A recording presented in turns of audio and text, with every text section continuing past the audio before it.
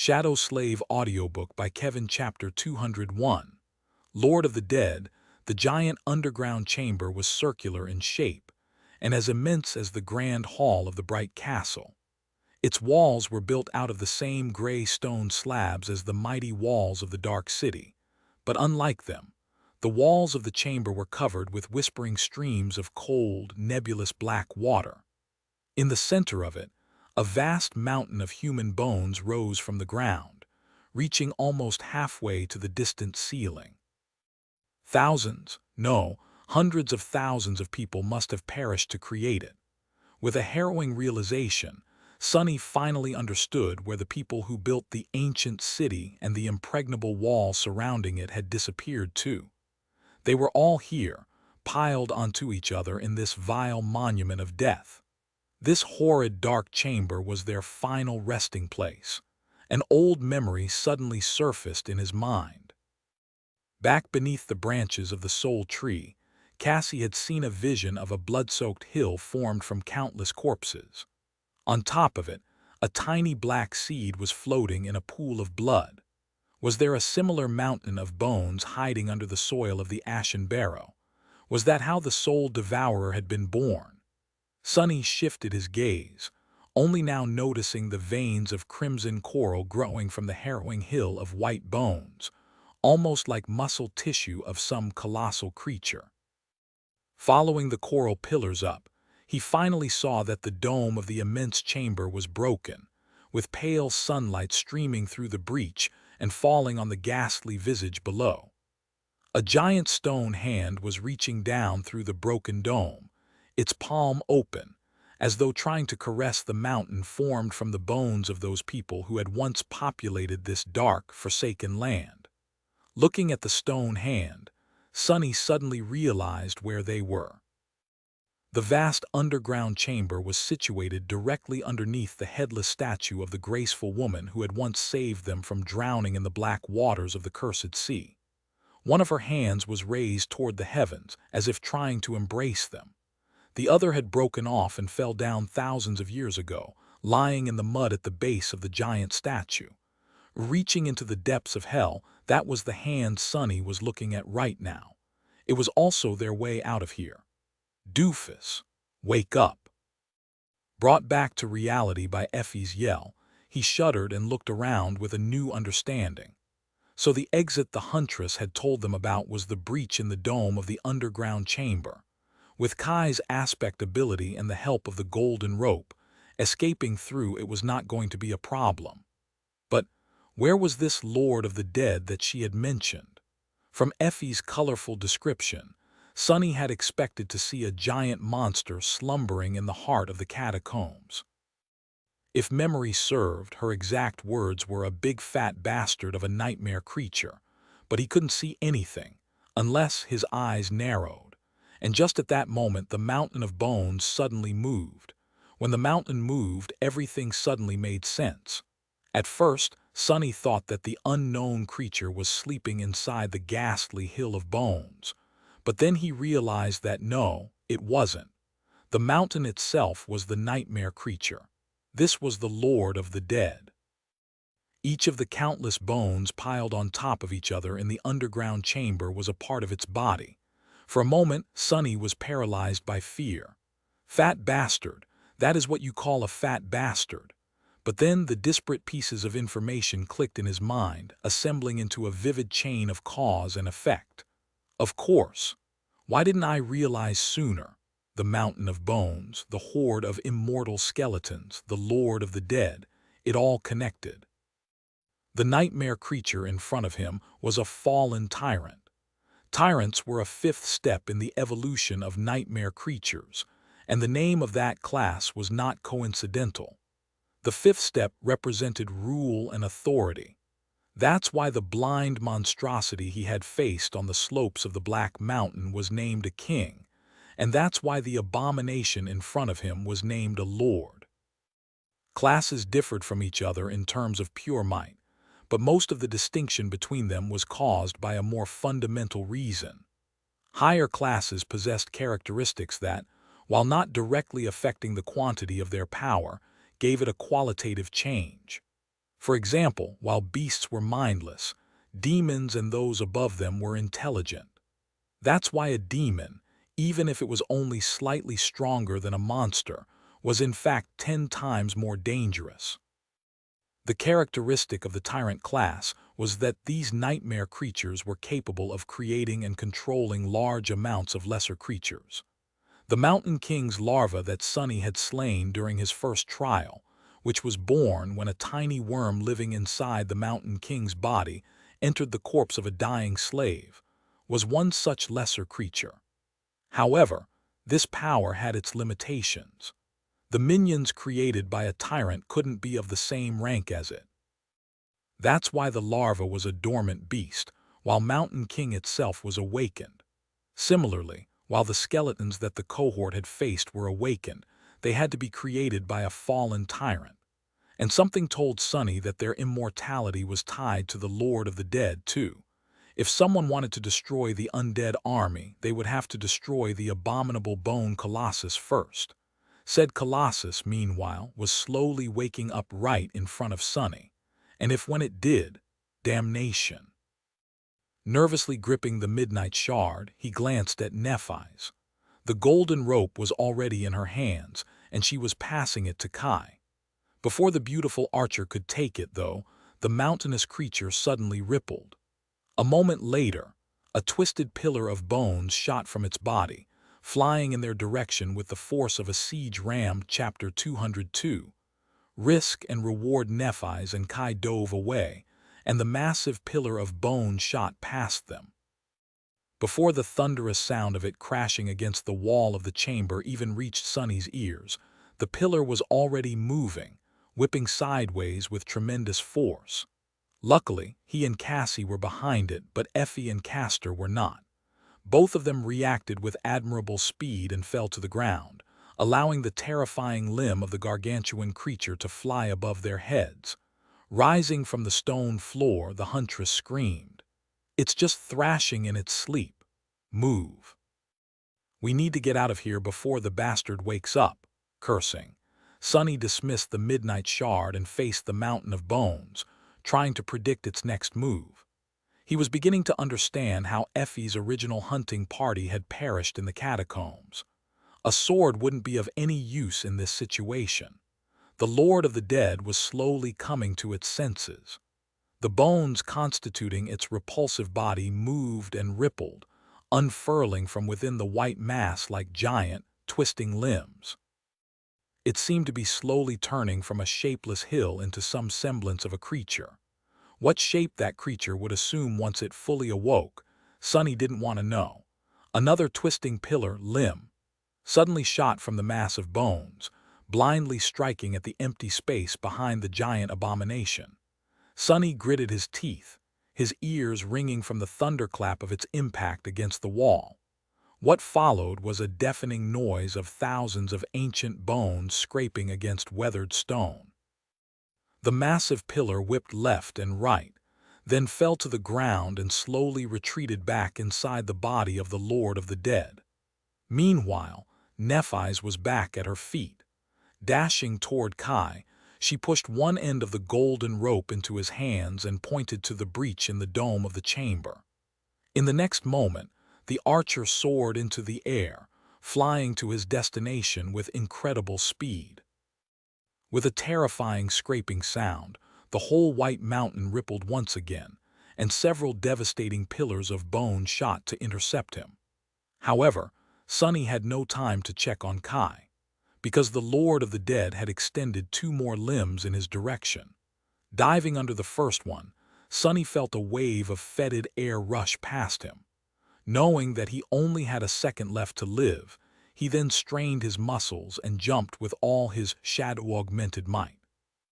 Sunny's body flew several meters into the air, avoiding the rushing bone tentacle only by a few centimeters. Landing in a roll, Sunny cursed and got back to his feet. What kind of an infernal jumping rope game is this? The Lord of the Dead was slowly coming to its sense. More bone tentacles appeared from the mass of corpses, each moving with growing precision. But Kai was already standing on the palm of the giant stone hand, the golden rope looped around one of its fingers. Cassie was the first one to climb up. With the flying rapier loyally hovering over her shoulder, the blind girl effortlessly moved up the rope, reaching the distant ceiling of the underground chamber less than 10 seconds later. It was easy to forget that she had absorbed as much soul essence as the rest of them. Her delicate arms hid much more power than one would assume. However, back on the ground, those seconds were a real hell. The mountainous creature was waking up, making it hard for the rest of them to stay away from its blindly thrashing limbs. They needed to get out of here fast. Effie was the next one to take the rope. The huntress practically flew up, pushing herself with agility and Herculean strength worthy of an ancient hero. Then it was Castor's turn. Effortlessly dodging a pillar of bone with his incredible speed, the legacy grabbed the rope and turned into a barely visible blur. A second later, he was already landing on the giant stone palm. Nephi's and Sunny were the only ones left in the reach of the fallen tyrant. Glancing at Sunny, Changing Star yelled, "Your turn!" However, Sunny did not respond. His eyes were fixed on the base of the gargantuan abomination where, amidst the ancient bones, a weak golden glow emanated from a small, partially concealed object. Sunny lingered for a moment, his thoughts moving with incredible speed. He knew that he was a greedy person by nature, and one cursed with insatiable curiosity, too.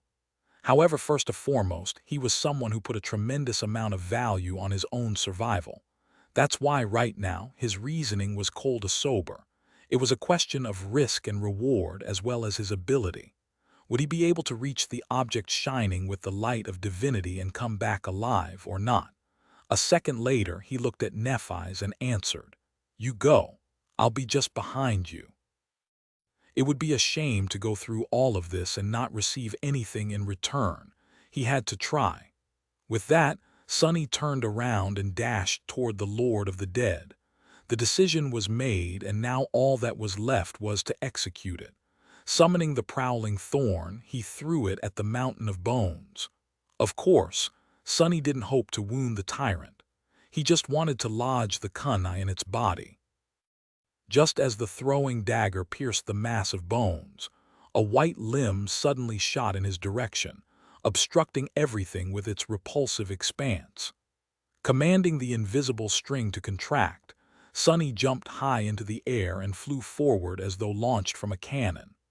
Landing on the other side of the pillar, just a few steps away from the unencompassable mass of bones, he gritted his teeth and then thrust his hand inside the fallen tyrant's body.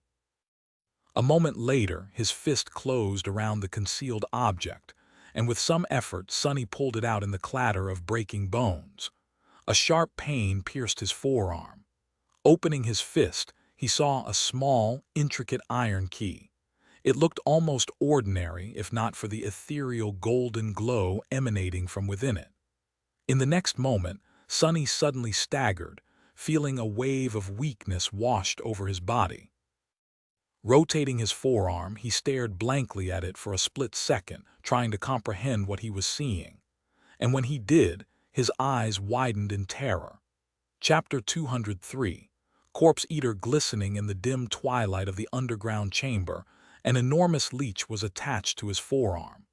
The creature was about a meter long, its slimy skin slightly translucent and red as dried blood. It was indescribably repulsive. What's worse, though, was that its sucker had effortlessly broken through the leather vambrace of the puppeteer's shroud and sunk deep into Sunny's arm, splitting open his skin and muscles. Currently, the leech was gorging on his blood, its belly slowly ballooning as crimson fluid rushed into it with frightening speed. Ah. With a sense of disgust and horror, Sunny slammed his fist into the spongy flesh of the revolting monster. Augmented with the power of shadows, his punch was powerful enough to easily break a human skull. The abhorrent slug, however, did not even react to it. It just continued sucking out his blood. All Sunny achieved was sending a wave of pain rolling through his body. Not good. Instantly summoning the midnight shard, he enhanced its edge with the help of the shadow and hacked at the leech, putting all his strength behind the strike. The blade of the takai was as sharp as a razor, and with the augmentation provided by shadow, it slid helplessly off the leech's skin, not leaving even a scratch on it. The slug wasn't affected at all. It was still drinking his blood, consuming a dangerous amount of it with each second. Sonny stared at the disgusting creature, dumbfounded. His body was already starting to suffer from blood loss, a sickening weakness slowly spreading through it. There wasn't much time left until it would cause him to lose consciousness, and then inevitably die. Think. The leech had broken through his Tier 5 awakened armor without any effort. It was immune to the damage done by the Midnight Shard, which had never failed to cut down any monster he faced before. This could only mean one thing. The damn slug was a fallen beast. Sonny blinked in disbelief. That thing is a fallen one. Are you kidding me? If this was true, then nothing he could do would harm the leech. Maybe if he was at the very peak of his rank, there would be a chance. But with his core mostly empty and his aspect ability focused on versatility as opposed to pure might, like Effie's, there was none. The gap between their ranks was just too wide. Stone Saint could probably wound it, but it would take several seconds for the taciturn monster to appear and take action. Seconds that Sonny didn't have. By the time she was able to do anything, he would already be dead, either sucked dry by the abominable slug or crushed to death by the Lord of the Dead. That left Sonny with only one option. If he couldn't get rid of the leech, he was going to have to cut off his arm. Maybe Nephi's would be able to grow him a new one. Or not. In any case, he had to do it in order to survive. Raising the takai over his head, Sonny gritted his teeth and hesitated for a moment. Despite understanding that this was the only way, he was still struggling with the idea of crippling himself so terribly. Don't think. If you want to live, just do it. With a desperate resolve, he forcefully brought the Midnight Shard down, but then stopped it at the last second. The sharp blade hovered mere centimeters away from his skin. This was not due to the lack of determination, but because Sonny noticed a subtle change happening to the leech. Its belly, which had been expanding rapidly as his blood filled it, stopped ballooning at some point. Now strange spasms were running through it. What the? In the next moment, the vile creature suddenly convulsed. Letting go of his arm, it dropped to the ground and writhed in agony. Through the translucent film of its skin, Sonny could see the innards of the giant slug bursting open. It was as though it was being torn from within by some invisible force. No, not a force, it was being killed by his blood. The damn leech got poisoned by it. It seemed that blood weave was far more odd and tenacious of an attribute than he had thought. A second later, the whole body of the fallen beast simply ruptured, spilling blood everywhere. Sonny stared at it with a blank expression. Bringing him out of the daze, the voice of the spell whispered, "You have slain a fallen beast, corpse eater. Your shadow grows stronger. Huh, you have received a memory." As his eyes grew wide, Sonny shook off his astonishment and lunged forward. He still had to escape from this damn place. Grabbing the bloodied soul shard from the eviscerated remains of the abominable leech, he turned around and sprinted to the golden rope. Dodging a bone tentacle that burst from the body of the gargantuan tyrant to pursue him, Sonny rolled on the ground, jumped over a pile of broken bones, and finally reached his destination. As soon as he grabbed the rope, it began contracting, bringing him out of the underground chamber. When Sonny was nearly reaching the hand of the stone goddess, a deafening roar thundered from below, washing over his body in an almost palpable wave. The Lord of the Dead was finally awake, but it was already too late. His prey had escaped. Climbing out of the mud, Sonny fell to his knees and then tiredly lowered himself to the ground. The breath was escaping from his lungs with laborious, raspy sounds. Weak. He felt so weak and tired, but it was so good to see the sun again. The wounds he had received in the catacombs had finally caught up with Sonny. With adrenaline gone, he was now in a sea of pain. A quiet groan escaped from his lips. That was not fun. While Sonny was contemplating this, a shadow fell over him. Looking up, he saw Nephi's glaring at him with a dark expression. She was bloodied and battered, with a deep frown contorting the graceful lines of her usually calm face. "What?" Kneeling beside Sonny, Changing Star grimaced and said, "Are you insane? Why did you do that?" He tried to chuckle, but ended up twisting in an excruciating coughing fit. When Sonny was finally able to breathe again, he said weakly, "Yes, no, maybe, I don't know. I just saw something shiny." With that, he opened his fist and showed Changing Star the glowing crystal of the ascended soul shard he had scavenged from the corpse of the vile, blood-sucking leech. She stared at it for a few moments and then sighed. Without saying anything else, Nephi's placed her cool hands on his chest and closed her eyes. A moment later, the purifying white flame spread through his body like a warm embrace, repairing any damage done to it. Even knowing how much pain this cost her, Sonny couldn't help but be happy to feel its touch again. Soon, his pain disappeared. With his head cleared of the fog, he realized that they had done it. They had successfully escaped the dark city. Who knew it would be so hard? Chapter 204. Mysterious Key. A while later, they were resting in the shadow of the giant statue. Every member of the cohort looked nothing short of terrible, however. Beneath the bloodied sloths and broken armor, their bodies were whole and sound. Changing Star had healed them all, and now she was the only one who was weak and exhausted. Using the white flame, so much had taken a heavy toll on her. Sitting in the mud, Sonny raised his head and looked at the giant statue of the faceless woman.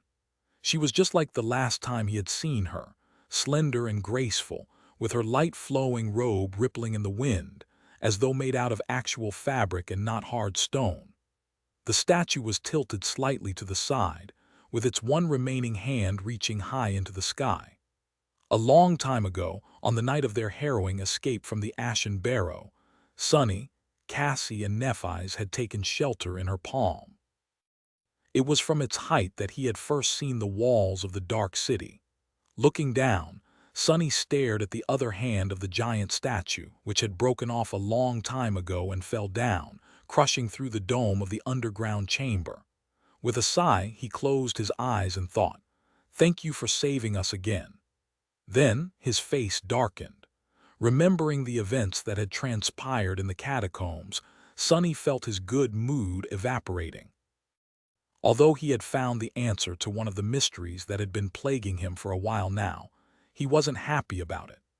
The fate of the inhabitants of the ancient city had always been something that Sonny was very curious about. As an amateur explorer who spent most of his free time studying the ruins of the Dark City, he was familiar with subtle details of their culture more than most. Learning about the mundane facts of their lives was somewhat of a passion of his. He had known that the history of this ancient civilization ended in tragedy, of course. A cataclysmic disaster had destroyed it, turning the once prosperous land into the desolate hell it was today. But against all logic, Sonny still hoped that these people had somehow managed to survive. Perhaps they had migrated somewhere, leaving the ruins of their city behind. But now he knew that it wasn't so. All of them were right there below him, buried forever in a damp underground chamber, piled onto each other high enough to form a ghastly mountain of bones.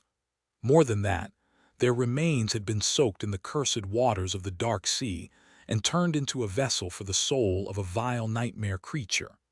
There were a lot of questions about the fate of these people still lingering in his mind. How did they end up in that dark chamber? Had they died there, or had their bodies been brought there by someone or something? Later, how was the Lord of the Dead born? Was its inception the same as that of the Soul Devourer? But he didn't really want to know the answers anymore. He felt that learning them would only break his heart. With a sigh, Sonny decided to distract himself from these depressing thoughts with something uplifting and summoned the runes. One cluster in particular interested him the most. shadow fragments, 322/1000. He had received 4 fragments for killing the corpse eater. Even though the manner of its death was rather peculiar. Having now killed nightmare creatures of the awakened, fallen, and great ranks, Sonny could surmise that his initial theory was right. The spell gave him double the fragments for killing enemies of higher ranks, according to the number of soul cores they possessed. An awakened creature would land him 2 fragments for each core, a fallen one 4, and a great one 16. It was easy to guess that killing a dormant creature, which was equal to him in terms of rank, would result in 1 fragment per core, while killing a corrupted one would result in 8. Made sense. It was the same as absorbing soul shards, with the difference being that shadow fragments entered his core at the moment of the kill, and without making a distinction between nightmare creatures and humans. Looking up, he glanced at the list of his memories. Memories: Silver Bell, Puppeteer's Shroud, Midnight Shard, Ordinary Rock, Prowling Thorn, Endless Spring, Blood Arrow. The last one was new. Slightly intrigued, Sonny read its description. Memory: Blood Arrow. Memory rank: Ascended. Memory tier: I memory type: Weapon. Memory description: A debt of blood must be paid in blood. Memory enchantments: Rain of Blood, Restitution. Enchantment description: the arrows are created from the wielder's blood, and as such can rain on the enemies for as long as the archer has any left in their veins. Enchantment description: if the arrow finds its mark, it will drink the blood of the prey and restore that which had been taken from the archer. If it misses, the archer's blood will be lost forever. Creepy. Since Sonny didn't know how to use a bow, this memory was useless to him. Which was a real shame, because it was the first ascended one he had ever received. Memories of that rank were extremely rare on the Forgotten Shore. He could either feed it to the Stone Saint for a couple of shadow fragments, or Sonny glanced at Kai and frowned, lost in thought. While the blood arrow was of no use to him, it would be a real boon for the charming archer. With it at his disposal, he wouldn't have to carry a quiver with him, not to mention that each shot he made would be much more devastating. As long as Kai didn't miss, of course. If he did miss, he would be sacrificing his blood for nothing. Transferring the blood arrow to Kai would have made the cohort much stronger, but Sonny wasn't sure that he was ready to give up his first and only ascended memory. Not for free, at least. Torn, he dismissed the runes and decided to think about it later. In other news, the blood weave had revealed a new trait. Turns out, Sonny's blood was poisonous, or rather, damaging to anyone who ingested it. At least it seemed that way from the manner of Corpse Eater's death. He would have to experiment to find out more later, or not. Honestly, Sonny didn't even know how one would go about checking something like that, and wasn't particularly eager to find out. After dismissing the runes, Sonny finally decided to take a look at the mysterious key. Subtly glancing around, he furtively took it out from beneath the vambrace of the puppeteer's shroud, where he had hidden it earlier. The intricate iron key lay on his palm, glowing with a pale golden light, the light of divinity. Sonny had no idea what the key was supposed to open. He had taken an insane risk and almost died to get it. Was it worth it? Honestly, he wasn't sure, but deep down, Sonny felt that it was. For some reason, he sensed that the small iron key would turn out to be extremely important to him. Chapter 205. Journey to the South. Sadly, the cohort did not get a lot of time to rest. Despite the fact that it wasn't even noon yet, they had a lot of ground to cover before sunset. The plan they had made at the start of the day was to leave the dark city from the south by climbing the wall near the grandiose main gates, and then travel through the labyrinth to the next safe height, which was about 10 kilometers away. However, due to the fact that they had ended up in the catacombs instead, and had to escape through the chamber belonging to the Lord of the Dead, the party was now to the east of the ruins, near the beautiful statue of the Faceless Woman. Not only did they have to circle around the city now, But there was also less time to reach safety before the flood of darkness devoured the forgotten shore once again. Standing up in a chorus of disappointed groans, the cohort assumed the marching formation and set out south. Walking through the mud of the colossal crater was not easy, but for the time being, they had no other choice, unless they wanted to scale the monumental stone wall and return to the Dark City, of course. Luckily, with both Sunny's shadow and Kai scouting the way ahead, they didn't have to worry about being ambushed by monsters. So, for the time being, the only thing the party had to struggle with was moving their feet through the wet dirt.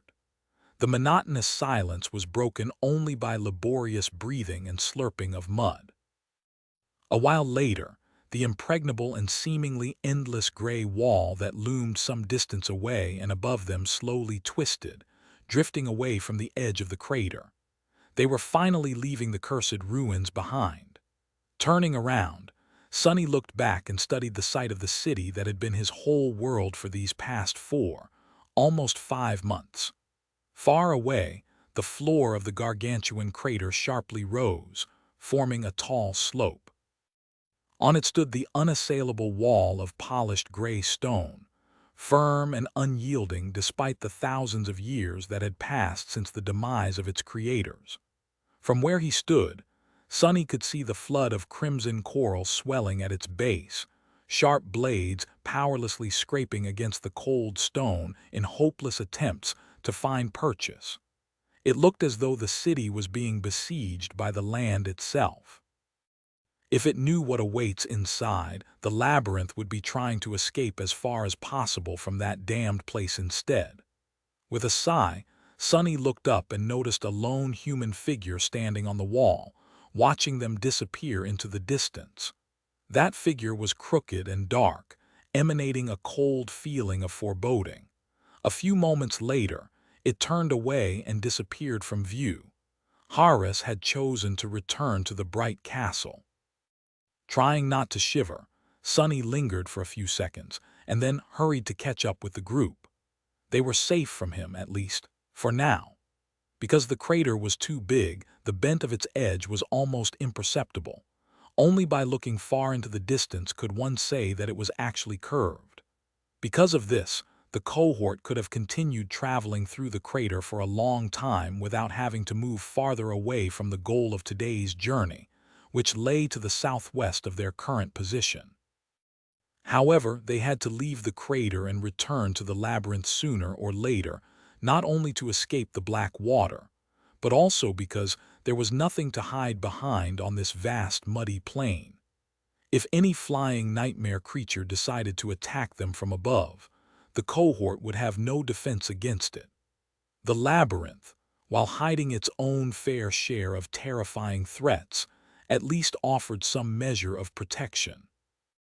That's why, at some point, Nephi's led the party to the sharp slope of the crater, and the 6 of them climbed out of it. With the help of Kai and the trusty golden rope, the task wasn't hard at all. For some time after that, they walked on the ridge separating the crater from the labyrinth proper, but then, finally, had to turn west and enter the maze of crimson coral. Sonny couldn't help but sigh once the familiar coral walls surrounded him once again. He didn't miss the first months of his infernal voyage into the dream realm at all. Well, maybe a little, but not because of the damn labyrinth itself, that's for sure. The Crimson Forest was simultaneously the same and vastly different from the region of it that he had traveled through before. The coral maze itself was pretty much identical to how it had been east of the gargantuan crater. However, the creatures populating it in these parts were vastly different. There were no members of the Carapace Legion around, at least not anywhere Sonny could see. Instead, the dominant tribe of nightmare creatures in this region seemed to consist of nasty, spider-like critters that had a habit of decorating the walls and passages of the labyrinth with endless amounts of gray, incredibly sticky cobwebs. What's worse, their webs seemed to be made not out of spider silk, but out of thin metal wires that were as tough as iron and could cut the victim into little pieces if it thrashed too much after getting caught.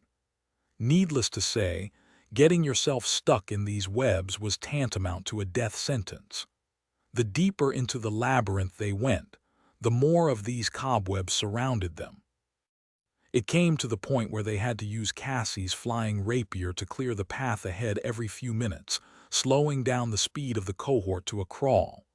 During one of these stops, Sonny rubbed his face and thought, "I just hope that nothing attacks us while we wait." Turning to him, the shadow glared for a few moments and then tiredly shook its head. It then placed one palm across its face and looked down as if defeated. What? What did I say? A moment later, several massive spider-like creatures jumped out of the cracks in the coral and attacked them. Chapter 206. Triumph. The spiders were about the size of a human, incredibly fast, and had plates of something that resembled iron covering parts of their repulsive bodies. They looked like armored battle machines created for the sole purpose of slaughtering living things. They also looked strangely familiar. With a little effort, Sonny realized that these abominations looked a lot like lesser, much smaller versions of the giant fallen beasts that had destroyed the original Stone Saint and her kin. It's just that their size and armor weren't nearly as formidable. If so, I have bad news for you, fools. As soon as the spiders attacked, the members of the cohort reacted with the deadly calmness of experienced Dark City hunters. Weapons flashed in the air, severing limbs and piercing through iron as though it was paper. Effie straight up flattened one of the creatures with a devastating strike of her battered shield. The poor beast didn't even have time to understand what a huge mistake it had made. The others were no less efficient. Sonny himself threw the prowling thorn and pulled on the invisible string as soon as it sunk into the flesh of one of the spiders, bringing its jump to an abrupt end and sending it crashing to the ground. Before the beast could stand up, Quiet Dancer streaked through the air and pierced its head clean through. Just a few short seconds after the spiders had tried to ambush the group of humans, the battle was over. 3 dead nightmare creatures were sprawled in the mud, while the 4th one ended up pinned to a coral wall with several arrows. They could have even shaved a second or two if it weren't for the need to look out for the spiderwebs. Sonny shook his head. Disappointing.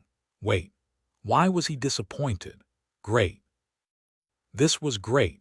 Not every victory had to almost cost him his life.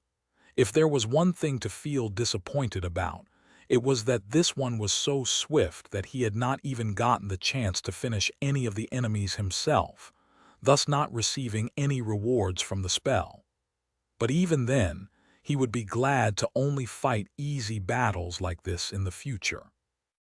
Nephi's cleaned the blade of her sword with a piece of cloth, listened to the silence for a few moments to make sure that nothing else was going to attack them, and then gave the cohort a go-ahead to start dressing the monsters down.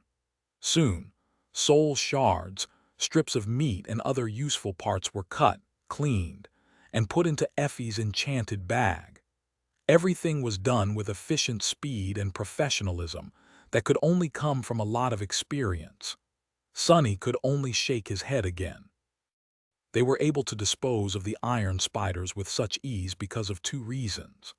First, as far as nightmare creatures went, these ones were not on the same level as, for example, carapace scavengers.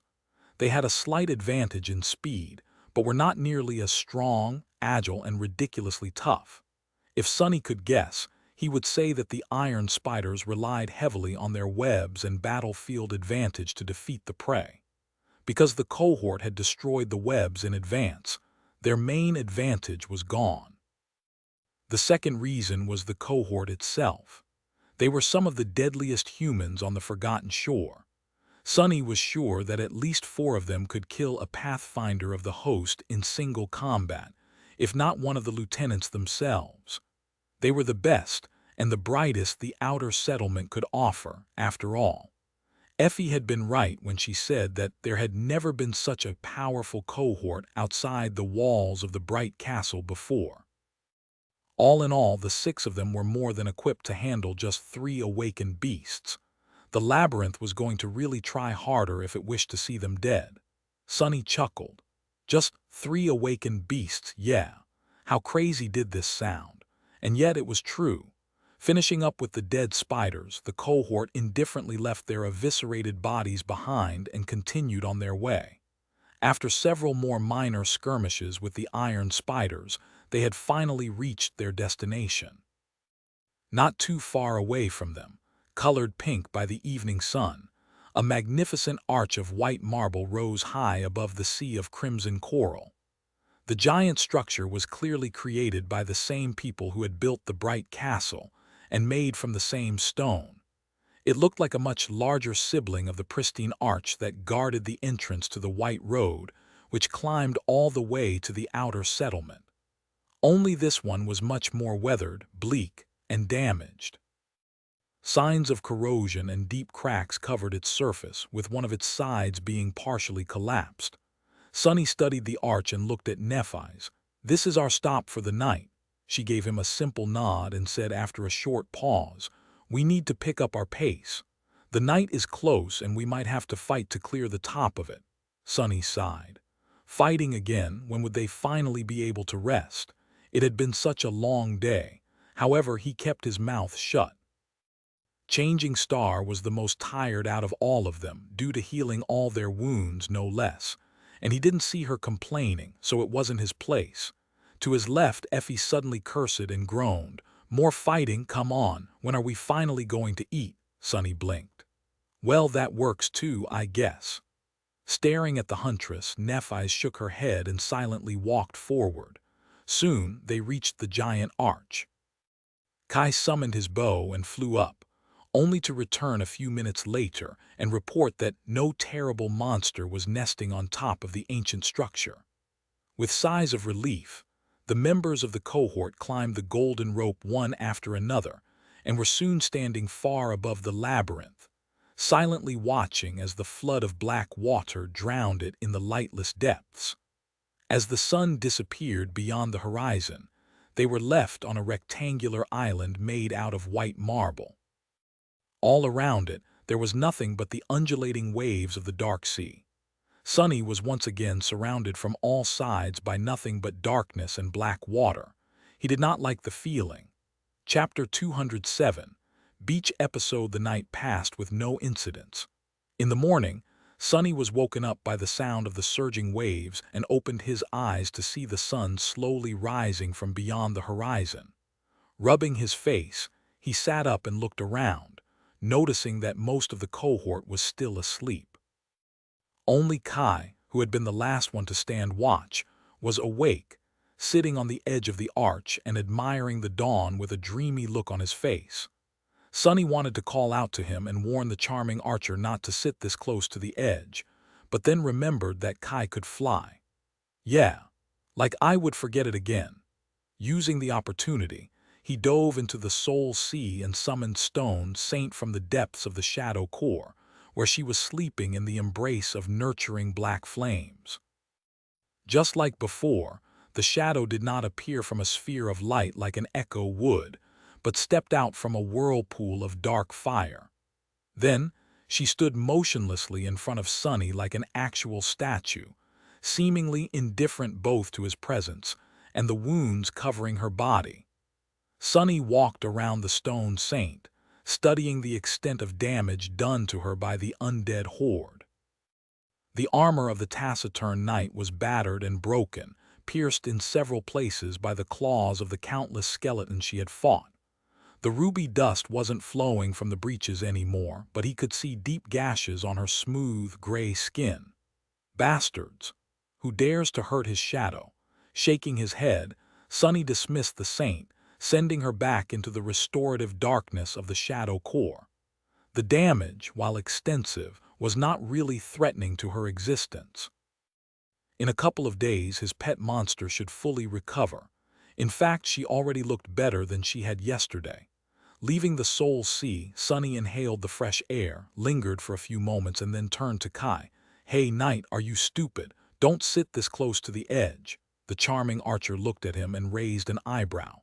"I can fly, remember, if I fall," Sunny scoffed. I'm not worried about you falling into the cursed sea. I am worried about something dragging you off into it. That'd be terrible, right? Quite happy with himself, he grinned and turned away. What a nice way to start the day. Because everyone needed some time to rest and recuperate, they decided to spend a day on the Marble Arch and continue their journey tomorrow. As the result, Sonny was currently staring at the sight that wasn't really funny, but filled him with mirth nevertheless. Back in the real world, when he had time to consume some entertainment, Sonny had noticed a certain popular trope. In most dramas, webtoons, and cartoons aimed at young boys and teenagers, the heroes would inevitably end up spending a day at the beach during their adventures. He didn't quite know why such a trope existed, but suspected that it was just an excuse to show the female characters in nothing but revealing swimsuits. Not that he had anything against it in any case. Sonny had never imagined that he was going to end up in such an episode himself one day. This is simply hilarious. Barely holding himself from laughing out loud, Sonny glanced at his companions. Because everyone's armor and weapons were damaged during the battle in the catacombs, they had to keep these memories inside the Soul Sea for a bit of time to allow them to restore themselves, just like Stone Saint was currently doing in the depths of his shadow core. As the result, all of them, including Sonny himself, were currently wearing nothing except for some loincloths, and in the case of the girls, makeshift brassieres. Provided these crude undergarments weren't really swimsuits, and the Marble Arch could barely be considered a beach even at night. But still, the situation was funnily similar. They were all half-naked and relaxing in the middle of a something that someone could call an adventure, so it was close enough. He was in a rather good mood. Everyone was busy doing their thing. There was a fire in the middle of the arch, with roasting meat filling the air with an appetizing aroma. Effie was tending to it. The tan and lean body of the muscular huntress looked like it was cut from stone, as if she was a sculpture of an ancient goddess come to life. Sonny tried to count her abs and got distracted halfway through by not-so-stone-like parts of her robust figure. After a couple of seconds of thoughtless bliss, Sonny had to hurriedly look away. The last thing he wanted was pure thoughts. Nephi's was helping Effie with the breakfast. Next to the vigorous huntress, her figure seemed especially slender and lithe. However, she was also extremely athletic in appearance. Her ivory skin was pleasantly contrasted against the olive skin of their boisterous pathfinder. What a sight to behold! From a purely aesthetic standpoint, of course. Seeing changing star like that reminded Sonny of the early days of their stay in the dream realm. Things had been much simpler back then. Suddenly wistful, he looked away and checked what Cassie was doing. The blind girl was resting near the fire, wrapped in her beautiful cloak. With her delicate features and small stature, she looked extremely lovely. And then there were Kai and Castor. Sonny sighed and looked down at his own scrawny body. Honestly, after all these months spent hunting monsters, eating meat and absorbing shadow fragments, he looked much better than he used to. In fact, by human standards, he was nothing short of, well, above average. Even as far as awakened went, he could probably compete with some in the looks department. But those two specimens were simply on another level. Kai was tall and shaped like a young god, with lean muscles rolling under his flawless skin, and a svelte figure that begged to be sculpted into a marble masterpiece. Sonny could swear that even sunlight was attracted to him, illuminating the charming archer in just a way to make him look as gorgeous as possible. Currently, Kai was tending to his arrows, somehow managing to make even that simple task look glamorous. Castor was much the same, with a perfect body and broad shoulders that simply screamed of power, appeal, and potency. With a darker skin to match his gallant and manly image, he was basically the epitome of masculinity. This was contrasted by a handsome but gentle face and humorous green eyes, creating a rather tempting visage. Sonny grimaced and turned away. You know what? To hell with this beach day nonsense. Let's do something productive. Chapter 208. Something productive. Walking over to Kai, Sonny cleared his throat and forced himself to not cover his eyes. The damn archer was just too dazzling. Him being shirtless in crowded places should have honestly been categorized as a public hazard back in the real world. If not, there was a gross oversight. I wonder how he was made. Probably in a secret government laboratory or a magic cauldron of some sort. I mean, there's no way that this dude is the same species as me, right? After a few seconds of Sonny blankly staring at him, Kai smiled politely. Sonny, did you want something? Sonny flinched and covered his eyes. Don't smile at me, Kai blinked. All right. Breathing heavily, Sonny glared at him and slowly lowered his hand. That's better, and yes, I did want something. Kai suddenly livened up and pointed at his chest. What is that, an accessory? What is he? Lowering his gaze, Sonny noticed the mysterious key hanging on a thread tied around his neck. He didn't really want to show it to anyone, but with the puppeteer's shroud restoring itself in the soul sea, there were not a lot of places where he could hide it. None that he was willing to use, at least. Plus, no one else was supposed to be able to see the light of divinity, so to them it just looked like a small iron key. Sonny frowned. It's not an accessory, it's a key. Kai hesitated. Oh. What does it open? Sonny shrugged. How should I know? The charming archer seemed a little confused. But if it's not an accessory and it doesn't open anything, why are you carrying it around? His questions were starting to get tiresome. Sonny sighed. To open something, of course. Kai scratched his nose. But you just said that you don't know what it opens. Sonny gritted his teeth. It's a damn key, right? So it has to open something. I just carry it around in case I find something that can be opened by that damned key.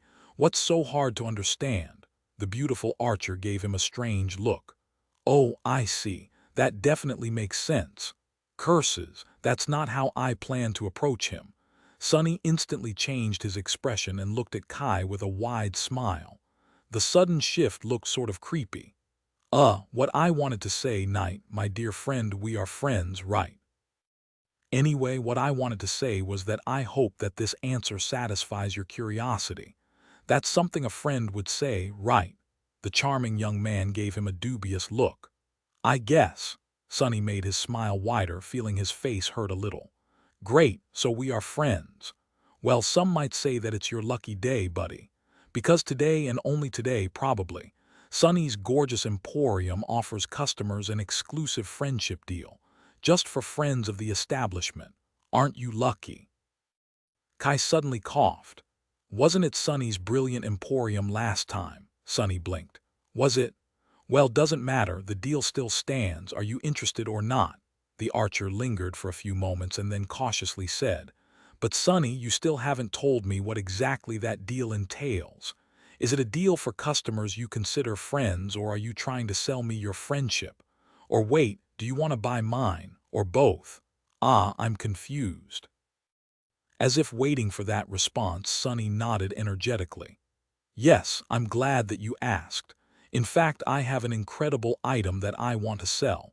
It's so incredible that I am even reluctant to part with it. But since you are my friend, I am willing to give it away. Practically for free.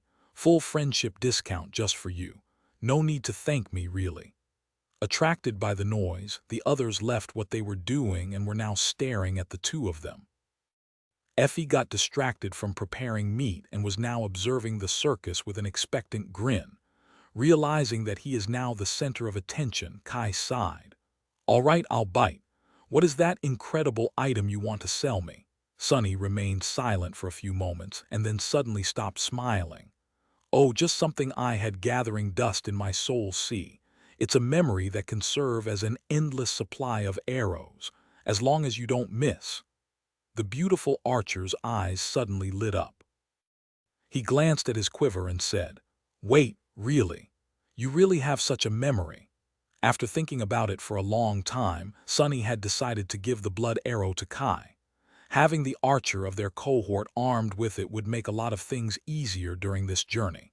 He could potentially earn himself a bow in the future and learn how to use it, but it wouldn't be any time soon. Plus, with how dangerous the enchantments of the blood arrow were, Nothing short of excellence would fly. And excellence took a lot of time to achieve, time that he didn't have. So giving it to a skilled archer like Kai was a better decision. Their recent encounters with the iron spiders only made Sonny more certain that this was the right thing to do, but he wasn't going to give it away for free. Yes, I do have such a memory. Then he casually added, "Oh, did I forget to say, it can provide an endless supply of arrows, and also all those arrows will be of the ascended rank." A grave silence settled over the marble arch. You're in possession of an ascended memory. That question was asked by Castor. Kai didn't have to ask because he already knew that Sonny was telling the truth. His eyes slightly widened. On the Forgotten Shore, ascended memories were exceedingly rare for an obvious reason. Sleepers could only get one by defeating a fallen nightmare creature, and there weren't a lot of people capable of such a feat. Added to that was the fact that not every kill provided a memory. In fact, most didn't. To receive one was the dream of every inhabitant of the Dark City. Sonny shrugged. "Oh, I have a couple. Why?" The other being the onyx armor, which was broken and useless. But they didn't need to know that, honestly. He grinned. "Only the best wares in the Sonny's astonishing emporium." Wait, was it astonishing? Ah, who cares? You get the sentiment. Castor shook his head. "How did you get an ascended memory? You." The grin froze on Sonny's face. When he spoke a few moments later, all humor was gone from his voice, replaced by coldness. "Well, if you have to know, I got it by killing a fallen beast. Before you ask, this time I didn't have to shake my finger or spit. I just looked at it and it died." Then he turned his head and looked straight at Castor. "I am very proficient in killing things, you know." Chapter 209. Fireside banter. In the end, Kai agreed to his deal. In exchange for the blood arrow, he gave Sonny 3 memories, the 2 weaker arrows he had and a small charm capable of producing fire. Sonny fed all 3 to the stone saint, bringing her amount of shadow fragments to 31. That was 4 more than she had in the past, which meant that he received the same amount of fragments that he would have gotten by feeding her the blood arrow itself. He didn't really gain anything, but also didn't lose anything. Kai was the one who really profited from their exchange. So Sonny didn't lie when he said that it was an incredible deal. After breakfast, which transpired in somewhat awkward silence, Sonny sprawled on the ground and smiled happily. "You know, guys, these past few weeks made me realize something. Actually, it was all thanks to Kai who introduced me. To Stev." Effie stretched, making Sonny stutter and lose the train of thought for a second, then smiled with satisfaction and glanced at him. "Really? And what is that?" Sonny hesitated for a few moments and said, "When I was a little kid, I loved reading webtoons about the Awakened. You know, the ones where they always explore ancient ruins, battle nightmare creatures, and grow more powerful with each victory." He chuckled. "The hero and his cohort decide on an adventure, vanquish evil, gain mighty memories, then return to the real world and sell their spoils at the adventurer shop. They spend their money to upgrade their equipment and immediately set out on a more epic and dangerous adventure." Cassie smiled. "I love to read those too." Sonny glanced at her and sighed. "Yeah, but when I got older, I couldn't help but think, what are they thinking about? Exploring ancient ruins is not a wise thing to do. In fact, only crazy people would do it.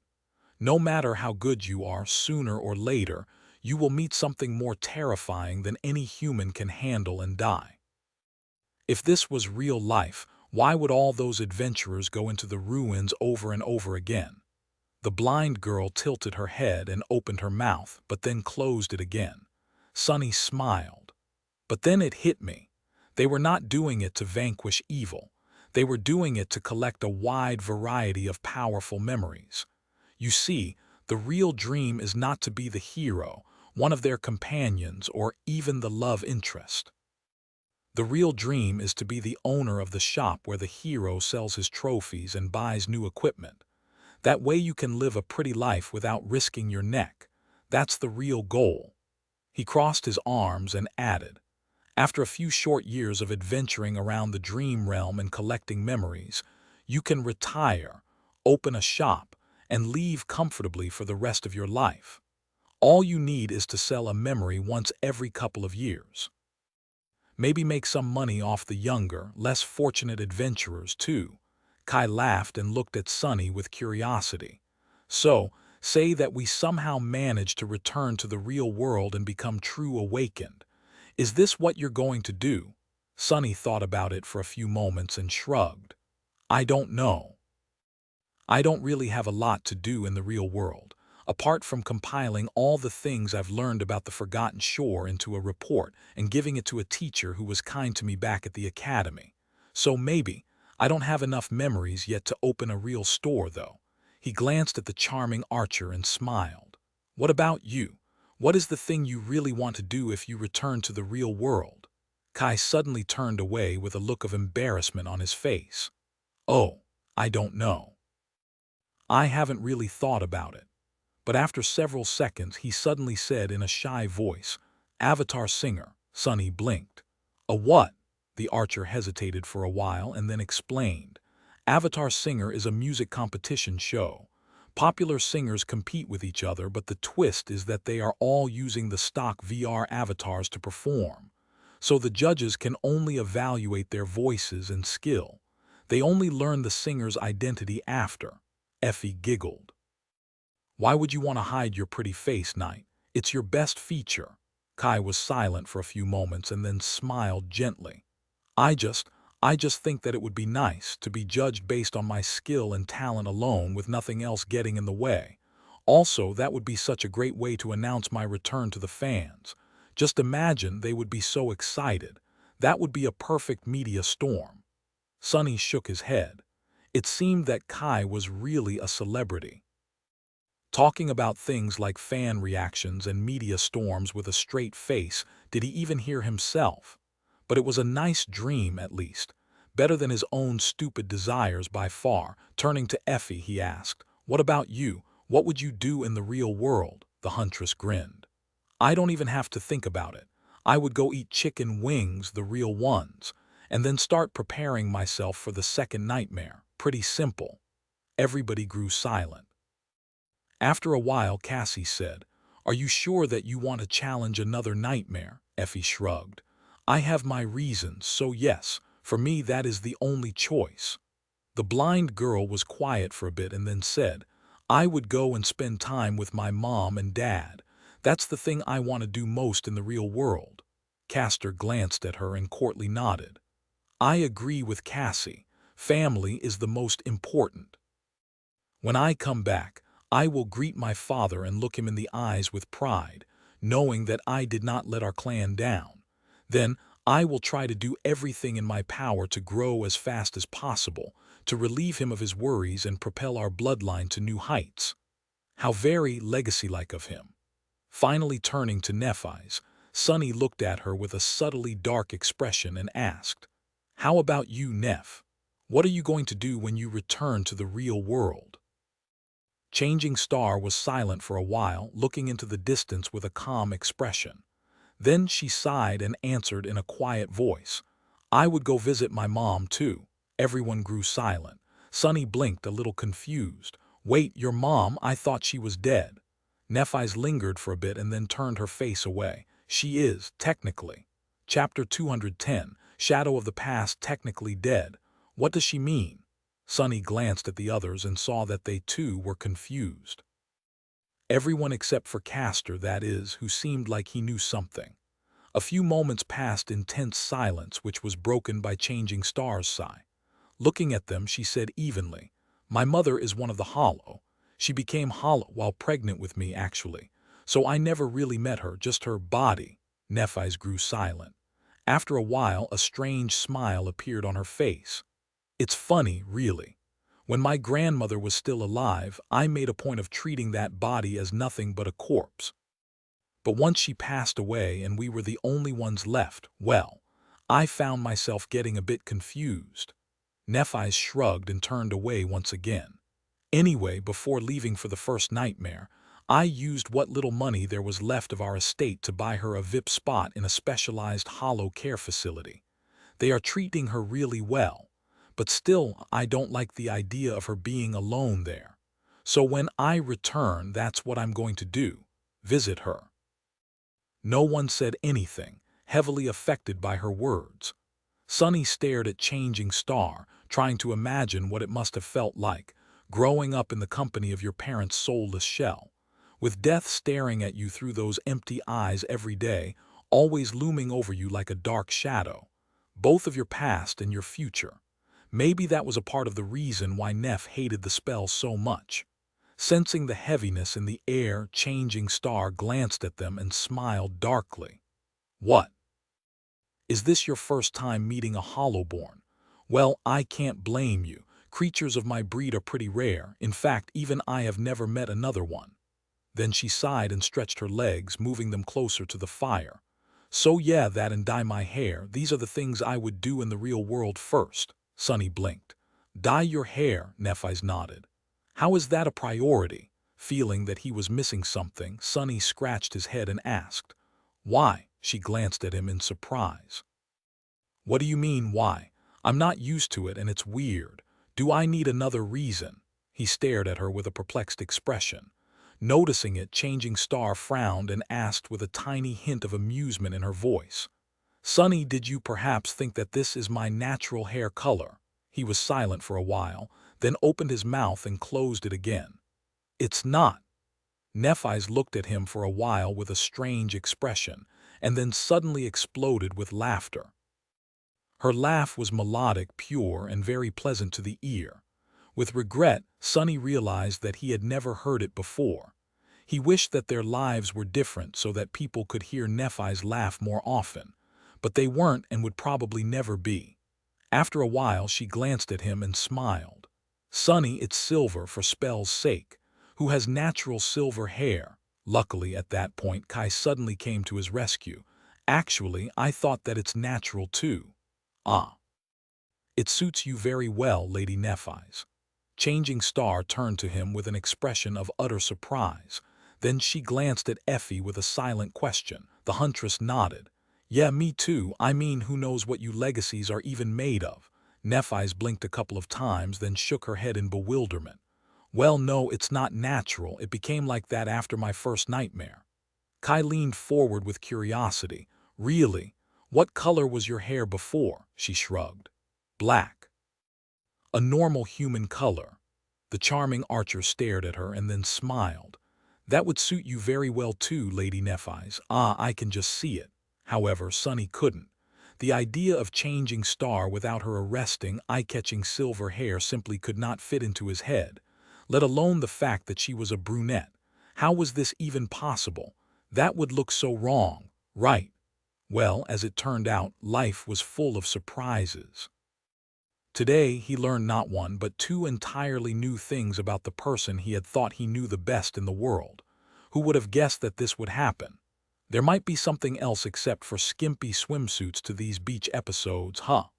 After that, they spent some time resting and lazily conversing with each other. However, pretty soon, people started to get restless from boredom. To combat it somehow, Sunny suggested the idea of playing a sports game. His motives were not at all dictated by a secret desire to see a bunch of absolutely gorgeous young people jump around and wrestle with each while very lightly dressed. Nope, not one bit. However, things didn't go as he had envisioned them. Pretty soon, Sunny found himself cursing as he was desperately pulling on the golden rope in a furious match of tug-of-war. Well, it was supposed to be furious. But what was actually transpiring was Effie casually holding the rope with one hand while the four of them, Sunny, Cassie, Kai, and Castor, were trying to move her from the spot with no visible results whatsoever. After a while, the huntress simply pulled on the rope and sent their entire team to the ground. That's cheating." With a satisfied grin, Effie walked over and towered above him, her arms akimbo. Looking down directly at Sunny, she smirked. "Weak. When did you lose your spirit, Shorty?" Then she winked and said in a mischievous tone, "Back at the cathedral you were able to perform better. Not to mention last longer. Sonny grew bright red and gritted his teeth. Shut up, people will misunderstand. The huntress looked at him with a shocked expression. Me's misunderstand, what are you oh? Then she pretended to be horrified and covered her mouth with one hand. You what kind of a degenerate are you? Training. I meant while you were training. While Sonny was staring at her in utter disbelief, his mouth wide open, Effie snorted, then turned away and exploded with laughter.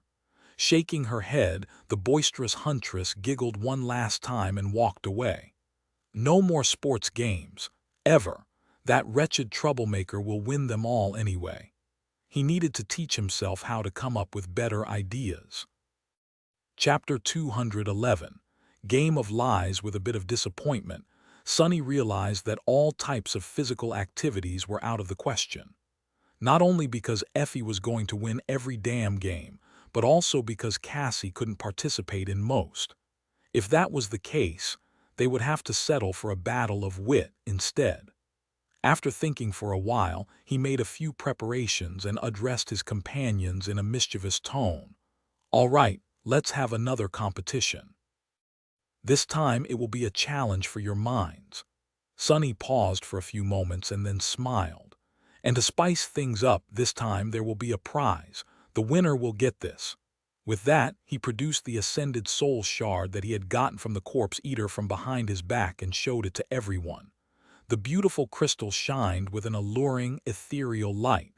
Except for Nephi's, who was resting with her eyes closed, everyone stared at the shard with a lot of interest. Sonny grinned. Of course they were interested. It was very rare to see one of these, after all. He didn't really have a use for this thing right now, though, and making the cohort stronger would, in turn, increase his own chances of getting through the expedition alive. So parting with the shard was not that detrimental, especially if he could have some fun in return. Effie was the first one to speak. What are the terms of the competition? Sonny put the crystal away before answering. It's really simple. I'll give you a riddle and the first person to answer correctly wins. How does that sound? The huntress looked at him with doubt and shrugged. Sounds boring, but all right, let's play. Smiling, Sonny commanded the shadow to separate from him and put the ordinary rock on it. Then he turned to Effie and said, Listen carefully. Imagine, if you will, that the two of us, my shadow and I, are in possession of a rare treasure. One of us is an honorable, extremely attractive awakened that can tell no lie, while the other one is a vile, ugly, stupid devil that would never tell a word of truth. But you don't know which one is which, Effie grinned. I mean, isn't it obvious? Sonny blinked. Shut up. Also, it's an imaginary situation. Okay. Anyway, you have to find out which one of us is hiding the treasure. If you do, you'll get the treasure. If you don't, the devil will kill you. You can only ask one question, either to me or the shadow. Understand? The huntress giggled and flexed her muscles. Can I just beat the answer out of you? Sonny observed her vigorous figure for a moment too long and then smiled. You can. Also, you're dead. Effie stared at him in bewilderment. What? Why? He shrugged and glanced in her direction with disdain. Did I not tell you that you can only ask one question? Well, who told you to ask whether you can beat me up or not? What a stupid way to waste a question. While the unruly huntress was throwing daggers at him with her eyes, Sonny turned away and said, Next. Kai smiled apologetically at Effie and approached him. All right, Knight. What's your question? Do consider that our roles might have changed since the last round. The charming young man gestured at the marble beneath his feet and addressed the shadow. What color is the stone I am pointing to? Since Sonny had expected such a turn of events, the ordinary rock immediately answered in the deepest voice he could muster. White. Kai looked at Sonny with a triumphant smile and said, So, I win. The shadow is obviously the honorable awakened. Sonny gave him a nod. You indeed learned which one of us is a dirty liar. Surprise. It was me. However, that was not the task. The task was to find out which one of us is hiding the treasure, and you have already used up your only question. So. Sorry, buddy, but you're also dead. I'll miss you very much in this hypothetical situation." The charming Archer sighed and looked at him with reproach. Sonny raised his eyebrows. "What? Why are you looking at me like this?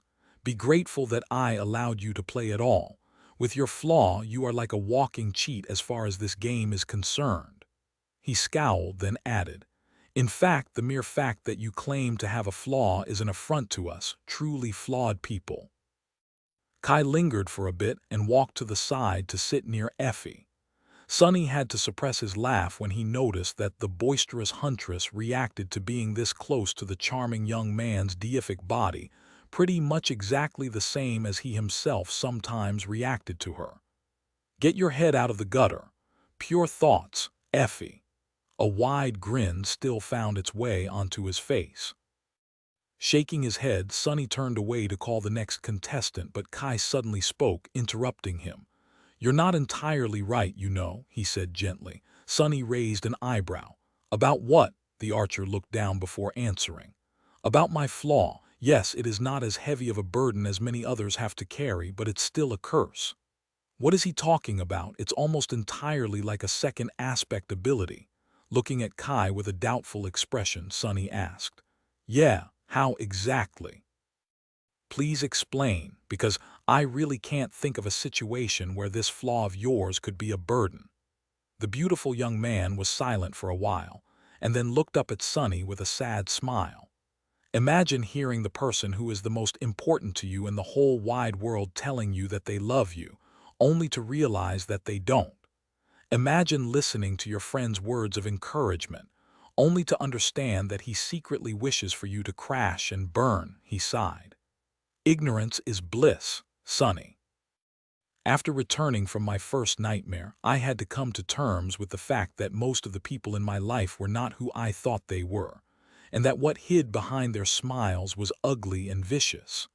Kai gestured to himself and said, "Because of who I am, and how I am, there was always a whirlpool of people around me, but after learning their true faces, I couldn't, well, let's just say that if I had the choice, I would have preferred to stay blissfully blind to the truth forever." He grew quiet. "Damn," suddenly Kai smiled. "But that's why I enjoy spending time with you so much, Sonny. No matter how bizarre the things you say are, they're always true. I never met anyone as stupidly honest as you. It's very refreshing." Sonny shifted uncomfortably. Did he just call me stupid?" Now he was kind of sorry for mocking the charming young man about his flaw. Perhaps it would be useful to someone like Sonny. But to a person like Kai, who always attracted the worst kind of attention from people, it could really be incredibly painful. The spell knew what it was doing. It always hit you in your most vulnerable spot. Damned spell.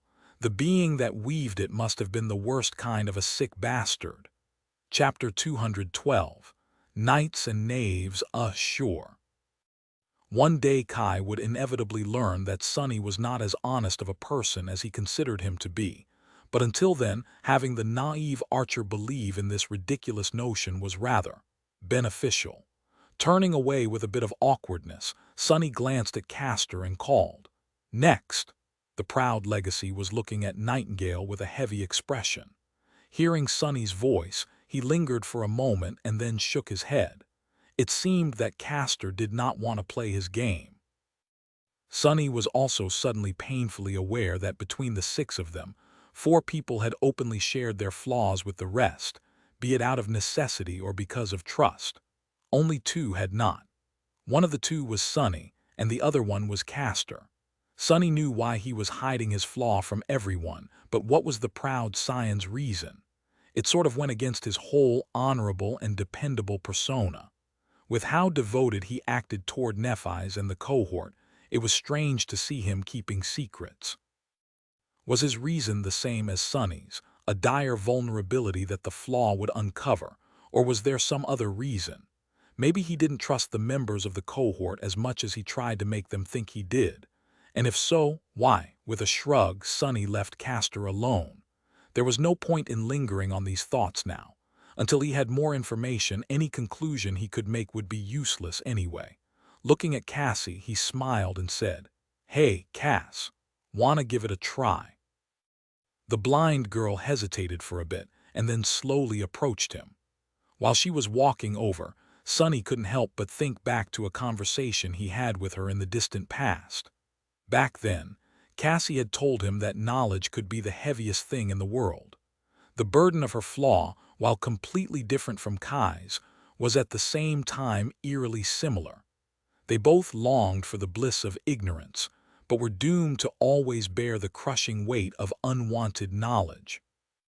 When Sonny thought about it, he found that all members of the cohort were connected with each other by invisible strings. Many things about them were like reflections, simultaneously the same but also completely opposite. Like the fact that he could tell no lie while Kai could not be lied to, or the fact that Nephi's was like sunlight while he was made of shadows. Cassie could not see, while he had basically two pairs of eyes.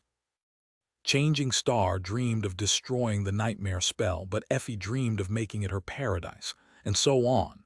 Were these the strings of fate, or was he just making empty connections because that was what humans were prone to do? Come to think of it, only Castor didn't seem to be connected to any of them in any kind of a meaningful way. What was that all about? Cassie sat down near Sonny, pulling him out of his thoughts. He forced out a smile. Ah, right. Just like I said, the roles might have switched. So what is your question? Cassie smiled and gestured to the shadow. My question is, if I were to ask Sonny which one of you has the treasure, what would he say? Sonny hesitated for a few moments, then gave the ordinary stone a mental command to speak one of the answers that he had whispered to it in advance. In the same comically deep voice, the shadow seemed to speak. The shadow has it. Cassie nodded and turned to Sonny with subtle glee on her exquisite doll-like face. Sonny, you have the treasure. Give. With that, she expectantly outstretched her hand. With a disappointed sigh, Sonny put the ascended soul shard in her palm and said in a listless voice, Congratulations. You've won. Great job, yay. Cassie grasped the shard and giggled. Meanwhile, Effie leaned forward with a bewildered look. What? That's it. She stared at the blind girl in astonishment and then asked, How the hell did you do it?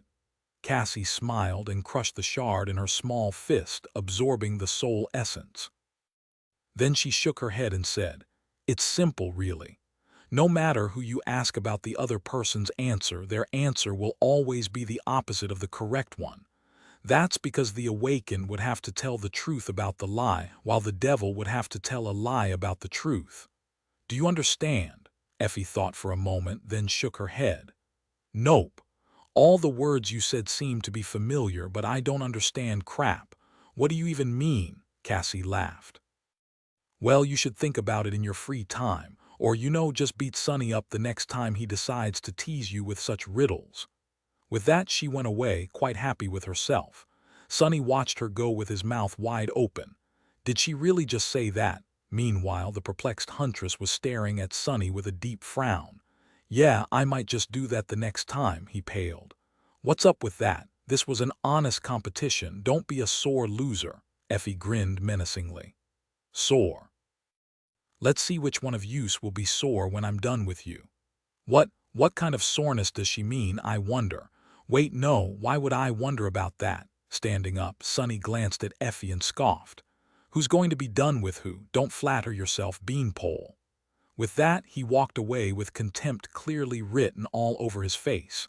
His pace, however, was suspiciously hurried. A while later, the day was drawing to a close. Some of the memories had already restored themselves, so almost everyone was wearing their clothes and armors, which, as far as Sonny was concerned, was a real shame.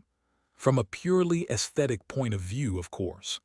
However, something else attracted his full attention. At the far end of the marble arch, Nephi's and Castor were standing facing each other, with sharp swords in their hands. They were about to clash. Chapter 213. Sword Saints. Back when Nephi's was teaching Sonny how to use the sword, he had never been good enough to be her sparring partner. Once he learned enough to be of any use in a training fight, their fragile alliance had already broken and shattered to pieces. So, apart from that short altercation on the somber slopes of the Ashen Barrow, They had never actually crossed swords with each other. Now, it seemed, Changing Star had found a reliable sparring partner. Castor had not only replaced Sunny as her right-hand man, but also filled the roles that Sunny had been either reluctant or unfit to take on. Well, good for them. Once the memories of the cohort were close to being fully restored, Nephi's and Castor moved to the far end of the White Arch to practice. Now they were standing opposite each other, ready to begin. Although no one called him over, Sunny approached the two legacies and sat down, ready to enjoy the spectacle. He was keenly interested in observing these two immensely skilled swordsmen in action. Both of them had been trained for combat from the day they could walk. Watching them would surely be helpful to his understanding of battle styles and techniques. Not to mention that he was very interested to see the rematch between Nephi's and Castor. The last time he saw them fight, Changing Star had lost, but not by much. She also had held back her aspect ability at that time, but he doubted that that would change today. Neph's flame could be used both to heal and annihilate, but sadly not to train. Castor glanced at him and frowned with visible displeasure. Was he irritated because Sunny was about to learn a thing or two about his technique, or because Sunny was ruining his alone time with Nephi's? Either way, I don't care. What are you doing? Sunny shrugged. Watching. Why? Does this part of the arch belongs to your clan or something? The proud legacy shook his head and turned away. Do as you wish. Neph glanced at Sunny and didn't say anything. However, he could tell that she didn't mind. In fact, it was almost as if she was approving of his decision. Without wasting any more time, the two of them clashed in a whirlwind of steel, moving with the kind of speed that made it difficult for Sunny to follow along. The clangor of swords filled the air. A bit stunned, he stared at the furious fight with a blank expression. Damn. After the months of hunting monsters in the Dark City and his lessons with the Stone Saint, Sunny thought that he had developed his skill a lot. And he did. It's just that compared to Nephi's and Castor, he was still so far behind that it was nothing short of disheartening. Before, he had sometimes entertained the thought of maybe being able to stand against them. Well, at least one of them, on equal ground. But now, this illusion was ruthlessly broken. If things went south and he ended up on the opposite sides of the barricades with Castor, facing him would be tantamount to committing suicide. For now, at least. Which, of course, simply meant that instead of facing him, Sunny would have to stab him in the back. Duly noted. He wasn't going to take on an enemy of this caliber in a forthright manner anyway. What was he, a fool? Concentrating on the fight, Sunny watched attentively. With the benefit of his new experience, he was able to discern more and learn more from how these two experts moved and acted. Sometimes, he was even able to predict what they were going to do next. However, as time passed, a subtle frown appeared on his face. What is she doing? That doesn't make sense. Sunny had been able to notice two unexpected things from how Nephi's fought against Castor. The first one was rather easy to spot. While Castor did not use the full extent of his incredible speed, he did use a fair share of it, making it almost impossible for Nephi's to win any of their matches. She lost much more than she won, almost always by a few fractions of a second, which was seemingly not conducive to training at all. What was the point of training if one of the participants had almost no chance of winning because of how large the gap between them and their opponent was? There was a reason why Neph had never used Sunny as a sparring partner in the past, after all. But then, with a bit of amusement, he realized that Changing Star was doing exactly what he had done with the Stone Saint. She was tempering herself against an overwhelming force. That's why she had instructed Castor to use just enough of his aspect ability to always be much faster than her. Losing in a fight against a superior opponent was truly the best way to learn. So I was right in my approach after all. If Changing Star was doing the same, he had to be right. The second thing he had noticed, however, was much more perplexing. It was that Nephi's was not using her usual flowing and unpredictable battle style.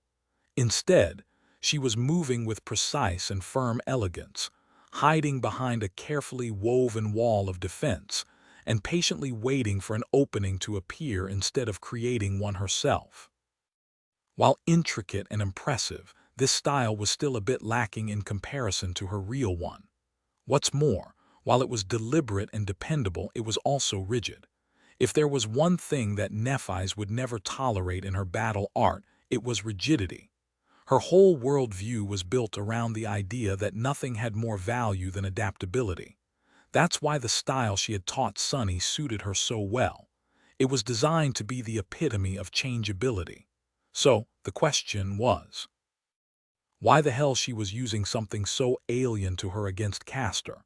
The answer was pretty obvious. Either Nephi's was trying to experiment with something new in an effort to adopt elements of this style into her own, which didn't seem very likely. Or she didn't want Castor to know her true combat style too well for some reason. But what could that reason be? Sunny rubbed his chin. Interesting. Chapter 214. Transient Shadow. Did Nephi's distrust Castor for some reason? Sunny surely did, and to be entirely honest, he didn't even need any reason to do so. His intuition and general paranoia were enough. But changing Star was different. He had learned a bitter lesson and now knew that everything she ever did had a firm logic behind it, even if that logic was entirely different from that of a normal person. So if Nephi's was hiding her true battle style from Castor, there was a reason for it. But it didn't make any sense. From everything else that she had done, he was her most trusted lieutenant. Changing Star entrusted more to Castor than she ever had to anyone else. Castor himself also had never acted against Neph's interests. In fact, he was even a bit too loyal. The bastard was always near Nephi's as though glued to her side. He also didn't seem to like it when others got too close to her. In that regard, he was almost like that flying rapier of Cassie's.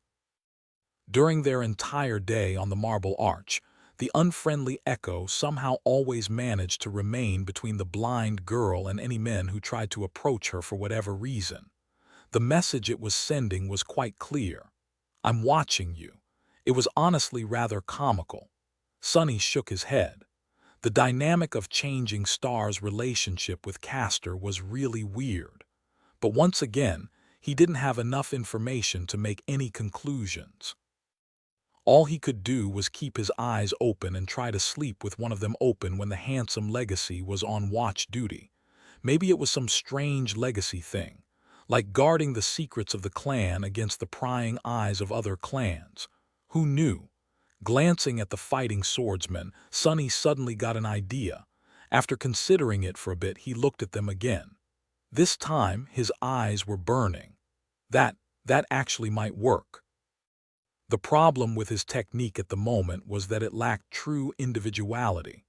Sunny knew that there was a secret hiding inside his shadow that could become the foundation of his own unique battle style. He just couldn't understand what that secret was. His progress at deciphering it had stalled. While training, Sunny had trouble keeping his eyes both on the stone saint and on the shadow. Whenever he tried, the taciturn knight would inevitably send him into a sea of pain.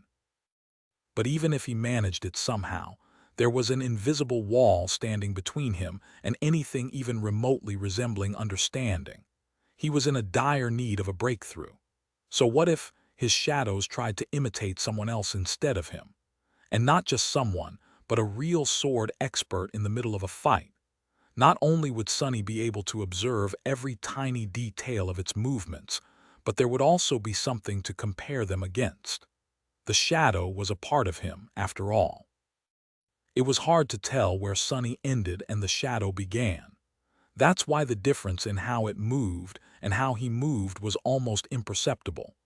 But if it followed someone else, he would be able to separate the cadence and pattern of that person's movements from the shadows by contrasting it against his own. This had to work.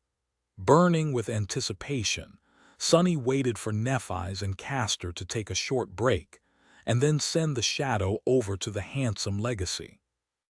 Leisurely strolling over the white marble, the shadow approached Castor and brazenly glued itself to his feet. Then it crossed its arms and glared at the legacy with almost palpable disdain. Castor stared at the shadow for a couple of seconds and then raised his head to look at Sonny. There was a very strange expression on his face. What are you doing?" His voice did not sound happy at all. Sonny shrugged with a carefree smile. "Oh, don't mind him. This cretin just lost me an ascended soul shard. As a form of punishment, I've decided to make him your shadow for a bit. So, just do your thing and don't worry about it." The shadow turned its head and pierced him with a menacing look. Sonny could practically hear its thoughts. "Who are you calling a cretin, you cretin? That had to be it. Did I guess right, huh? Oh, sorry. I forgot you cannot answer."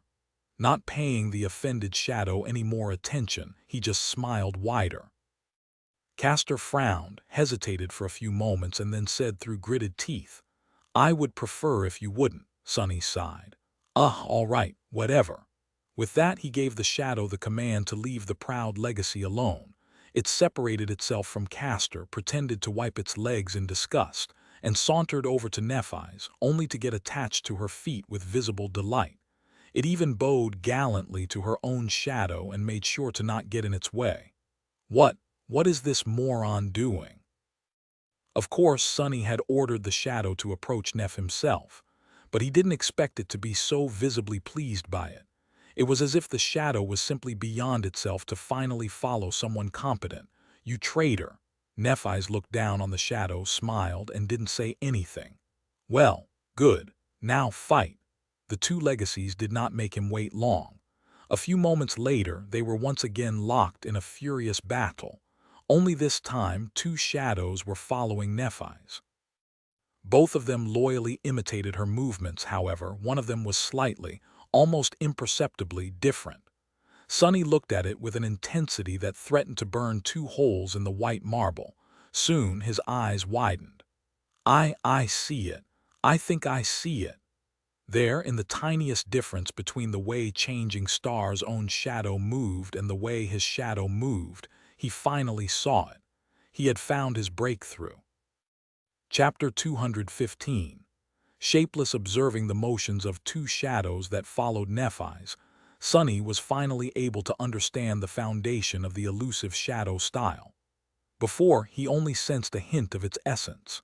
He knew that just like the shadow, the hidden battle art was insidious, shapeless, and ever-changing.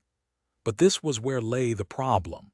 A battle style was, by definition, a structured framework of patterns and principles, a doctrine that dictated how one should act to defeat an enemy. That doctrine was used as a foundation and expanded into a variety of specific movements to create a style. But if something didn't have a shape and its form was constantly changing, how could it ever be stable and structured? Sonny had no idea how the concepts he felt were at the core of the shadow style could create something even remotely applicable to practice. Insidious, shapeless, ever-changing. What was he supposed to do with that? But now he understood. The key to it all was so simple and evident that he almost laughed. Why had he not guessed earlier? It was so obvious. The idea that tied everything together was as innate to the nature of shadows as formlessness and elusiveness. It was imitation.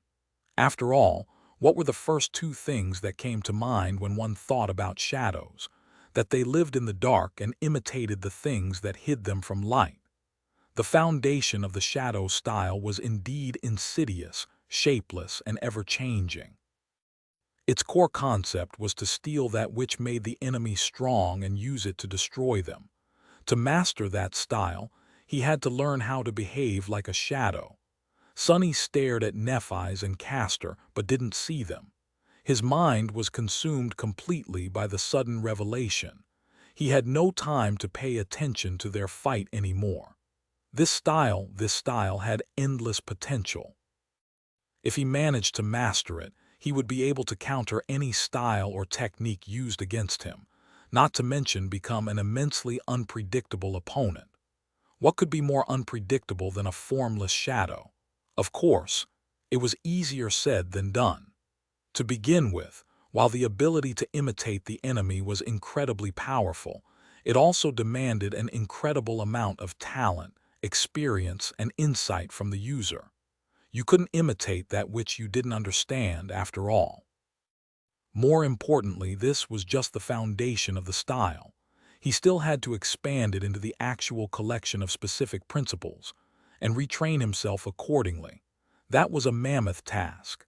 Creating a complete style from scratch could take a true battle master years, if not decades. Sonny had not even scratched the surface of this ambitious undertaking. However, this was all right. It was a start. Personal battle arts were not created in an instant anyway. It was a long and arduous process, with endless iterations coming and going while being tempered by the crucible of combat. It's not like the style would be useless until it became perfect. Sonny just had to get it to the point where it could be applied in battle in one form or another. That alone would tremendously enhance his technique. He smiled, congratulating himself. However, the next moment, a deep scowl appeared on his face. But how, exactly, am I supposed to do that? A while later, when the sun was already touching the western horizon, Sonny was sitting by himself and staring at his shadow. He was motionless like a statue and deep in thought. On his face, there was a troubled frown. When someone approached him, Sonny lingered for a few moments and then slowly looked up to see who was disturbing him. To his surprise, it was Nephi's. The leader of their cohort stood there for a bit, her graceful figure illuminated by the setting sun. Then she sat down near him. Sonny blinked. Hey, Neph." Nephi gave him a nod. "Hey, Sonny." He waited for a few moments and then asked, "Did you want something?" The corner of her mouth slightly curled upward. With a sigh, Changing Star glanced at him and said, "It's nothing much. I just wanted to say that I saw you fighting in the catacombs. You have improved a lot in these 3 months. Well done." Sonny smiled. That. Well, it's not like there's a lot of opportunities to lead a peaceful life in the Dark City. I was bound to improve a little. No, she shook her head. Don't sell yourself short. You really did well. Very few would have been able to grow so much and as fast as you, especially without a teacher. After hesitating for a while, Sonny shrugged. You said it yourself. One real battle is worth more than 1,000 hours of training.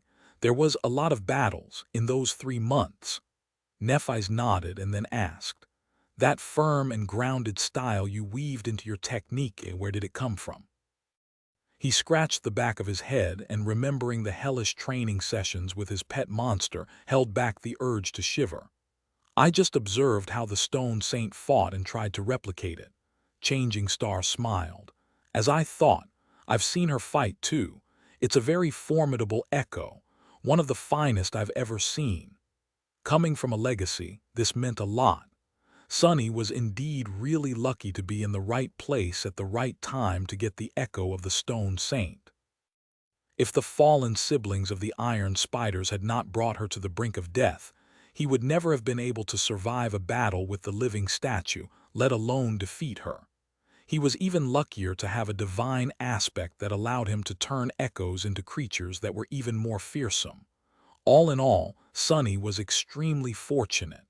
His fortune was exactly as incredible as his misfortune. He grinned. "You know my attributes. I do get lucky a lot." She lingered for a few moments and then said, "I'm glad that you were able to understand the true design of the battle style I taught you." So he was right on this point too. The style Changing Star had given him was indeed designed to be as adaptable as possible and seamlessly incorporate elements of other styles. It was a perfect foundational battle art, for those talented enough to make use of it, of course. Which were, most likely, extremely few and far between. Sonny glanced at Nephi's and after some deliberation asked, "That style of yours is truly unique. Where did it come from?" He had been too inexperienced to realize this at the time, but what Neph had taught him could have been considered a rare treasure. The style he took for granted was, in fact, a work of pure genius. It deserved to be famous and ubiquitous. But it was not. which suggested that this treasure was a secret one. Changing Star lingered for a bit and then said, "It's a part of my inheritance." Sunny blinked and stared at her, stunned. Then why the hell did she teach it to me? Chapter 216. Tacit understanding. Sunny stared at Nephi's with a complicated expression. After a while he asked, "Why did you entrust me with something so precious?" She glanced at him, lingered for a few moments, then shrugged. "We had a deal, remember? My knowledge in exchange for your share of the spoils we earn." There had indeed existed such a deal. However, he had not exactly acted in good faith when proposing it. After all, he had no use for those spoils in the first place. Sunny scowled.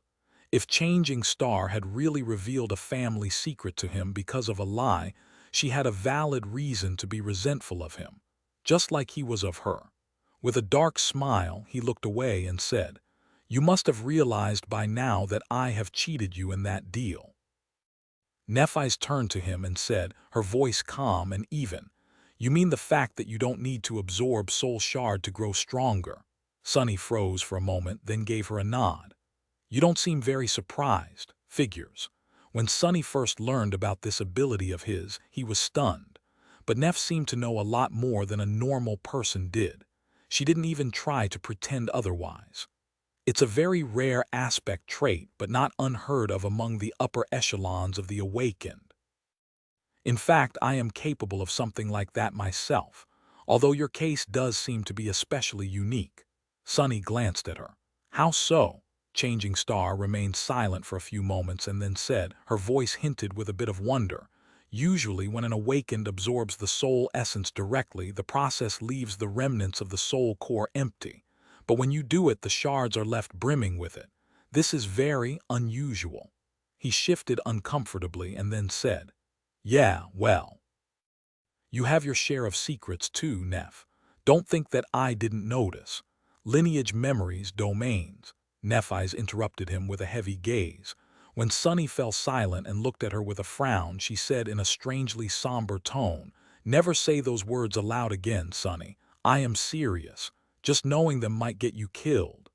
He stared at her for a long time and then scoffed. "No problem. Since you showed me the courtesy of not prying into my secrets, I won't pry into yours.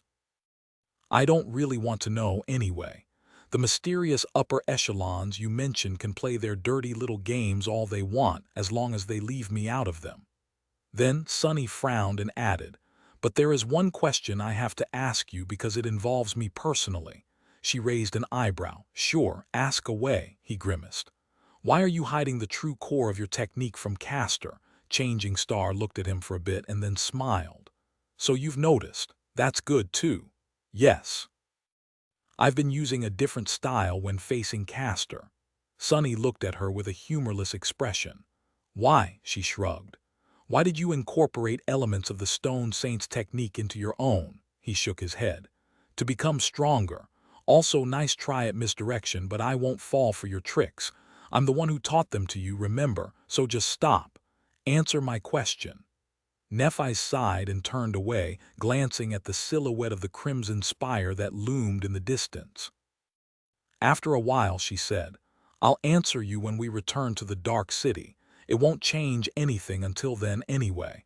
Your safety won't be compromised in any way." "What is that supposed to mean?" As he glared at her, Changing Star stood up and turned to leave. Before that, however, she lingered for a moment and said, "Keep sharpening your sword, Sunny. I expect big things from you." With that, she walked away, leaving him speechless. And what does she mean by that? After Nephi's left, Sunny returned to staring at his shadow. However, despite the fact that he had figured out the essence and foundation of the elusive battle art that hid inside it, he had no idea how to go about creating an actual style out of them. He did not have enough experience and mastery to be able to create something out of nothing. It was a dead end. Curses! Why even hide that damn mystery inside the aspect if I can't do anything with it? Perhaps in the distant future he would be able to. But right now, it was as though he had found the door but was not strong enough to turn the key and unlock it. It just stood there and teased him endlessly, just like the damn gateway inside the Crimson Spire. It was pure torture.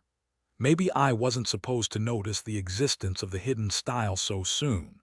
But he did, and he worked so hard to gain insight into its secrets. Was it all for nothing? All the pain, all the effort?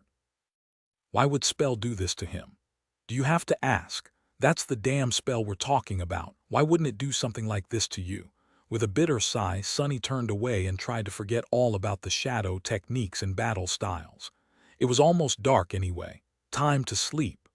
Walking over to the center of the marble arch, Sonny lay down beside the other members of the cohort and tiredly closed his eyes. The beach vacation was over. It was funny, visually stunning, and unexpectedly emotional. But ended on a bitter note. Tomorrow was going to be another long day. To hell with this. Exhausted by all of it, he fell asleep before even finishing the thought. This crap. Sonny opened his eyes and looked around in confusion. The world was enveloped in a strange, dim twilight. Deep shadows surrounded him, shrouding the tall walls that were cut from black marble. Looking between the mighty columns, Sonny saw the black circle of the sun burning in the lightless sky. An eclipse. No, wait. What walls? What columns? Wasn't he supposed to be sleeping at the top of the white arch? What was happening? Suddenly, a woman screamed toward the silence like a sharp knife. It was full of pain and suffering. Sonny tried to summon the midnight shard into his hand, only to realize that he had no hands. Then something else resounded from the darkness. A baby's cry. What the? Almost at the same time, Sonny realized something terrible. This was a dream. He was dreaming. People were not supposed to dream in the dream realm. Not good. Chapter 217. Origin. When Sonny realized that he was dreaming, the first thing that came to his mind was that there was another soul tree growing somewhere near the white arch. However, after a few moments of panic, he quickly dismissed this idea. After all, he had never actually dreamt while under the mind hex of the ancient fiend. He had just mistaken the broken memories of his conversation with Cassie for a dream. But this one was real. The dreamscape that surrounded Sonny was ephemeral, shifting, and shrouded in shadows. Above him, the sun was like a circle of darkness, with crimson light drowning in a burning sea of clouds. However, none of that light reached him. In the tenebrous hall of black marble, there was nothing but empty silence, which was now destroyed by the sound of a baby crying, of course. The woman's screams had long grown silent. Peering into the Stygian depths of the dark marble hall, Sonny saw nothing but endless shadows. The baby's cries were coming from somewhere beyond them, or from within them. A subtle thought entered Sonny's mind. The monumental walls, the colossal columns, the grandiose hall, all of it looked strangely familiar, as though he had already been here once, a long time ago. All that was missing were the signs of desolation and a large altar cut from a single block of black marble. In fact, it should have been standing right where the crying sounds were coming from. Familiar words appeared in his mind, now full of new meaning. Child of shadows.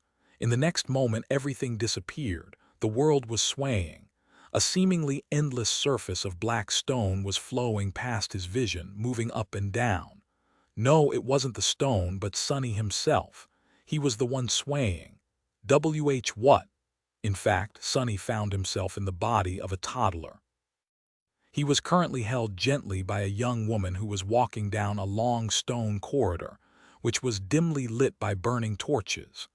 Hence, the swaying. The girl was very young, not older than Sonny himself, his actual body, that is. She was slender and exquisitely beautiful, with soft porcelain skin and long raven hair. The lissom beauty was dressed in a flowing silk tunic that left her delicate neck and shoulders exposed. A black serpent was coiled around her arms and neck, its scales so intricately tattooed that sometimes it seemed as though the creature was moving. Whoever marked the girl's skin with this image was a true genius of their craft. Sonny had never seen anything like it in the real world. However, he had seen similar markings in a nightmare. This was the mark of a slave who belonged to the shadow god. The young girl was a temple slave, just like he had been in his first nightmare. The serpent coiled around her neck, and arms served both as her collar and her shackles. She was also the toddler's mother. Sunny could tell from the love with which she held the child and the quiet smile that appeared on her face every time she looked at him. Sunny might have lost his own mother at a young age, but he still remembered that much at least. If the mother is a slave, then the child is, too. Finally, Sunny began to understand what was happening to him. The dream he found himself in did not belong to him. Instead, it belonged to the nameless temple slave whose role he had assumed during the first nightmare, the original child of shadows. This vision was his memory. Soon, the young girl entered a vast hall that was shrouded in darkness. Judging by the black marble walls, they were in another part of the ancient temple. Sunny couldn't see much of his surroundings, but he could somehow tell that they were underground. In the center of the hall, 7 tall braziers were burning with strange, pale flames. On the edges of light, motionless, stood a dozen or so people. Sunny shivered, suddenly reminded of the silent shadows populating his soul's sea. However, these were not ghosts but humans. There were several other slaves, while the rest appeared to be priests. To tell the truth, there was not a lot of difference between them. It seemed as though the servants of the shadow god did not pursue opulence and status. In fact, many of the priests bore the same markings as the slaves, suggesting that they themselves had belonged to the temple once. "What are they doing here? What is happening?" Approaching one of the elder slaves, the young beauty entrusted the child to her. Separated from the warmth of his mother's chest, the toddler, Sunny, felt cold and scared. However, the older woman consoled him with gentle words, preventing the child from crying. Then she moved back to stand with the rest of the people gathered in the underground hall. Their faces were calm and solemn. The young woman, meanwhile, slowly walked into the circle of light.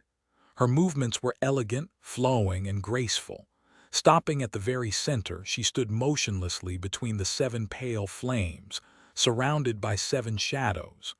Sunny stared at the beautiful slave, feeling that something important was about to happen. But what? As he became pensive and uneasy, a sudden sound broke the silence. It was the deep and reverberating ringing of a zither. As the musical instrument sang, the slave girl suddenly moved. As she did, her 7 shadows moved with her. This is, with his eyes wide open, Sunny watched the young woman. She was dancing. The beautiful slave danced in the circle of light surrounded by impenetrable darkness, her every move full of indescribable grace and clear but elusive purpose. Her young body was flexible and lithe, but also strong and trained as much as a warrior's. Her skill as a dancer was like that of a battle master. It was mesmerizing. The young woman weaved a beautiful pattern with her movements, their cadence and nature simultaneously firm and flowing, sharp and gentle, clear and unpredictable. She danced alone but also with 7 partners, effortlessly controlling both her own body and the 7 shadows cast by it. At times, it was hard to tell which one of them was real. Her dance was insidious, shapeless, and ever-changing. Sunny froze. He recognized these movements. They were the same as how his shadow moved. This was the source and origin of the battle style he wanted to create. This was Shadow Dance, Chapter 218. Shadow Dance. Sunny opened his eyes. The grand arch of white marble was exactly the same as when he had last seen it. The sun was already climbing the gray dome of the sky, chasing the remnants of the dark sea away. The rest of the cohort had woken up some time ago and were now preparing for the journey ahead. He had overslept. However, it didn't matter. With eyes burning with excitement, Sunny sat up and recalled everything that he had witnessed in his dream. The memories were still there, clear as day. He could recall every movement, every step, every breath of the dance that the beautiful slave had performed. The nameless slave's mother. His eyes dimmed slightly. That dream of his, while a precious gift, was also a source of numerous questions. Now that he was awake, Sonny was able to see a few things with more clarity. The scene that he had witnessed at the very beginning of it was that of the nameless slaves, the original child of Shadow's birth. He was born during a solar eclipse, not unlike Sonny. That fact put a lot of things into perspective.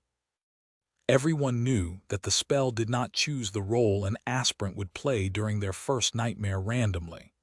That was apparent from the fact that the bodies they inhabited in it, while different, were very close to their real ones. However, the actual principle of how the spell chose these roles and the events of the nightmares were largely unclear. But now, Sonny knew that he shared more than simply outer appearance with the temple slave whose body he inhabited for a few short days. Both of them were born in similar, extremely rare circumstances. Both of them were at the very bottom of society, oppressed and unwanted, surviving against all odds instead of because of them. Both of them were left without a family at a young age. The tough life in the outskirts took Sonny's parents and sister away. To the nameless slave, it was the servants of the mighty war god that destroyed his childhood home and life. Sonny didn't know what happened to the beautiful dancer after the last Temple of Shadows was destroyed by them, but he doubted that it was anything good. With a heavy sigh, he looked down. Fate. It was fate. What he shared with the temple slave was a similarity of fate. Sonny was growing more and more convinced that the spell was connected to the strings of fate in some way. Perhaps it was weaved from them. Remembering the void he had found himself in after completing his first trial, Sonny looked into the distance with wonder. That void was filled with a myriad of stars that served as nexuses for an inconceivably complex net made of countless strings of silver light. Were those the strings of fate? He shook his head. Whatever they were and whatever the spell was, it was not something he could know or understand yet. Numerous people, most of them better informed and smarter than him, had tried and failed. It was wiser to concentrate on something within his reach. The shadow dance. Sonny smiled. He wasn't so engrossed by the dancing of the beautiful slave girl because it was truly stunning and enchanting. He was riveted beyond belief by it because he recognized the pattern of the battle style hiding in his shadow and her graceful movements. Turns out, it wasn't a battle art at all. It was a dance. But was there a difference? Not in this case, not really. It wasn't a coincidence that people often described the way true masters of battle fought as dancing. At their core, fighting and dance were very close. That's why combat, when brought to a truly impressive level, was like a dance. So why couldn't a dance, when mastered to perfection, be like a battle art? Sonny was certain that he was right. He had already comprehended the essence of shadow dance and gained insight into its foundation. With the memory of the beautiful dancer moving as one with her 7 shadows, he now had the last piece of the puzzle, the actual set of moves and principles that he could use to create an actual battle style in their image. He didn't have the battle art yet, but he did now possess all the components needed to create it. Of course, it was not going to be easy. Even with all that knowledge stored in his mind, he would still have to spend a lot of time and effort and spill a lot of blood, both his own and that of his enemies, to turn the graceful dance of the beautiful slave girl into a deadly dance of steel. It wasn't even certain that he would succeed. But Sonny would be damned if he wasn't going to try. Shadow dance would become his personal battle art. He was going to make it happen. As if echoing his last thought, the familiar voice of the spell suddenly whispered into his ear. When Sonny heard what she said, his eyes widened. "You have received an aspect legacy, Shadow Dance." Sonny stared into the emptiness, stunned to his core by what the spell had just whispered. Aspect legacy, did it really just say those words? He gulped. Aspect legacy was something that every aspect contained but very few awakened ever received. unlike the boon of the first nightmare, and every nightmare after that, as well as the reward sleepers received after returning from the dream realm for the first time. Each aspect legacy had a unique set of requirements that the owner of the aspect had to meet to unlock it. When they did, they were rewarded with a powerful relic. Usually, it was a memory that synergized perfectly with their aspect abilities, or sometimes even an echo. Legacy clans weren't called that accidentally. While not every clan possessed an aspect legacy, most of them did. In fact, it was the acquisition of the aspect legacy that laid the foundation for the creation of many of these clans. By now, some of the most powerful clans even had several, but getting an aspect legacy was not an easy feat. Most of them were received by saints, followed by master, and only a few were won by mere awakened. Getting the aspect legacy while still being a sleeper, that was simply unheard of. Just like getting a true name during the first nightmare, I guess. Sonny couldn't believe his luck. Of course, he worked bitterly hard to be able to grasp it, and yet the magnitude of the harvest he reaped was utterly unbelievable. However, why was his aspect legacy not a memory but a battle art? That was really strange. Not wasting any time, Sonny summoned the runes and hungrily searched for new ones. What he saw made him tremble. Chapter 219.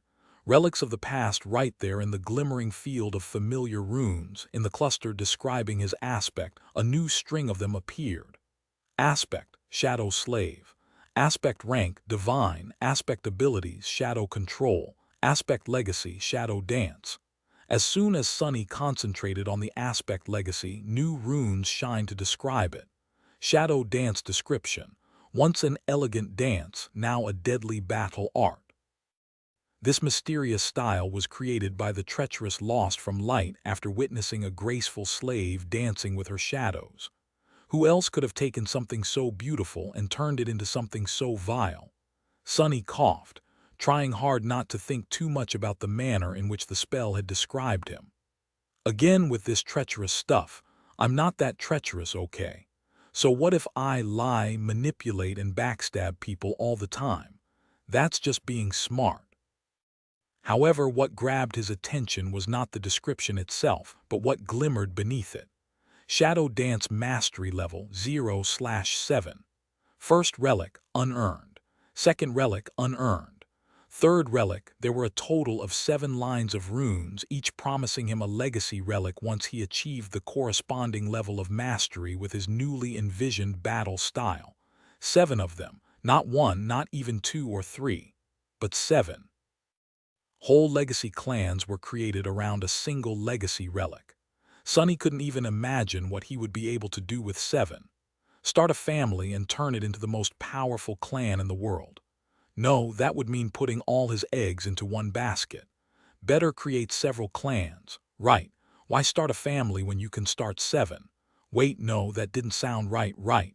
Consumed by avarice, Sonny looked at the rising sun with an excited grin. This was great. This was incredible. However, his excitement was short-lived. Yeah, right. I would have to get back to the real world first, and that's not going to happen. Turning his head slightly, he stared at the distant silhouette of the crimson spire and lost himself in thought. A while later, Effie's voice brought him back to reality. Hey, doofus, breakfast is ready. Why are spacing out and smiling like an idiot? Sonny answered without thinking. Just thinking about creating a legacy clan. Have you ever thought about creating a clan, huh, Effie? The robust huntress stared at him for a few seconds with a strange expression and then grinned. Is that an invitation? Still lost in thought, Sonny tilted his head and glanced at her astutely. Huh, not bad, not bad. The choice of a partner has to be of utmost importance when starting a legacy clan. Take Effie, for example. She is a very fearsome awakened. Her aspect is extravagant and powerful beyond belief. Plus, her physique is nothing short of divine. Any heir she gives birth to is bound to be both strong and gorgeous. A very suitable candidate, I guess. Huh, what? No, not an invitation, just considering different options.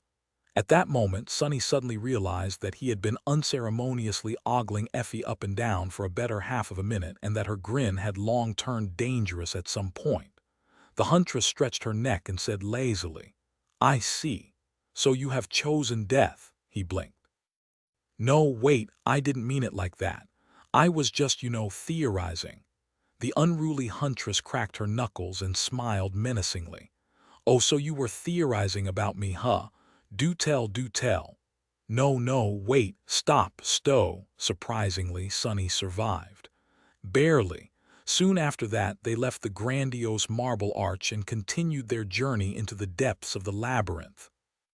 Before the expedition started, Nephis had told him that they had a fast and comparatively safe way to reach the southern edges of the Forgotten Shore as much as anything could be safe in this cursed place. Without it, getting to their destination would have taken them months. Now that they had left the Dark City, Sonny finally decided to satisfy his curiosity and asked what that mysterious method of traveling with incredible speed was. When he heard the answer, he just stared blankly at Changing Star for a few minutes, trying to guess if she was kidding or not. She wasn't. In the end, he didn't even ask any questions and just waved his hand dejectedly. There was no point. If Nephis had come to know of this secret from Cassie's visions and believed that it was doable, then he did not have to worry. Too much. It's not like he could turn back now anyway. Plus, the expedition had shown itself to be extremely lucrative for him so far. Mere days after its start, he had already gotten plenty of shadow fragments and an ascended memory, not to mention making a breakthrough in his exploration of battle styles and earning an aspect legacy for his effort. In any case, they had to travel about a week's worth of time south to get the chance to access that fast method of travel. The heights they were going to use on the way as shelters during the nights, they were planned in advance with the help of the Forgotten Shore map Nephis had created. To make sure that these shelters were really where the map showed, and remove any possibility of ending up stranded in the middle of the labyrinth with no way to escape the Dark Sea. She had even employed Kai during the week that Sonny had spent with Effie. The charming archer scouted the way ahead and confirmed that her map was correct. Now, the only danger they really faced from the Forgotten Shore itself was that of a sudden storm. However, with a true oracle in the ranks of the cohort, this danger was dramatically diminished. Now that Cassie had grown into her powers and absorbed a lot of soul essence, she was often able to warn them in advance if something like that was going to happen. There were also the usual perils of the labyrinth, of course. And as they went deeper into its deadly maze, the situation slowly began to turn from bad to worse. Chapter 220. So you're a spider, so what? As they ventured deeper into the southern reaches of the Crimson Labyrinth, the situation slowly turned worse and worse. The iron spiders that had been not too threatening to the cohort of powerful, experienced Dark City hunters at the start of it all were growing more and more deadly with each step of the way. Their numbers grew exponentially, becoming a real danger pretty soon.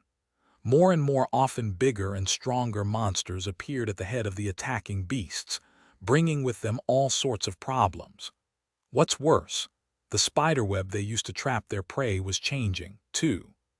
The metal wires from which it was weaved became so thin that it was at times almost impossible to notice it, and sharp enough to cut through armor and bone while maintaining the resilience of superb steel. The whole labyrinth was covered in it, turning from crimson to dull gray. The cohort bled much more because of the invisible webs than they did because of the spiders themselves. Of course, the iron spiders were cunning creatures, too. More often than not, they only attacked once one of the humans was caught in their nets, leading to a few really harrowing experiences for the members of Changing Star's party. And there was a wide variety of other terrifying creatures waiting to ambush them in the twisting pathways of the crimson coral, too. What made them so dangerous was that the cohort didn't know anything about their anatomy and abilities. Every fight was a gamble, often resulting in one or several of them sustaining serious wounds. There were three things that made the situation somewhat bearable. The first one was Nephi's and her healing flames. Although using the aspect ability took a toll on their leader, it was often worth it, especially if one of the members of the cohort received wounds that limited their mobility. One thing was far more dangerous than any nightmare creature that lived in the labyrinth, and it was not reaching safety before the torrent of black water flooded the forgotten shore, bringing inconceivable horrors with it. Thanks to Neph, they didn't have to worry about anyone slowing the cohort down. The second reason, unexpectedly, was the iron spiders themselves.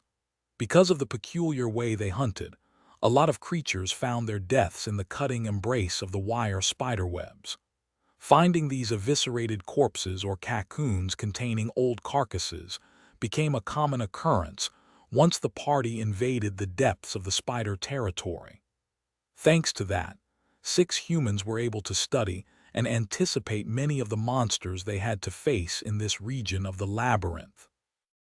A lot of potentially deadly surprises had been avoided due to the cohort stumbling onto a corpse of a similar creature prior to fighting against a living one, and spending some time to learn about its strengths and weaknesses. The third reason was the blood arrow. In the hands of an experienced archer, it was almost as deadly as it would have been in the hands of an inexperienced one. The difference being that the latter would mostly be a danger to themselves, quickly turning into a bloodless husk. The first time Kai had used it, Sunny experienced a disturbing feeling of shock. That time, they were facing a large group of iron spiders led by a much larger arachnid, the awakened monster of their tribe, similar in status to a carapace centurion. These creatures were much heavier and more powerful, with thick plates of iron armor covering their bodies almost completely.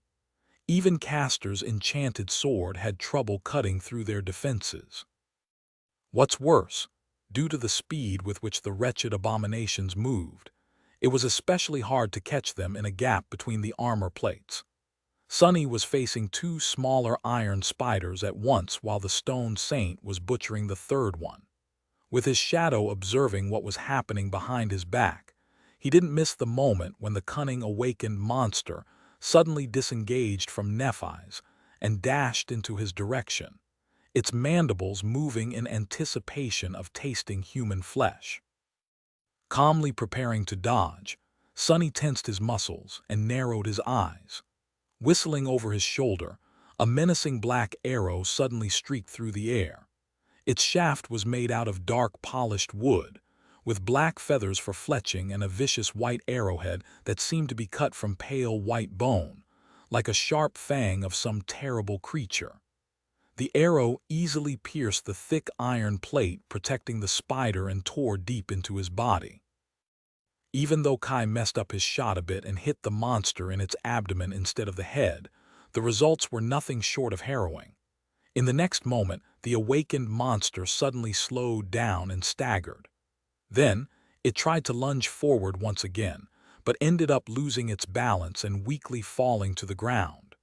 Its limbs moved slightly, quickly losing any form of cohesion. Their movements grew slower and then stopped. Beneath the iron plates, the spider's body grew taut and shriveled like that of a mummy. Soon, it seemed completely drained. Sunny blinked, shaken by this disturbing image, and couldn't help but glance briefly at his forearm. If not for the blood weave, he might have ended up as a shriveled corpse too. He would have gone through with cutting off his arm and survived, most likely. But if he had been a couple of seconds too late, better not to think about. Anyway, he was glad that the blood arrow was on their side now. Not too far away from him, gliding through the air, Kai suddenly made a strange gasping sound. Sunny didn't know what it felt like to have your blood magically drained and then suddenly return to your body, but he doubted that it was pleasant. Also, there was this question: If Kai's blood was used to create the arrow and then returned to him if he had hit his mark, of course then, where did the blood drained from the prey went? He wasn't sure that he wanted to know.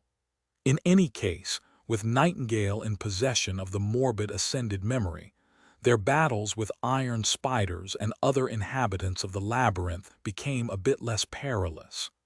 The blood arrow did not have any enchantments that needed to be activated by manipulating soul essence, so the charming archer could use it to its full potential. Although Sonny was still a bit bitter about having to give such a menacing weapon away, he was now more confident than ever that his decision was the right one. Just like that, 6 more days passed by. During this time, he didn't gain any new memories, but managed to accumulate 18 more shadow fragments, bringing his total to 340. He was still not as strong physically as he had been before creating the Shadow Saint, but getting closer and closer. In the evening of the 6th day, bloodied and exhausted, the cohort had finally approached the goal of the first leg of their expedition. Looking at it, Sonny couldn't help but stop in his tracks. His eyes slightly widened.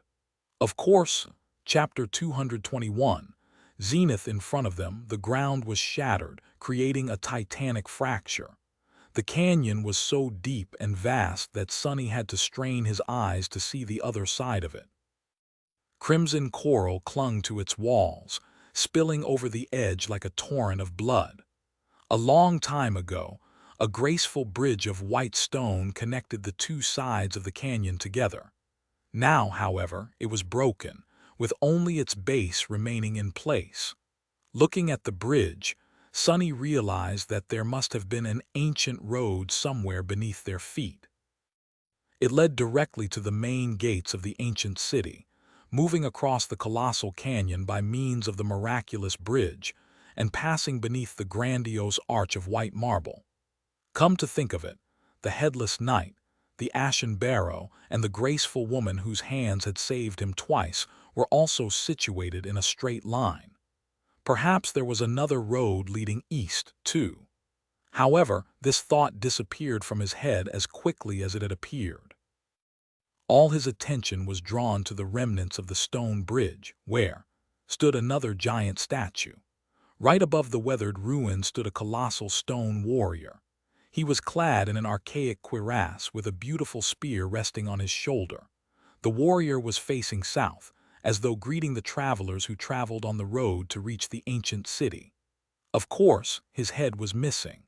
More than that, the whole statue was covered in vast sheets of dull gray spiderweb, as if dressed in a solemn burial shroud. Sonny shivered, afraid to imagine what kind of creature was capable of creating the thick metal cables of the web that encompassed the stone colossus. Noticing his expression, Effie smiled. "Scary, huh?" Sonny gave her a nod, hoping against all hope that they would not have to find out the answer to his question. For once, his hopes were not shattered to pieces. The vivacious huntress sighed. "I haven't seen it myself, but I heard stories of the creature that used to make its nest here. It was the mother of all these damnable spiders we've been dealing with for the past week. A huge menace of a nightmare creature as big as a house and utterly deadly. Armored like a hover tank, too." Sonny gulped and cast a sideways look at Nephi's. "What's a hover tank?" Effie blinked a couple of times, then answered in an amused tone. "Oh, right, you're a school dropout, I almost forgot. You've seen a PTV before, right? PTV stands for a personal transport vehicle, as you know. I hope. Well, a tank is sort of like that, only much bigger and heavier, with thick armor and a kinetic or energy cannon installed on it. The government sometimes employs them to support Awaken when a gate opens near populated areas." Sonny tried to imagine such a vehicle, and hazily remembered seeing something like this on the news when he was a kid. Mostly, these tanks Effie had described were shown opened like tin cans, with their crews pulled out and eaten by attacking monsters. He shivered. Mundane people had no business fighting against nightmare creatures. To be completely honest, even Awakened had no business facing them. It's just that they had no other choice. We're not going to try and kill that big spider, are we? Effie laughed. Actually, it's you lucky day. We won't be meeting the spider mommy. In fact, no one ever will. She's long dead. Sunny sighed with relief and glanced at the huntress. Yeah, great, but how do you know? She shrugged. She was killed by the second ruler of the Bright Castle before he went and got himself killed trying to conquer the Crimson Spire. The huntress who showed me the ropes when I arrived on the Forgotten Shore had actually been one of the members of his cohort once, if you can believe it. In fact, she was the one who dealt the finishing blow to that abomination. Effie looked at the giant mass of spiderwebs and shook her head. It must have been one hell of a battle, huh? Anyway, I'm glad that she did. That's how she received the Zenith Shard, which I then inherited. Sunny frowned. What exactly are you talking about? The huntress leaned on her beautiful bronze spear and patted its shaft. My spear. It's a Tier 5 awakened memory, so the big bad spider was an awakened tyrant, I guess. Can you imagine? All these creepy crawlers serving a sentient commander. Thank gods it's dead. Sunny looked at her with a dubious expression. Why would that mentor of your give away such a treasure? Effie was silent for a few moments, then smiled. Ah, we were kind of close. Plus, she had no idea how to use a spear. Sorcerers, am I right? In any case, she gave the Zenith Shard to me. Despite her carefree tone, he could tell that that smile was fake. Effie did not let it show, but Sunny could tell that the death of this huntress whose name he didn't even know had affected her more than she was telling. Who knows? Since Effie's original cohort had perished in the catacombs, their corpses might still be somewhere there in those cursed tunnels. However, something else was on his mind. Sunny furrowed his brow. Midnight Shard, Zenith Shard, was there a connection? He didn't know. There might have been. He had received the Midnight Shard from Nephi's, who had gotten it after killing the Carapace demon. The demon, even though it had been enthralled by the Soul Devourer, appeared as the leader of the nightmare creature in that region of the labyrinth, just like the brood mother of the iron spiders had been. Two headless statues, two powerful abominations, two memories with similar names. Wasn't it a little bit too much to be a coincidence? Glancing at Effie, he asked, "Was your spear forged from a shard of a fallen star by chance?" Just as he said it, Cassie slightly turned her head, listening to their conversation. That small detail told Sunny everything he wanted to know. The huntress raised her eyebrows. It was, at least according to its description. Who told you? A corner of Sunny's lips slightly curled upward. No one, I just guessed. With that, he left Effie alone and walked forward. It seemed as though he was right. There was some hidden meaning behind the names of these two memories. Cassie seemed to know something about it, and that meant that Nephi's did too. And yet they chose to keep it from Sunny and the rest of the cohort. He sighed. So this expedition is not as simple as it seems. Not that it ever seemed particularly simple to begin with. He had guessed a long time ago that Changing Star had some hidden motive to want to leave the Dark City, but now his suspicions were as good as confirmed. The smile disappeared from Sunny's face. He didn't like being kept in the dark at all. Kept in the dark, huh? Oh, the irony. At that moment his shadow reached the base of the giant statue. With a deep frown, Sunny summoned the Midnight Shard and glanced at Nephi's, putting all needless thought aside. There's a nest ahead. We will have to destroy it to access the statue. Lots of spiders, some bigger ones too. She gave him a nod and turned to face the others. We need to clear the nest and climb the statue before the sun sets. Prepare for battle. Chapter 222.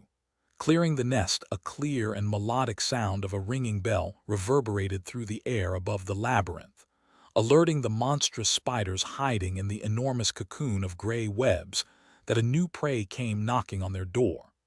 Moments later, swift bodies clad in heavy plates of iron armor shot from beneath the gray spiderweb, moving through the steel wires with terrifying speed. There were enough nightmare creatures in that wave to obliterate anything that stood in their way. Seemingly, However, what stood in their way were two figures, one tall and boisterous, the other one on the shorter side and radiating a strange feeling of indifferent firmness. They were Effie and the stone saint. Both held their shields raised, the tips of their weapons resting on their edges. As the huntress grinned, the shadow silently struck the rim of her shield with the blade of her sword twice. As if answering that call, a vicious black arrow suddenly appeared from somewhere above, hitting the leading spider right in one of its many eyes. The monster's legs buckled, and it fell to the ground, forcing those creatures that followed behind to either dash around or jump over the massive body. A fraction of a second later, the wave of spiders crashed into the small shield wall. A deafening roar of iron striking against iron resounded under the gray skies of the forgotten shore like a thunderclap. Despite the furious force of the assault, Effie and the stone saint somehow held, at least for now. As soon as the momentum of the iron spiders was slowed down a little, Nephi's and Castor appeared out of nowhere and attacked the mass of repulsive creatures from the sides. At the same time, a stone-like sword and a beautiful bronze spear lashed out from behind the shields. Black blood splashed into the air. Meanwhile, Sunny softly landed on the ground behind the nightmare creatures and stealthily moved through the shadows, swiftly approaching them from the back. The midnight shard flashed, sending one of the spiders into the embrace of death. "You have slain an awakened beast." Without listening to the spell, Sunny used the precious moments before the enemy noticed his presence to wreak as much havoc as possible. His takai moved twice more, severing several limbs and heavily wounding another abomination. After that, the spiders finally reacted to his treacherous attack. Not treacherous, just smart. With Effie and the stone saint holding the front, Nephi's and Castor attacking from the sides, and Sunny closing the trap from behind, the monstrous arachnids were now surrounded from all sides. Well, sort of. Of course, a small group of dormant humans could never hope to truly surround this many superior nightmare creatures, not even with the help of a monster of their own. Trapped or not, as soon as the iron spiders had the time to react, they could easily overwhelm and tear them to pieces. Especially Sunny, who was behind the line, these vicious creatures, and all alone. If the spiders decided to shift the focus of their attack, he would be dead in seconds. As another black arrow hit one of the larger spiders in the abdomen, Sunny hissed and dove under a spider scythe, then thrust his sword forward, ruthlessly piercing the head of the beast through its open, salivating mouth. "You have." With no time to tear the midnight shard from the spider's core, Sunny let go of its hilt and jumped back, narrowly avoiding being crushed by another ironclad creature. The few seconds of the advantage they had were coming to an end. A moment or two later, the spiders were bound to come to their senses. Even though the cohort had managed to kill 10 or so in this short window of time, there were still enough of the deadly creatures to rip them to shreds. Sunny didn't even have to look at Nephi's to feel the shift in her movements. The silent understanding the two of them developed during their journey through the labyrinth many months ago was still there, allowing them to cooperate perfectly without the need to use any words, as though they were two parts of the same whole. In fact, despite the rift in their relationship, this bond was stronger than ever, perhaps because they understood each other so much better now, for better or for worse. It was so exhilarating to fight side by side with Changing Star once again. Just before the spiders were able to turn the tide of the battle in their favor, Effie and the stone saint, who was following Sunny's command, suddenly moved to the sides. Nephi's, Castor, and Sunny braced themselves. Behind the improvised shield wall stood Cassie. She was holding a wooden staff in her hands, while an elegant rapier hovered in the air above her shoulder. The tip of the rapier pointed directly at the spiders. As though following the direction of the quiet dancer's blade, Cassie moved her staff and activated its enchantment. Immediately, a powerful gust of hurricane wind slammed into the mass of the nightmare creatures, sending several of them reeling and throwing clouds of dust into the air. Of course, it wasn't strong enough to truly throw these abominations off their balance or damage them in any way. However, that wasn't the plan. Spider-kin of these creatures back on Earth had a uniquely powerful sense of hearing, which was rather strange, considering that they had no organs that resembled ears at all. The truth of the matter was that spiders were able to feel the vibrations of sound waves. They were also masterful architects, using the vibrations in the specially created threads weaved into their webs to sense the movements of their prey from afar. These nightmare creatures were much the same. As the powerful wind threw dust into the air and made every wire of every surrounding spiderweb vibrate all at once, they were momentarily disoriented. The members of the cohort were waiting for this exact moment. Instantly, they attacked with ferocious determination, spilling rivers of viscous black blood onto the ground. Sonny himself had already gotten his austere sword back, and now used its razor-sharp blade to gut the beast that had forced him to retreat a couple of seconds ago. "You have slain." By the time the iron spiders came back to their senses, their numbers were significantly diminished. But there were still so many of them. After that, the battlefield became consumed with chaos. There was no time for plans or tactics anymore. Every member of the cohort had to face off against multiple opponents, fighting with desperate resolve against enemies that surpassed them both in terms of personal power and numbers. Only the Stone Saint was calm and indifferent, moving through the ranks of the iron spiders like a graceful incarnation of pure darkness. The battle fell apart into several small pockets of fearsome violence. Kai was trying to support his companions from above, but with how intense the fighting got, he was having trouble finding the opportunities to take shots without risking hitting them. He was too afraid to take a risk, knowing all too well how harrowing the effects of the blood arrow were. If even the nightmare creatures of higher rank were doomed to succumb to a torturous death after being wounded by the ghastly memory, humans like them had no chance of surviving. For now, people on the ground were on their own. Sonny was struggling against two ironclad abominations, gritting his teeth in exasperation. The damn bastards were too fast to reliably hit them in the gaps in armor, and too damn powerful to face them directly. As the result, he was forced to constantly dance between the two of them, dodging the whirlwind of strikes that rained on him from all sides. Curses! Jumping back, he held the midnight shard with one hand and used another to throw the prowling thorn in the direction of one of the spiders. The creature easily dodged the kunai and continued its attack, threatening to slice Sonny's hand clean off. He had no choice but to retreat once again. Behind the menacing beast, the throwing dagger continued to spin. A few moments later, it cut a smooth arch in the air and flew back, as if turning into a boomerang. Sadly, just like the spiders back on Earth, these repulsive creatures had an almost absolute field of vision.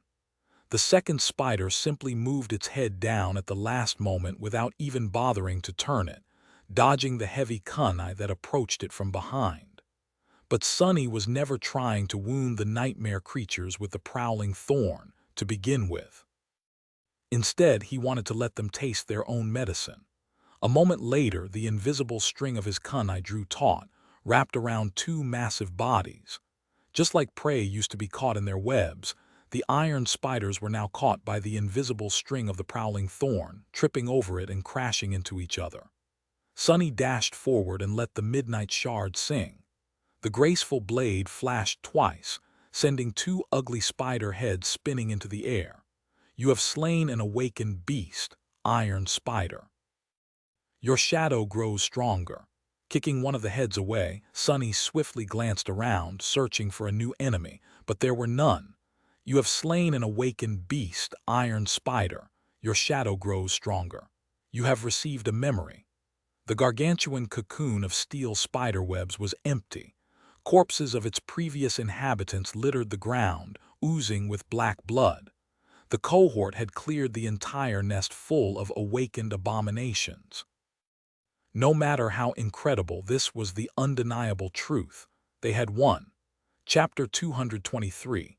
Natural selection. The danger was gone, so Sonny allowed himself to tiredly kneel on the ground, his breathing heavy and laborious. The strenuous battle against the host of spiders had not lasted long, but he was utterly exhausted. The intensity of these perilous minutes was enough to bring anyone down to their knees. Too weak. I am still too weak. With a heavy sigh, he summoned the runes and glanced at the number of shadow fragments. Shadow fragments, 362/1000. Not bad. Clearing the nest had given him 22 fragments, 10 for the 5 iron spiders he had killed himself, and another 12 for those slain by the Shadow Saint. With the taciturn monster serving as his murderous pet, the speed with which Sonny was able to accumulate power was twice as fast, at least. If things continued like this, the Stone Saint was going to return his investment of 100 shadow fragments in no time. If I live long enough. With a grimace, Sonny dismissed the midnight shard and slowly got up. The sun was already rolling down toward the horizon, so they had to hurry with collecting soul shards from the corpses of the iron spiders. There were a lot of corpses. Cutting one of the beasts open with the prowling thorn, Sonny struggled with the idea that they had eviscerated this many nightmare creatures. Of course, he had expected this much. After all, Nephi's and Sonny had been able to fight against 2 or 3 carapace scavengers back when it was only the 2 of them. Both of them were much weaker, less experienced, and barely equipped with memories back then, too.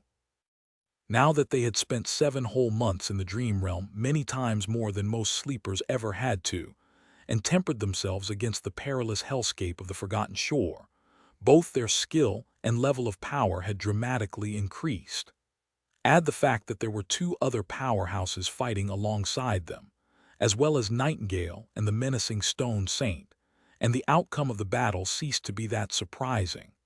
And yet, observing the carnage that they had left if their wake still made Sonny doubt his eyes. These were awakened nightmare creatures still. The real reason why the cohort had won did not lie in the individual prowess of its members, but in their ability to cooperate and control the battlefield. The iron spiders were powerful and deadly, but at the end of the day, they were still mindless beasts. That's why they had allowed themselves to be surrounded and trapped. Had they been commanded by a creature of a higher class, one that was as cunning and smart as the humans it faced, things would have turned out very differently. Sonny sighed. Come to think of it, the labyrinth was a curious place. It teemed with abominable creatures of all kinds, but almost all of them were of the mindless variety.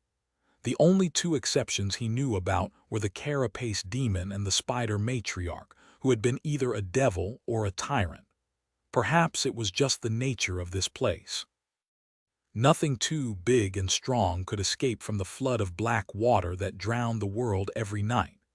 Only comparatively small monsters were able to run away or hide both from the dark sea itself and from the hungry terrors that inhabited it.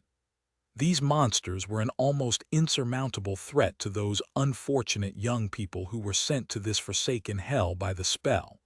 But by the standards of the Forgotten Shore itself, they were nothing but insects. A horde of parasites who fed on the crumbs left behind by the true masters of this place. What a depressing thought. This notion poured cold water on Sonny's pride over their achievement. Well, whatever. Soon, they were done with the gruesome job of fishing out the soul shards out of the dead spiders. While Nephi's was dividing the spoils among the members of the cohort, Sonny used the chance to dive into his soul sea and inspect the memory he had received during the battle. It turned out to be a cloak weaved from spider silk. Judging from the description, the cloak could provide him with a small amount of protection against physical attacks, simple by virtue of being very hard to piece. Without thinking too much, Sonny fed the cloak to the Stone Saint. It was just a Tier 1 memory, so no amount of protection it could provide would be of any help in this damned place. He would also rather kill himself than go into a battle while wearing a cloak. There were easier and less painful ways to die. Plus, it was white. Didn't exactly go along with the dark gray fabric of the puppeteer's shard, not to mention being a hindrance to anything having to do with stealth. The stone saint absorbed another shadow fragment at least, receiving his share of the soul shards and entrusting them to Effie, who had more than enough space in her enchanted bag. Sunny glanced at Nephi's. Changing Star was looking at the sun, calculating something in her head. After a few moments, she sighed and said, "We still have some time. Let's explore the nest before ascending the statue." Sunny grinned. As an amateur explorer, this was exactly what he wanted to hear. The nest was formed by endless wires of the strange metal web and resembled a vast sphere. It was built around one of the legs of the stone colossus, effectively blocking the path to the bridge. The entrance was situated high above the ground and extremely wide. Looking at the diameter of that hole gave Sunny an understanding of just how big the spider matriarch had been. He shivered. The second lord of the castle had been a very powerful individual. Sunny didn't even want to imagine what the battle with the giant arachnid must have looked like. Inside, it was dark and damp. Drops of black water were falling from above, creating an ominous melody. Peering into the darkness, Sunny suddenly stumbled and froze for a moment. This, he didn't expect. Chapter 224. Pyre inside the giant nest of spiderwebs. A desiccated corpse of the colossal matriarch lay shriveled on the floor, its iron carapace shattered by some devastating blow. The creature was long dead, but the sight of it was still terrifying. The vast abdomen of the brood mother, however, appeared to have been severed much later than her fatal battle against the lord of the bright castle. It almost looked as if it was torn apart from within. Inside the terrifying wound, Sunny noticed the shattered remnants of 5 giant, metallic eggs. The size of them was about the same as that of the 5 monstrous fallen beasts that had destroyed the original stone saint and her brethren back in the Dark City. So, that was where they came from. Looking away with a shiver, Sunny noticed numerous cocoons of spiderwebs attached to the walls of the nest all around the dead matriarch. Inside them, withered carcasses of nightmare creatures of all shapes and sizes were preserved in a strangely good condition. This was a true museum of terror. The nightmare creatures appeared as though they were kept alive inside the cocoons for a long, long time before finally succumbing to death and turning into mummified corpses. Perhaps the abominable spiders stored them there for later consumption. Or not. Noticing a few cocoons that had been broken open and what was inside of them, Sunny had to try hard to stop himself from vomiting. The iron spiders did not use the monsters caught in the cocoons for food. They used them as incubators. The creatures in the broken cocoons had been devoured from within. A few of them still had hundreds of small, moist eggs embedded into their flesh, with embryonic spiderlings moving weakly behind the slightly transparent shells. Curse. It all, damn these spiders, damn the labyrinth, damn the forgotten shore, and especially damn the damned nightmare spell that had brought him here. Sunny suddenly felt tired of this long, feverish, never-ending nightmare he had found himself in. But the worst was still to come. He was the first to notice it. With a dark grimace suddenly appearing on his face, Sunny called out to his companions. Then he led them deeper into the nest, where, attached to the wall, hung a cocoon that was different from all the others. Because this one hid a rough silhouette of a human body, the 6 of them stood somberly around the cocoon, each consumed by their own dark thoughts. Finally, Nephi's turned her head to Castor and said, "Can you sword cut it open?" With a short nod, the proud legacy summoned the enchanted giant and took a step forward. Approaching the cocoon, he stopped and hesitated for a few moments. "Be careful." Glancing back at Changing Star, Castor lingered for a second, and then faced the cocoon with grim determination written on his face. As ghostly green light emanated from the blade of his sword, he swung it with the graceful precision of an expert swordsman. The tip of the giant cut through the metal wires of the cocoon, splitting it open. A shriveled human body fell to the floor, making the legacy jump back. Nephi's, Castor, and Sonny stared at it, their faces pale and full of ghastly resentment. Then Sonny bent over and emptied the contents of his stomach. This was just too much. The young man whose corpse they found in this harrowing place did not die an easy death. In fact, being eaten alive from the inside by 100 of tiny nightmare creatures was probably the worst fate imaginable. At least Sonny couldn't think of anything worse. But even worse still, he recognized the dead sleeper. His face was strangely intact, with an expression of horrifying agony frozen on it forever. Despite the overall condition of the corpse, Sonny knew who it was just from one look. It was the young man who had attended the academy with them, the one who had called him a shorty when Sonny first approached Castor to create the impression that he was a boastful lunatic. Looking at their condition, Effie frowned. "Did you guys know him?" After a few moments of silence, Castor slowly nodded. "Yes. His name was Stephen. He was the youngest heir of the Pandavar clan." Stephen, Sonny had not even bothered to learn the name of this arrogant young man back when they were preparing to venture into the dream realm at the academy. In fact, he had really disliked him, and for a good reason. But looking at the hideous, terrifying corpse in front of him, he had forgotten all about it. Sonny would never wish this fate on anyone, let alone one of his fellow students. Slowly, a solemn mood overtook the cohort. They had already known that the other 3 sleepers sent to the Forgotten Shore this year never made it to the Dark City, which meant that they had perished somewhere in the labyrinth. However, finding one of them served as a stark reminder of how fragile their own lives were. Who knew what would happen to them in the future? If not today, death could be waiting for them tomorrow. Perhaps years from now, it would be their corpses that someone would stumble upon by accident. Sometime later, Nephi's gritted her teeth and turned away. Then she said, her voice suppressed and hollow, "We need to leave. The sun is setting." Her words broke the silence and brought everyone back from their grim reveries. Castor lingered for a few minutes, then spoke in a hesitant tone. Aren't we going to bury him?" Changing Star shook her head. "There's not enough time. I also don't want anyone touching the bodies infected with these eggs. It's too dangerous." The members of the cohort looked at each other. No one had a reasonable objection, but it felt wrong to just leave their fellow human here. Finally, Nephi sighed. A complicated expression appeared on her face, and then she said, "All right, go. I'll catch up with you guys later." Sonny stared at her for a few moments and then slowly turned away.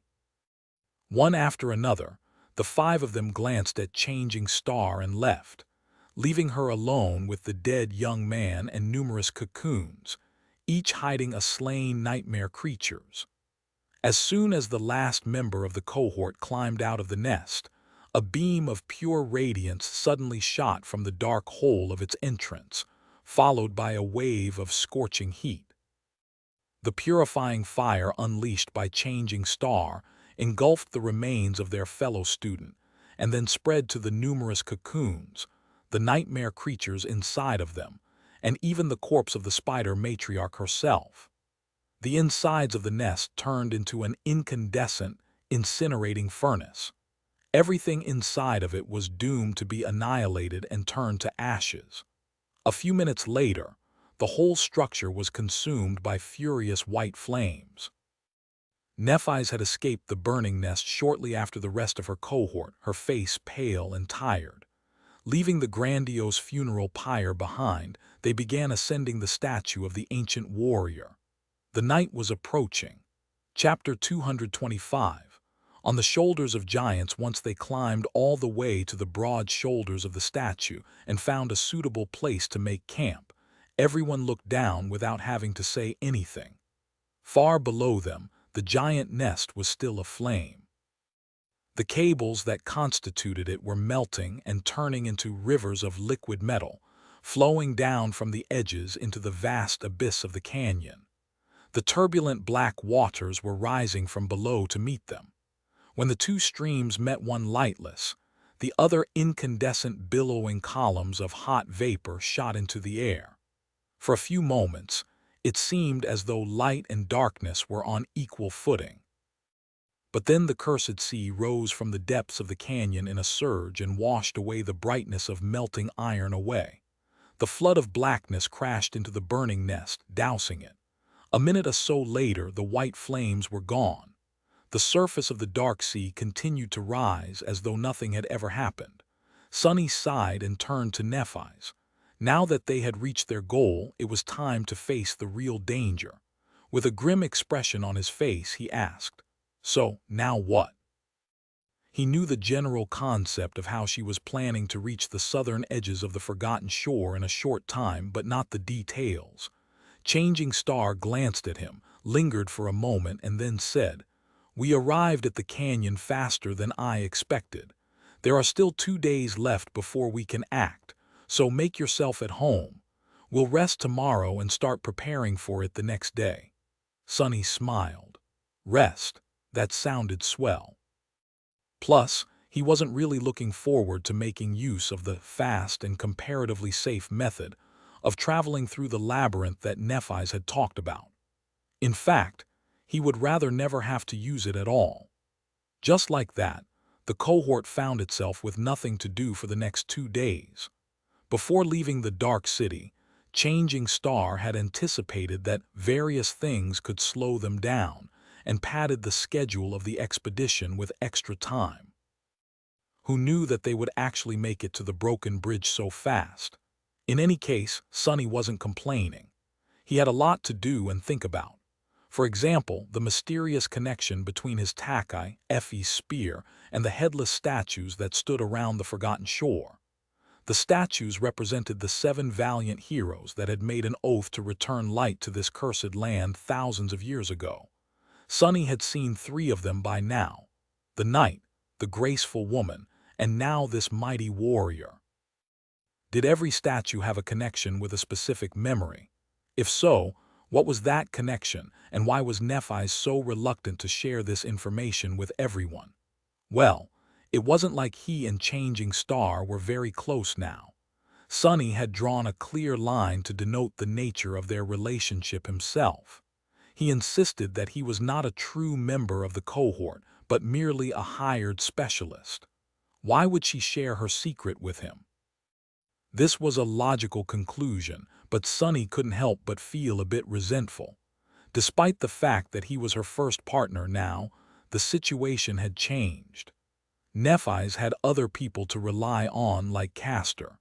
So why would she say that Sonny was the only person she trusted on the forgotten shore except for Cassie, and then hide her technique from Castor? Everything felt so complicated. In any case, there was an invisible line drawn between the core members of the hunting party and the outsiders Sonny and Kai. No one consciously avoided them, but it was clear that the line existed. When all was said and done, the 4 true members of the cohort preferred each other's company. That's why Sonny and Kai ended up spending a lot of time together, chatting about this and that, and generally having a nice time. Honestly, Sonny couldn't complain. As far as companions went, the charming Archer was not the worst option. Plus, their conversations were extremely entertaining. Kai had a lot of fun stories about his life as a celebrity, while Sonny had plenty of macabre anecdotes about his life in the outskirts. Their life experiences were so vastly different that it was almost as if they were from different worlds. As a result, both felt like they were listening to fictional stories about some strange and fantastical land that they had never heard about before. Sonny spent the rest of his time training with the sword, trying to turn shadow dance from an ethereal concept into a practical set of core principles. The progress was painfully slow, but now there was progress at least. He was having so much trouble because his chosen battle style was so strange and elusive. Unlike most styles, which started with certain movements and steps, this one was supposed to imitate any movement and any step instead of introducing its own.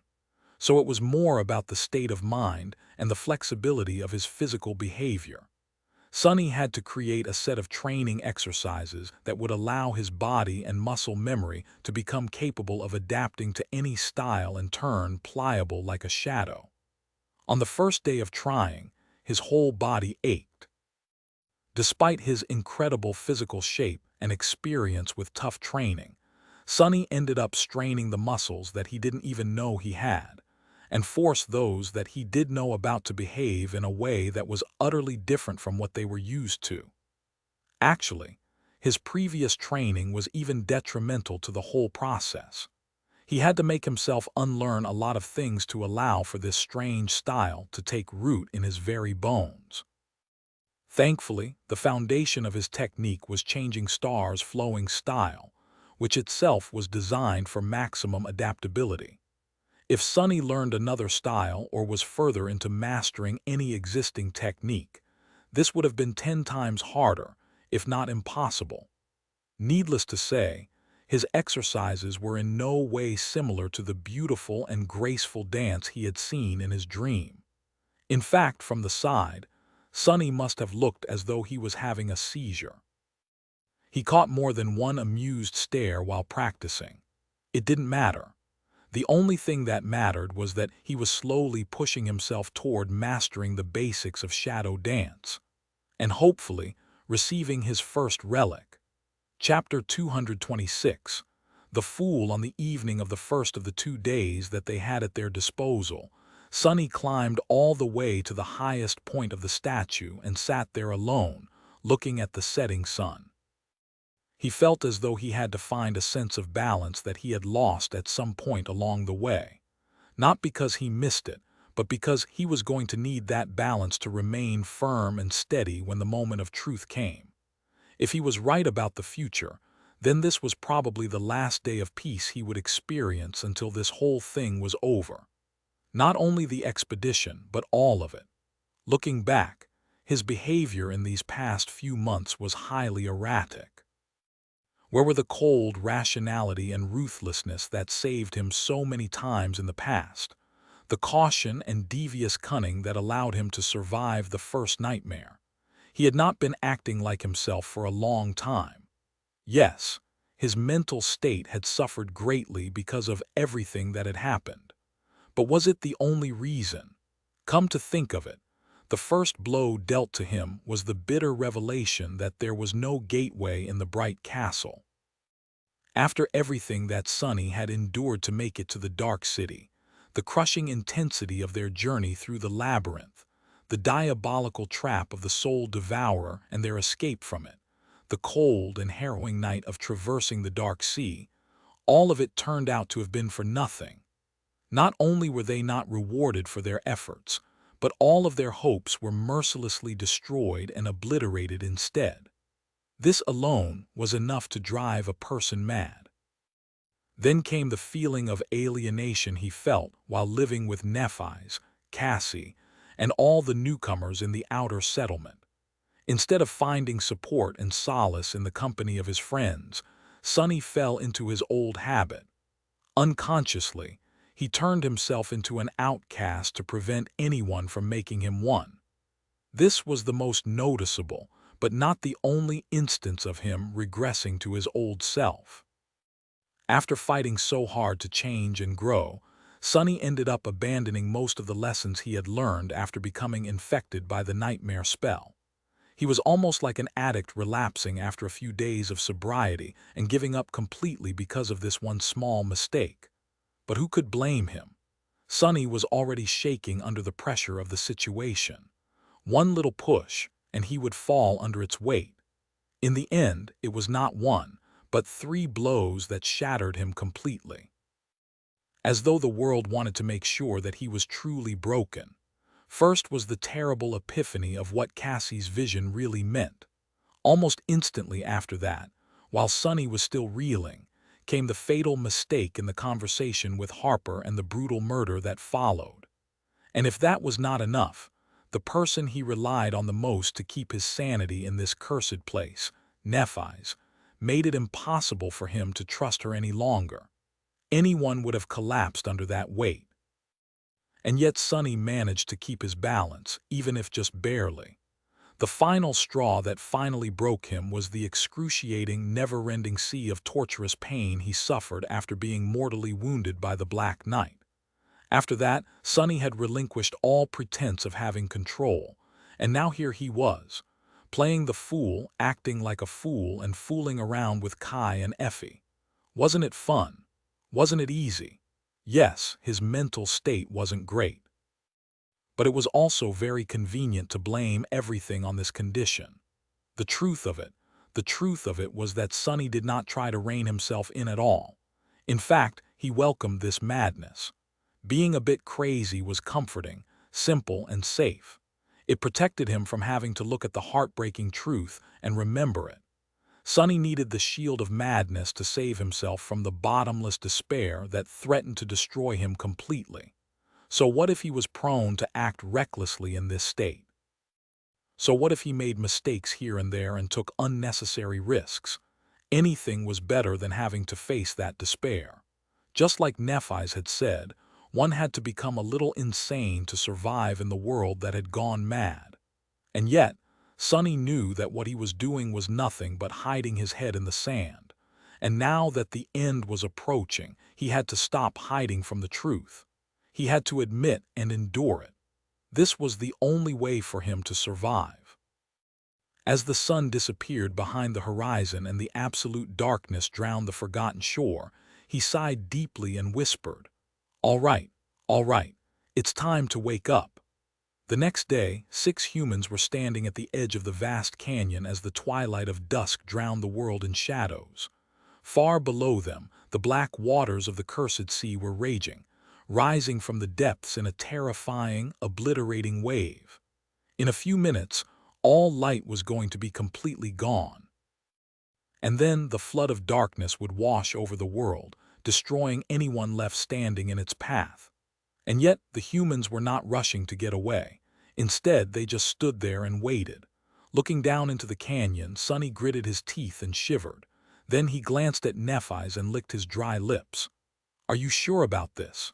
Changing Star did not spare him a look and simply nodded.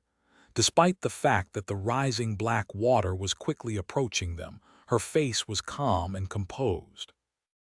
A moment later, the last vestiges of sunlight disappeared, leaving them in utter darkness. The silence that surrounded them was broken only by the sound of waves rushing against the walls of the canyon, getting closer and closer. "Prepare yourselves," Sonny sighed. "Here we go."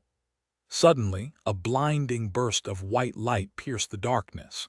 Holding the incandescent sword in her hand, Nephis closed her shining eyes for a second, and then raised the sword high above her head, as if calling the monsters of the depths to come take her. Chapter 227. Comparatively safe, the embrace of impenetrable darkness was broken by the furious white light of Changing Star's incandescent sword. Illuminated by it, 6 people were standing on the shore of a raging river. Their faces were pale and grim. The canyon had disappeared, consumed by the rising surge of the black water. Now, the cursed sea was flowing over its edges, ready to swell and flood the narrow passages of the great labyrinth in an unstoppable wave. Sonny felt cold water wash over his feet and shivered. The rest of the cohort reacted exactly the same. Even Kai, who could escape into the lightless skies at any moment, seemed to be deeply unnerved by the closeness of the encroaching sea. Among the 6 of them, only 3 had truly experienced the perils of this dark abyss. They knew that the real dread came not from the sea itself, but from the terrors that hid in its cursed depths, like the host of whispering voices that they had heard beneath the branches of the soul tree, or the gargantuan creature that had almost cost Nephis her life. However, Sonny was not going to make a remark to educate the rest of the cohort. After all, what they were trying to do right now was to summon one of these terrors from below, one that was different from all the others. Sonny. Peering into the darkness, he lingered. "I don't see anything yet." The water was already to his shins and rising swiftly. Sonny grimaced and struggled with the desire to turn around and run away without looking back. If he was fast enough, if he was lucky enough, he could still make it to the giant statue before the torrent of darkness drowned him under its crushing weight. Instead, Sonny glanced at Nephi's and Cassie. The blind girl had glimpsed this secret of the forgotten shore in her visions and shared it with Changing Star. Changing Star had devised a plan to make use of it. Both of them were confident that they were going to succeed. So he was going to be confident too. Sonny didn't fully trust either of his former companions, not anymore, but he trusted their judgment. Just as that thought appeared in his mind, there was a subtle movement at the edges of his vision. Turning his head, Sonny stared into the darkness and trembled. "It's here." Out there in the distance, a massive shape was moving through the waves, attracted by the light of Changing Star's incandescent blade. The sea seethed and swirled around it, the black mass of water easily pushed away by the approaching creature. Nephi's gritted her teeth and somehow made her flames burn even brighter, forcing the darkness to retreat another dozen steps. "Get ready." A few moments later, the furious sounds of a massive body moving through the dark water reached their ears. The creature was a true giant, easily towering above the waves even though it was walking on the bottom of the canyon. Well, no surprise. Full of terror and awe, Sonny watched as the thing they were waiting for came closer. Soon he could discern the general shape of it. Two hills that rose above water were its shoulders, and right between them, where the head should have been, there was nothing but emptiness. There were 7 headless statues on the forgotten shore, but only 6 marks on the map created by Nephi's. Not because she had failed to learn of the 7th one, but because the 7th statue never stayed in one place for too long. And now, that stone colossus was walking through the flooded canyon, his shoulder scraping against one of its walls. The wide chest of the headless giant pushed the water away, creating whirlpools in his wake. Raising one colossal arm, the statue easily destroyed the protruding remnants of the ancient bridge that got in its way. The debris rained into the black waves, disappearing into them without a trace. This was their fast and safe comparatively method of traveling to the edges of the forgotten shore. Truly insane, Sonny thought, stunned by the sheer scale of everything that was happening. Come to think of it, it was really ironic. The next day after he had decided to return to some semblance of sanity, something this crazy was about to transpire. It was as though the whole world was mocking him. Shaking his head, Sonny turned to the cohort and yelled, "He's coming!" The black water was already to their knees. The members of the cohort tensed and prepared themselves for what was about to come. They only had one chance to do this. Failure meant death. A few moments later, the massive shape of the stone colossus entered the circle of light created by Nephi's. Its shoulders rose above the waves, close enough to the now invisible shore of the flooded canyon for them to see every tiny crack on the surface of the weathered stone. Now wasting any time, Changing Star ran forward and jumped. A moment later, the blade of her sword hit the surface of the statue and slid deep into it, as if melting the ancient stone. Using the sword as purchase, Nephi started to climb to the giant's shoulder. The other members of the cohort were following closely behind her. Kai was carrying Cassie in his arms, flying to the top of the colossus with no problem at all. Castor seemed to simply disappear and appear a moment later on the giant's shoulder, standing side by side with Changing Star. Only Sonny was having trouble. With him not being very tall and the water level rising with each second, he found it hard to gain enough momentum for a proper jump. Damn, how irritating. However, before he could come up with a solution, Effie simply grabbed him by the collar and tossed Sonny into the air. What? For a few short moments, Sonny was flying. All he could hear was wind whistling in his ears. Then he landed on top of the giant statue, rolled, and barely prevented himself from falling back into the cold embrace of the dark sea. Before he could even stand up, the mighty huntress landed near him and grinned. Such a light! However, before she could finish the phrase, the stone colossus moved, making everyone stumble and fall. Leaving the ruins of the bridge behind, he turned around and indifferently began walking away from it. He was walking south. Chapter 228. Crossing the canyon, the stone colossus wandered the forgotten shore aimlessly for thousands of years. Cassie did not know what power had brought him to life, nor what he was searching for in the depths of the dark sea. She had seen a vision of the headless giant passing the ruins of the ancient bridge on a certain day, and then traveling south to the very edges of this desolate land. She also knew that the leader of the cohort that had conquered the bright castle pursued the seventh statue across the labyrinth for a long time before leaving on his doomed journey. His reasons for doing so were, presumably, unknown. Sonny wasn't sure that the blind girl had told him the whole truth about the wandering colossus. In fact, he was certain that there was a deeper layer of secrets surrounding the seven ancient statues and their importance to the riddle of the forgotten shore. However, he was in no hurry to hunt these secrets down. Sonny knew that all three of them, Nephi's, Cassie, and himself, were bound together to this cursed place. The strings of fate were wrapped around them tightly, stretching far into the future, where the final revelations waited. He was going to learn the truth sooner or later. Until then, Sonny was content knowing no more than he needed to know. The stone giant walked across the dark sea, cutting its surface with his wide chest. The 6 humans were gathered on the circular platform of his severed neck, pressing themselves against the swaying stone. The cold water was spraying into their faces, and the furious winds were threatening to throw them off the moving statue into the deadly waves below. Nephi's had long extinguished her flames, so they were surrounded by absolute darkness.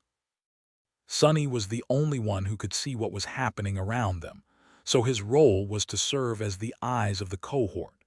Using the strength of the shadow to hold onto the slippery stones, he looked forward with a grim expression on his face. Currently, there was only one thought on his mind. Were they going to make it in time? The colossus was swiftly approaching the other side of the canyon. Sonny could identify it by the remnants of the ancient bridge that were still above the turbulent black waves. However, the water level was rising much faster. Sonny, looking toward Effie, who called out his name, he lingered for a few moments and then yelled, "Prepare yourself. We're going to be underwater for a couple of minutes at least." A chorus of curses served as the answer. Unseen by anyone, Sonny smiled darkly. This was going to be his second time diving into the dark sea. Wasn't this how Gunlog had begun his journey to the throne of the Dark City? Maybe Sonny would be a king himself one day. Now the black water rose higher and higher. The shoulders of the giant were already submerged in its lightless depths. The circular platform was going to be next. They were so close to the shore. As the stone colossus moved across the bottom of the canyon, the platform rose and fell. After another fall, it was finally lost beneath the waves. The cold, salty water crashed into them and then swallowed the entire world. The members of the cohort desperately held onto the cracks in the stone, trying to prevent themselves from being washed away by the raging current. No one would be able to save them if they were. Sonny closed his eyes, knowing that he would not be able to see anything through the impenetrable darkness of the cursed sea. Instead, he relied on his shadow sense, hoping that it was going to help him feel if something approached them from the depths. Now all Sonny had to do was hold tight and hope that the headless giant would reach the shore of the canyon before he ran out of breath. Thankfully, everyone present was strong and powerful. Their physical form was either at the pinnacle of human ability or slightly above it. Several minutes underwater were not going to kill them, most likely. Placating himself with this thought, Sonny waited and waited and waited, struggling against the terrible current with all his strength. At some point he thought that he sensed an unclear shape swim close to the walking statue, but then the sensation disappeared. Any second now, any second. But the relief he was so desperately waiting for was not coming for far longer than Sonny had expected. Soon, his lungs began to burn and his muscles began to spasm. Damnation! If he was having trouble, then others must have been in far worse shape. After all, oxygen traveled through human bodies with blood, and their blood had not been altered and comprehensively enhanced by the forbidden legacy of the mysterious Weaver.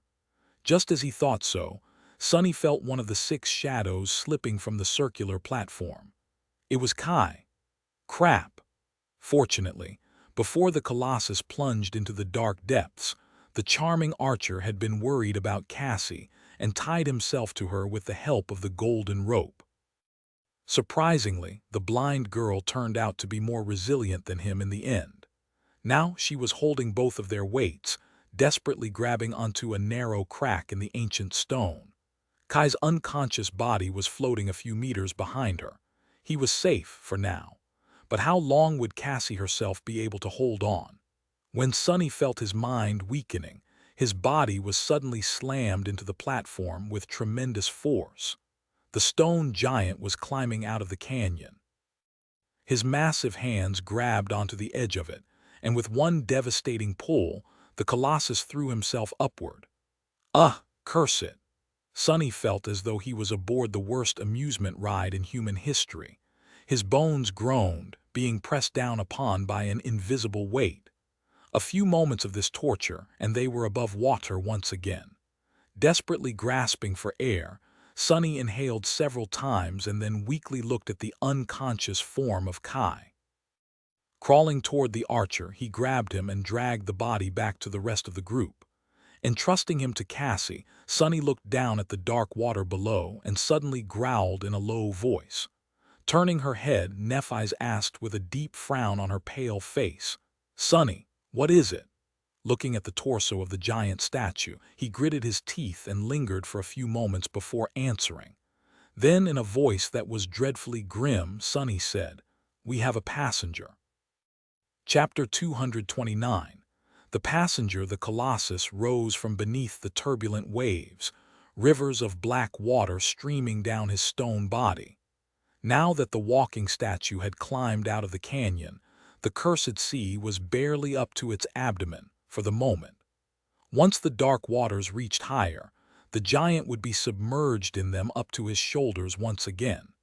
Sonny had to get rid of the unwelcomed passenger until then.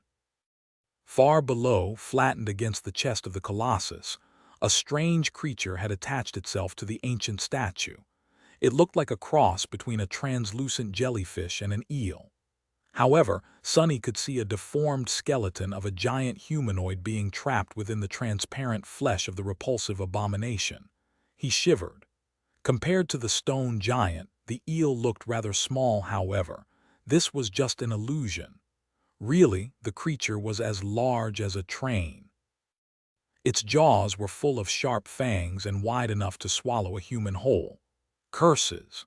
If there was one good thing about the situation, it was that the eel did not seem to be a corrupted nightmare creature, but merely a fallen one. Perhaps it survived in the cursed sea by attaching itself to the true terrors of the depths and feeding off the remains of their prey. As soon as Nephi spoke, Sonny noticed long feelers of the creature tremble and move, as though reacting to the sudden sound. The eel turned its head slightly in their direction. When he answered, the feelers rippled once again, and the monstrosity turned its head once more, this time staring directly at Sonny. Crap! A moment later, translucent tentacles appeared from beneath the abomination's body and shot up, finding cracks in the weathered stone and pulling it toward the neck of the Colossus. Where the cohort was, Changing Star must have felt something, because tiny white sparks suddenly ignited in the depths of her eyes. Sonny put a hand on her shoulder and shook his head. Don't. Stone giant or not, lighting a beacon in the middle of the cursed sea was not the best of ideas. Now that it had escaped the confines of the canyon, the real horrors were out and about.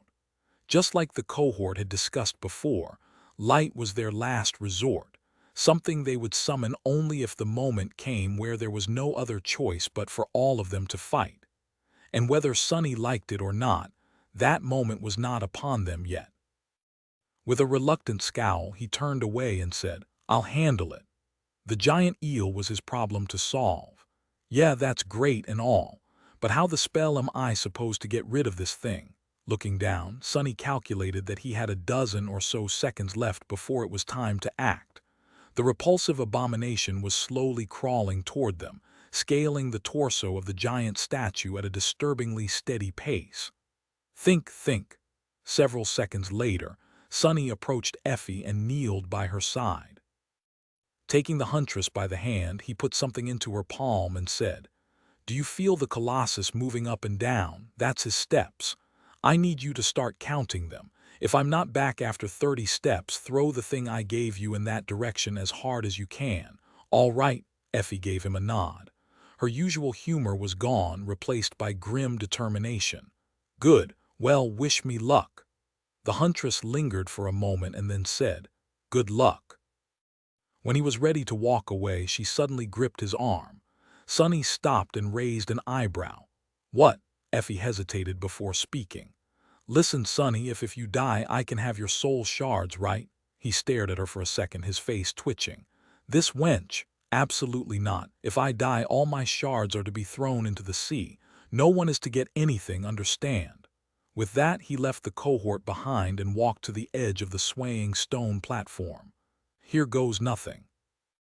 Jumping down, Sonny slid to the giant's shoulder and caught himself from falling all the way into the raging waves by grabbing onto a crack in the stone. To his right, the shoulder was slowly moving as the colossus swung his hand. To his left, a curved path of stone led all the way across the chest of the statue to its other shoulder. This curving path was, in fact, the collar of the giant's tunic, carved masterfully from stone by the unknown sculptor. Stepping on it, Sonny struggled to keep his balance on the swaying, slippery surface and hurried forward. Soon, he was directly above the climbing eel. The abomination was already close, allowing Sonny to discern every repugnant detail of its translucent giant body. What the hell? Why does everything have to be so disgusting? A moment later, he sighed. "Let's try this." Summoning the prowling thorn, Sonny gritted his teeth and cut his forearm, smearing some blood on the blade of the kunai. Then, he used all the strength he had in his body to hurl the dagger down. The prowling thorn spun in the air and hit the giant eel right in the place where its eye should have been. Sonny did not notice any visual organs on the creature's body, but on the deformed humanoid skull hiding beneath the flesh, that's where the eye socket was. The kunai wedged itself deep into the monster's head, causing a small fountain of crimson blood to erupt upward. Of course, such a tiny wound was nothing for a creature of this size. For a moment, everything became silent. Then, hundreds of slender tentacles suddenly exploded from the eel's flesh and shoot in Sonny's direction in a chaotic, slithering mass of translucent flesh. Damn it! Forced to dismiss the prowling thorn to avoid being thrown off the ledge, Sonny lunged forward. A moment later, the tentacles reached his previous position and crashed into the stone, sending shards flying into the air. Sonny kept running, knowing that the tentacles were just a second away from piercing him. The sounds of breaking stone were thundering just behind his back, getting closer and closer with each moment. The prowling thorn appeared in his hand once again. Reaching the end of the path and with nowhere left to run, Sonny cursed and jumped straight into the darkness. Chapter 230.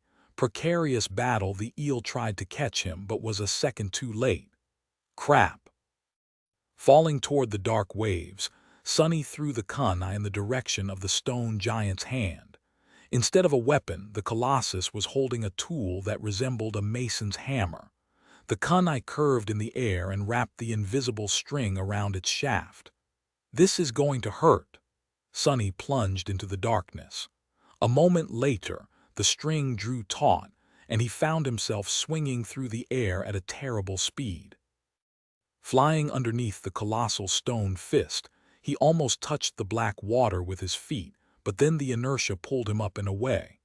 After a few seconds of weightlessness, Sonny landed on the hammer's head and let out a shaky breath. Without wasting any time, he dislodged the prowling thorn and pulled it into his hand, then wedged the dagger in a narrow crack on the surface of the giant hammer. Landing on it was one thing. Staying here, though, that was something else entirely. The Colossus was swinging his arms as he walked, so Sonny basically found himself on top of a giant pendulum.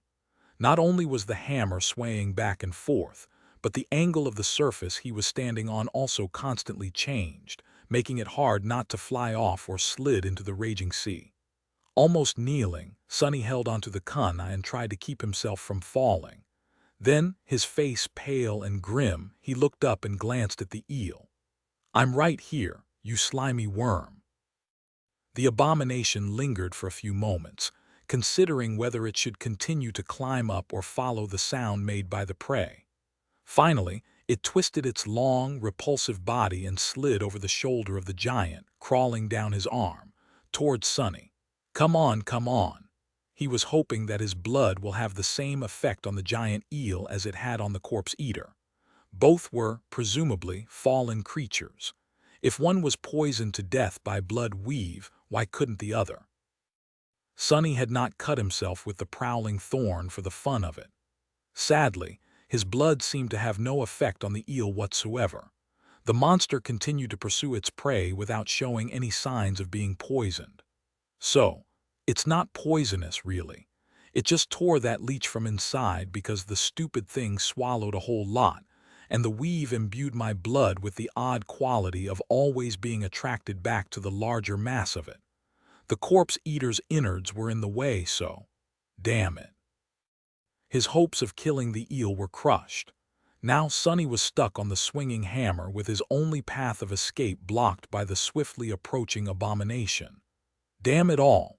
Letting go of the kunai, Sonny summoned the midnight shard and slashed at the slender tentacle that approached him.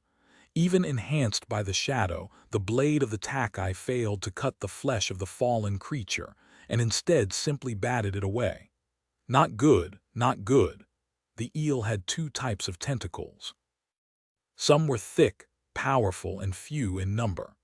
These ones were used to push its massive body forward and hold onto the swinging arm of the Colossus. The other tentacles were slender, long, and numerous. These were the ones that Sonny now had to dodge and fight against. The closer the eel got, the more tentacles assaulted Sonny from all sides. Dodging and deflecting them while maintaining his balance on the chaotically swinging hammer was an almost impossible task. Luckily, Sonny had practiced the firm battle style of the Stone Saint and incorporated it into his own technique. Its steadiness and indomitability were translated through grounded footwork, which allowed him to plant himself on the stone surface of the hammer and refuse to be thrown off or moved even by an inch. Between choking breaths, Sonny couldn't help but think that Nephi's was right. The best fighters weren't those who were the strongest, but those who were the most adaptable. The foundational style he had learned from her had served him well on the streets of the Dark City. But if he had continued to follow it narrowly and neglected to add flexibility to his technique by incorporating the Stone Saint style into it, he would be dead by now. The dream realm was wild, unpredictable, and often defied logic. It threw all kinds of horrors at those unfortunate enough to step foot inside its vast expanse. Take this situation, for example. What kind of a person would imagine that, one day, they would have to fight a translucent eel the size of a train atop a walking stone colossus? Sonny certainly never expected to find himself in such a situation. Only a complete lunatic would. That's why adaptability was the most important trait an awakened fighter could possess. But even though Sonny had taken all the right steps, the seconds he had left to live were numbered. The onslaught of the slender tentacles was already too much for him to handle, and they were only growing in number. 28. With an inaudible sigh, Sonny allowed the shadow to slide off his body and rush toward the approaching eel. Instantly weakened, he gritted his teeth and tried to resist the attacking tentacles as best as he could. One of them hit against the blade of the midnight shard with tremendous force, sending it flying from his hand into the darkness of the night. The other hit him across the chest, causing Sonny to yelp in pain and roll back, almost sliding off the surface of the hammer. Catching himself at the last moment, he pushed away and rolled, barely avoiding being pierced through the chest by the third. He had nowhere to retreat anymore, but it was fine. 29. Back at the circular platform, Effie strained her muscles and hurled the thing entrusted to her by Sonny into the air. It was the ordinary rock. Flying away, the memory suddenly screamed, "30 steps!" Its loud scream caused the feelers on the eel's head to ripple. The giant creature suddenly turned its head in the direction of the noise, its terrifying maw opening in hunger. For a moment, it paid Sonny no attention. Its weight also shifted, leaning over the abyss of black water. Right then, a human shadow glided right in front of it, and 2 crimson eyes ignited in its depths. The stone saint stepped out of the shadow, which then instantly wrapped itself around the taciturn monster and filled her with immeasurable power. The shadow's sword flashed. Sonny wasn't trying to kill the eel. Despite all of the stone saint's might, she was too weak to slay something that abominable. He just wanted to sever one of the main tentacles that supported most of the eel's weight. Augmented with the power of shadows, the stone knight easily cut into the flesh of the eel and sliced one of the thickest tentacles apart. Losing its purchase, the repulsive creature shuddered and slid helplessly from the swinging arm of the colossus, falling into the turbulent black waves with a splash. Then it was gone, pulled away by the strong current. Sonny fell to his knees and drew in a deep breath. Then he said in a cold, raspy voice, "This ride ain't free, bastard. Next time, buy a ticket." Chapter 231. Stone giant Sonny remained on the swinging hammer of the colossus for a while, resting and trying to catch his breath. However, very soon the dark sea rose high enough to make his position perilous. With a deep sigh, he stood up and dislodged the prowling thorn from the stones. Waiting for the colossus to raise his hand, Sonny jumped down. The wind whistled in his ears, and a few moments later, he landed on the wrist of the giant in a roll. As soon as Sonny got back to his feet, the stone surface beneath plummeted down. Thrusting the kunai in another crack, he gritted his teeth and held on to his dear life. Soon, the ground he was standing on sloped down and then turned into a vertical wall, with nothing but the dark abyss of the cursed sea visible below. Hanging off that wall, Sonny cursed and waited for the colossus to bring his arm back up. When it finally happened, Sonny immediately dashed forward. He had several precious seconds before the pendulum swung again, and had to cover as much distance as possible with each swing of the giant's arm. Too slow, and the cursed sea would catch up to him. The closer he got to the elbow of the walking statue, the more inclined his path was. Eventually, Sonny had to climb instead of run. His hands were tired from fighting and supporting his weight, but he stubbornly continued moving forward and up. Once Sonny reached the elbow and climbed higher, the amplitude of the swinging reduced considerably. Now he just had to scale the vertical wall and reach the shoulder of the giant.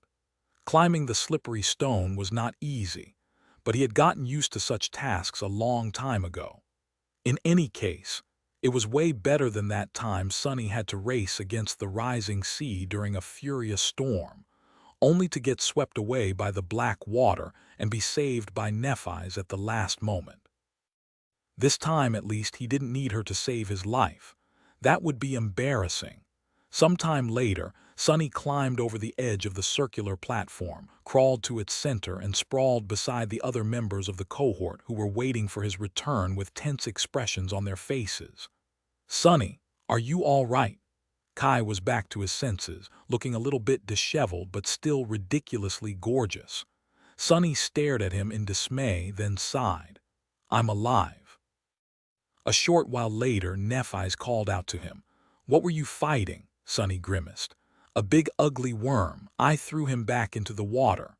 With that, he reluctantly sat up and looked at the surface of the dark sea, which was already flowing over the shoulders of the stone giant. Its surface was black and tranquil. No one was pursuing them, it seemed. "It's gone now, so rest up. I'll keep watch." He stayed awake until the break of dawn and then woke the members of the cohort.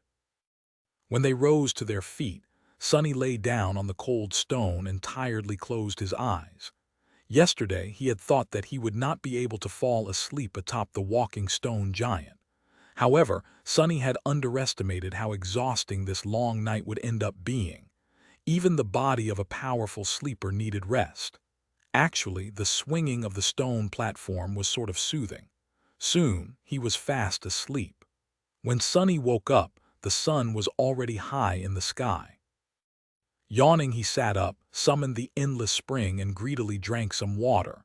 Someone had left a plate of food near him, so without thinking too much, Sunny picked it up and had himself a late breakfast. Ah, that hits the spot. Recognizing the taste of Nef's cooking, he glanced at their intrepid leader and smiled. It was nice to laze around while others were working. While Sunny was sleeping, the stone platform had transformed. Plates of iron stripped of the abominable spiders and stored in Effie's bag were inserted around its perimeter, with the golden rope strung between them as an improvised railing.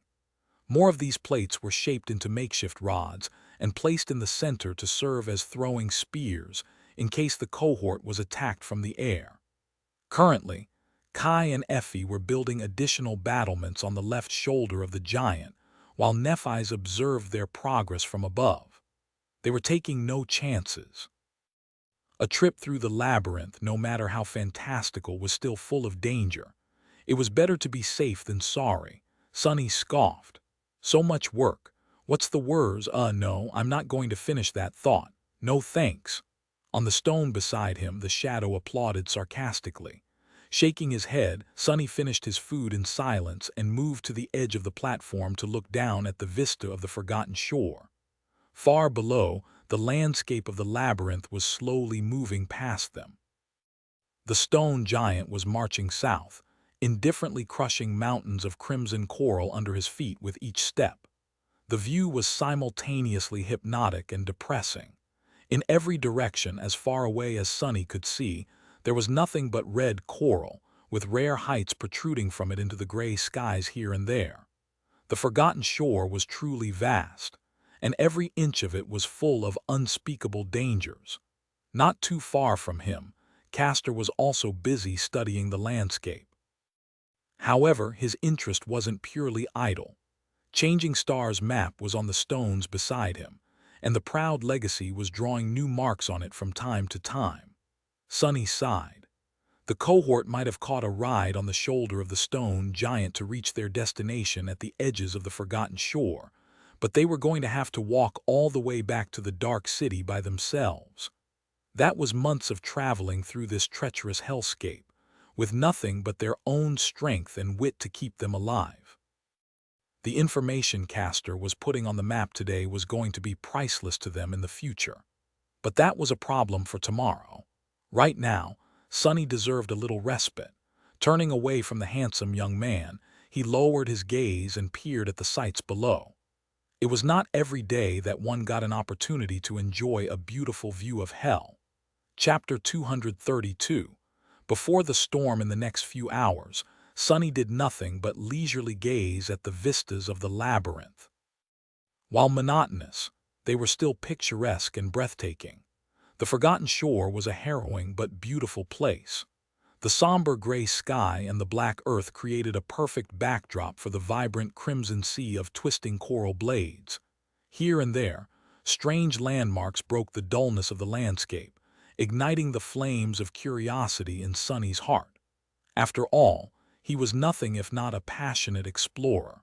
Provided, most of his explorations ended with something dying at the end of his blade. But still, out there in the depths of the labyrinth, Sonny saw many things that piqued his interest.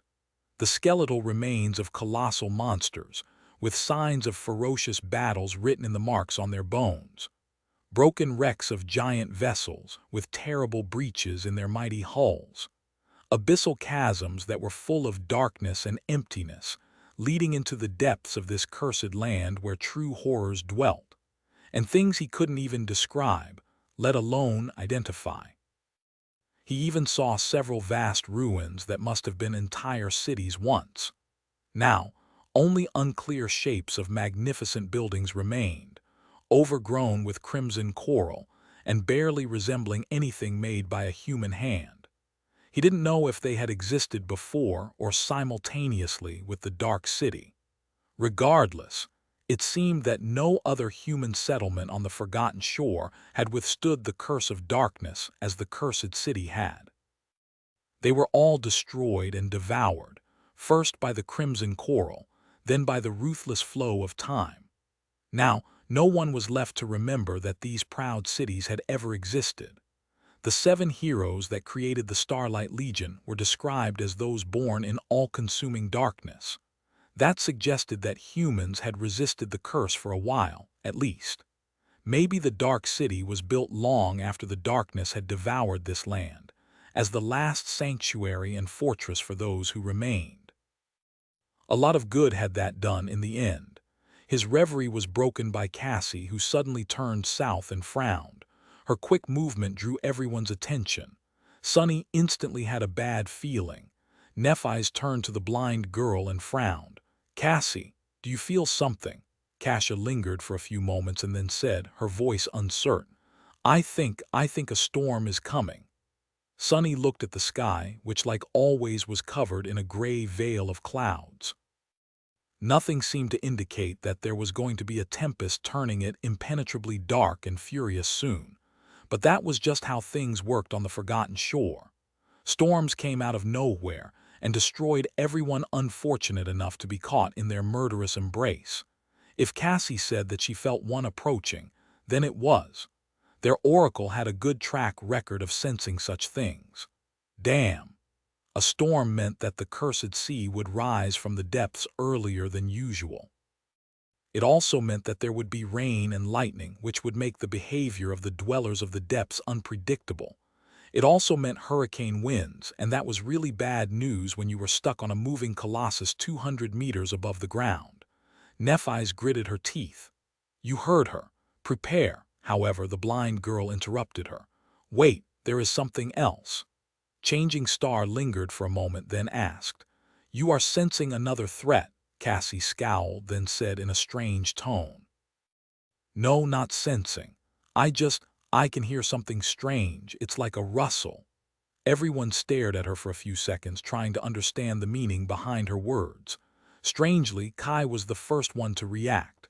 Suddenly pale, he spun around and summoned his bow. Before anyone could understand what was happening, something whistled in the air, and a dark shape forcefully crashed into the stone platform, smearing it with blood. A black arrow was protruding from its body. Sonny jumped out of the way and gasped, stunned by the force with which the monster impacted against the stone. It had to have been in a long dive before being pierced by Kai's arrow, mere moments away from snatching one of them away. The creature looked somewhat like a giant locust. Its body was covered in black chitin and comparatively small, no bigger than that of an adult human. Its wide wings were thin and transparent. As it convulsed in death throes, the wings moved, threatening to push the members of the cohort off of the platform. Nephi's dashed forward, grabbed the disgusting creature, and threw it down. Kai was already grabbing another arrow. There was an expression of panic on his face. Sonny blinked. Why is he panicking? The monster is all ready. As though hearing his thoughts, Kai glanced at the members of the cohort with wide eyes and yelled, "Swarms! These fiends hunt in swarms. Get ready." Before he could finish, Sonny was already summoning the Midnight Shard and the Stone Saint. Dead. By now, everyone could hear the rustling sound Cassie had told them about. It seemed to be coming from nowhere, surrounding them like a wave. For a few moments, nothing happened. The members of the cohort tensely stared up. Why? Suddenly, a black dot appeared in the gray clouds and swiftly fell down, covering the distance to the neck of the colossus almost instantly. Before it could attack, though, Effie's spear collided with it.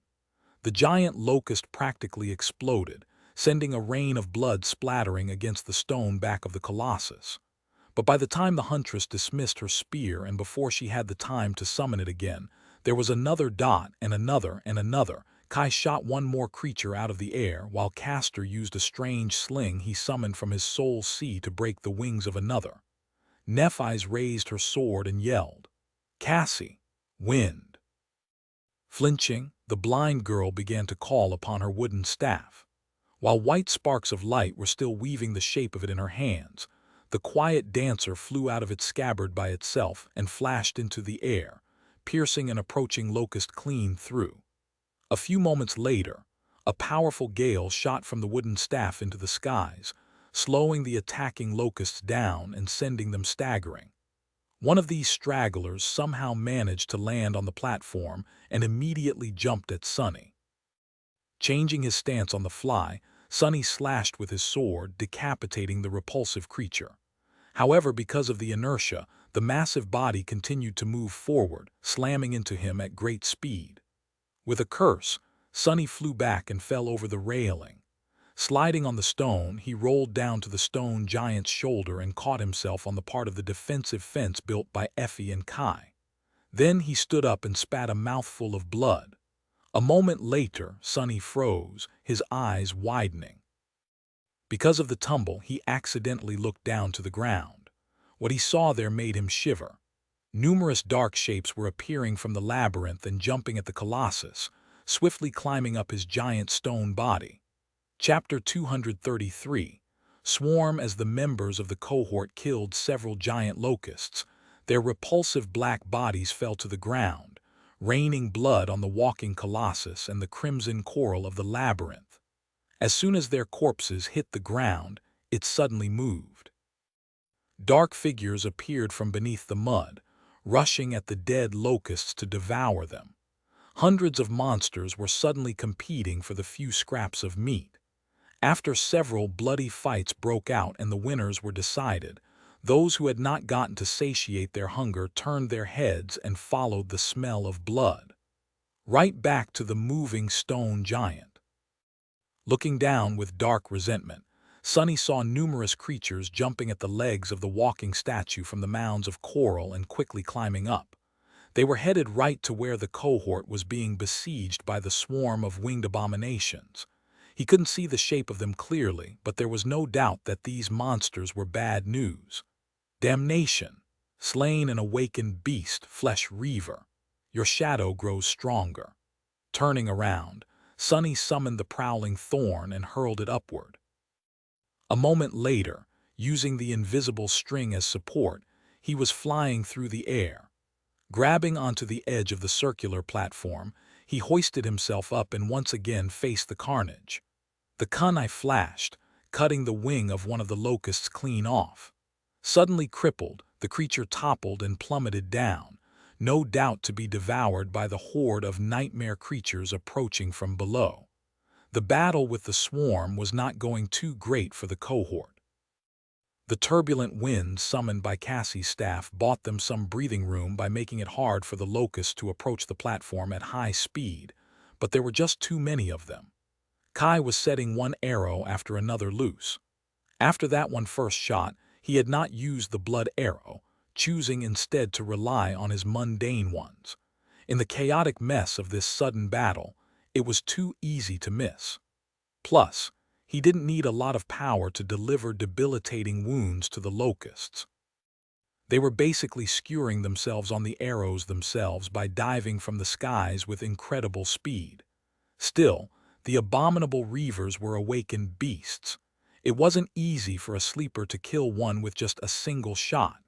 Just as Sunny grabbed the kunai and spun to avoid a glancing blow from one of the creatures, another one landed on the platform. 2 arrows were sticking from its cracked chitin, but the locust was still alive. Not for long, though. Just a moment after the repulsive bug landed, Neff's sword flashed through the air, slicing it in half. Sending the mangled body off the platform with a powerful kick, Changing Star turned to Kai and yelled, "Don't try to kill them. Break their wings." With a sudden light of understanding in his eyes, the archer changed his approach. Indeed, that made sense. The members of the cohort didn't need to slay the locusts. They just needed to make it so the flying scourges weren't able to reach the stone platform. Effie, meanwhile, did not need this advice. Everything she hit simply exploded into a disgusting puddle of bloody goo. The problem the huntress faced was that there was no powerful range weapon she could use. Her beautiful spear was not really suited to be thrown that often. The memories were created from soul essence. Once a memory was dismissed, that essence returned to the core of the awakened that had summoned it. However, if it was too far away from them, the essence was simply wasted unless the memory had a special enchantment like that of the blood arrow. The essence wasn't lost forever, as it would slowly accumulate inside the soul core until the peak capacity was reached once again. But this process took time, so one could not endlessly throw their memories at the enemy during a battle, especially not once they reached a rank where managing one's soul essence was of higher importance. Effie had not reached such a rank yet, but she was still limited by that principle. That's why she resorted to using makeshift darts fashioned out of plates of spider iron.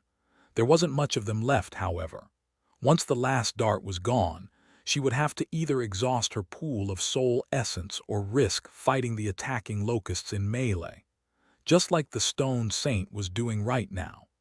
As Sunny rushed toward Nephi's, he noticed the shadow lowering her shoulder and raising her shield.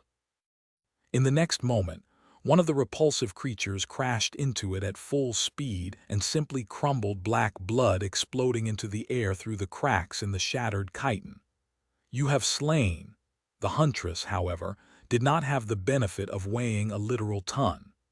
Despite her graceful appearance, the saint was made out of stone, and stone was much heavier than flesh. It was also much harder to rip and slice apart. Once Effie was forced to fight the locusts with nothing but her spear and shield, her life would be in real danger. Curses, curses, curse it all. Swiftly approaching Changing Star, Sunny kicked a disgusting piece of a killed creature off the platform and yelled, "We have a problem." Nephi sharply looked at him and scowled. "What?" Sunny hesitated for a moment and then gestured down. "There's a couple of hundred labyrinth creatures crawling all over the Colossus. They'll be here pretty soon." Nephi gritted her teeth, then glanced at the members of the cohort. Cassie was holding the wooden staff, sending powerful bursts of wind into the sky to slow down the attacking swarm. The quiet dancer was flashing through the air, protecting her from the locusts to the best of its ability. Castor was spinning his strange sling, aiming at the wings of the repulsive creatures. His face was calm and grim. Everyone was barely holding on and one mistake away from death. With a dark look in her cold gray eyes, Nephi looked at Sunny. Then she said, "Come with me then." Chapter 234, Horde briefly giving Castor a few instructions, Nephi walked over to the edge of the platform and looked down. When she saw the numerous creatures climbing the stone giant, a grim expression appeared on her face. Sunny weighed the prowling thorn in his hand and asked, "So what's the plan?" Changing Star glanced at him and smiled darkly. "What else? Kill as many as you can." With that, she jumped down and landed softly on the shoulder of the Colossus. With a sigh, Sunny followed. Figures. A moment later, they separated. Nephi dashed to the opposite side of the moving statue, running on the wide stone path of its collar. She was going to try and deal with those creatures that were climbing the front and the left side of the giant. Sunny was going to have to stop those coming from the right and the back. He wasn't sure that just two of them were going to be enough to cover all that space, but they didn't have a lot of choices. Sunny and Nephi at least had the high ground advantage against the enemy. Those fighting against the swarm of monstrous locusts, however, did not. The cohort couldn't spare anyone else for this task. Looking down, he was finally able to discern the shape of the attacking labyrinth dwellers. They looked like massive primates covered in dirty, gray fur. Their arms were strong and muscular, easily pulling their heavy bodies up the ancient stone surface. Each had a mouth full of sharp teeth, with two curved tusks protruding from it, as long as daggers. The most disturbing fact about these beasts was that there were crimson flowers growing from within the bloody gaps in their flesh.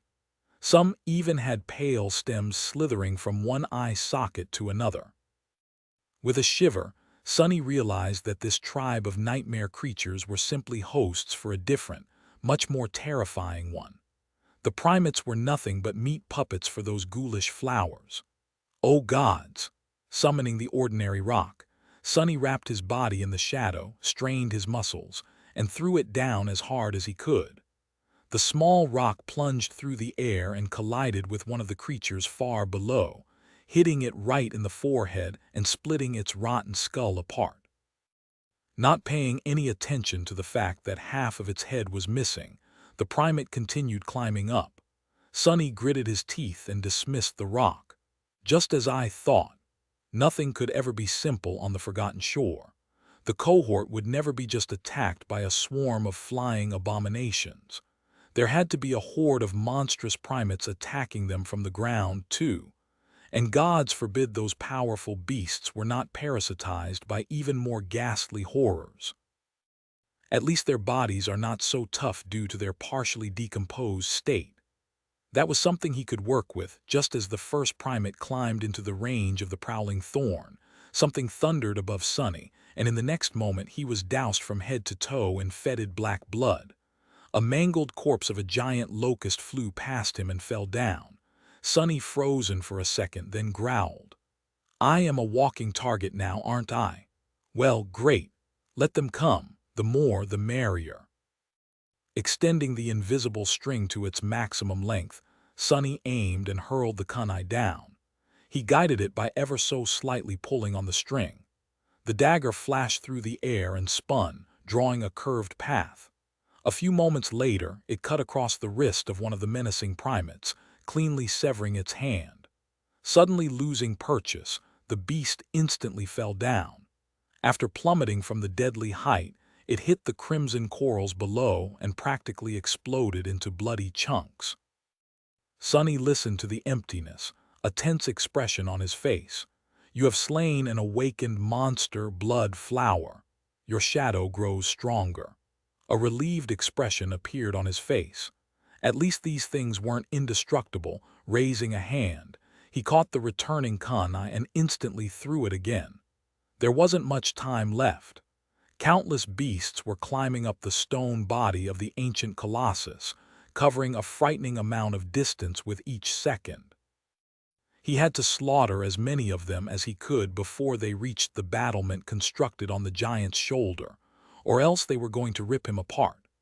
In the next few minutes, Sonny did nothing but control the prowling thorn as it flew through the air, cutting through flesh and bone alike.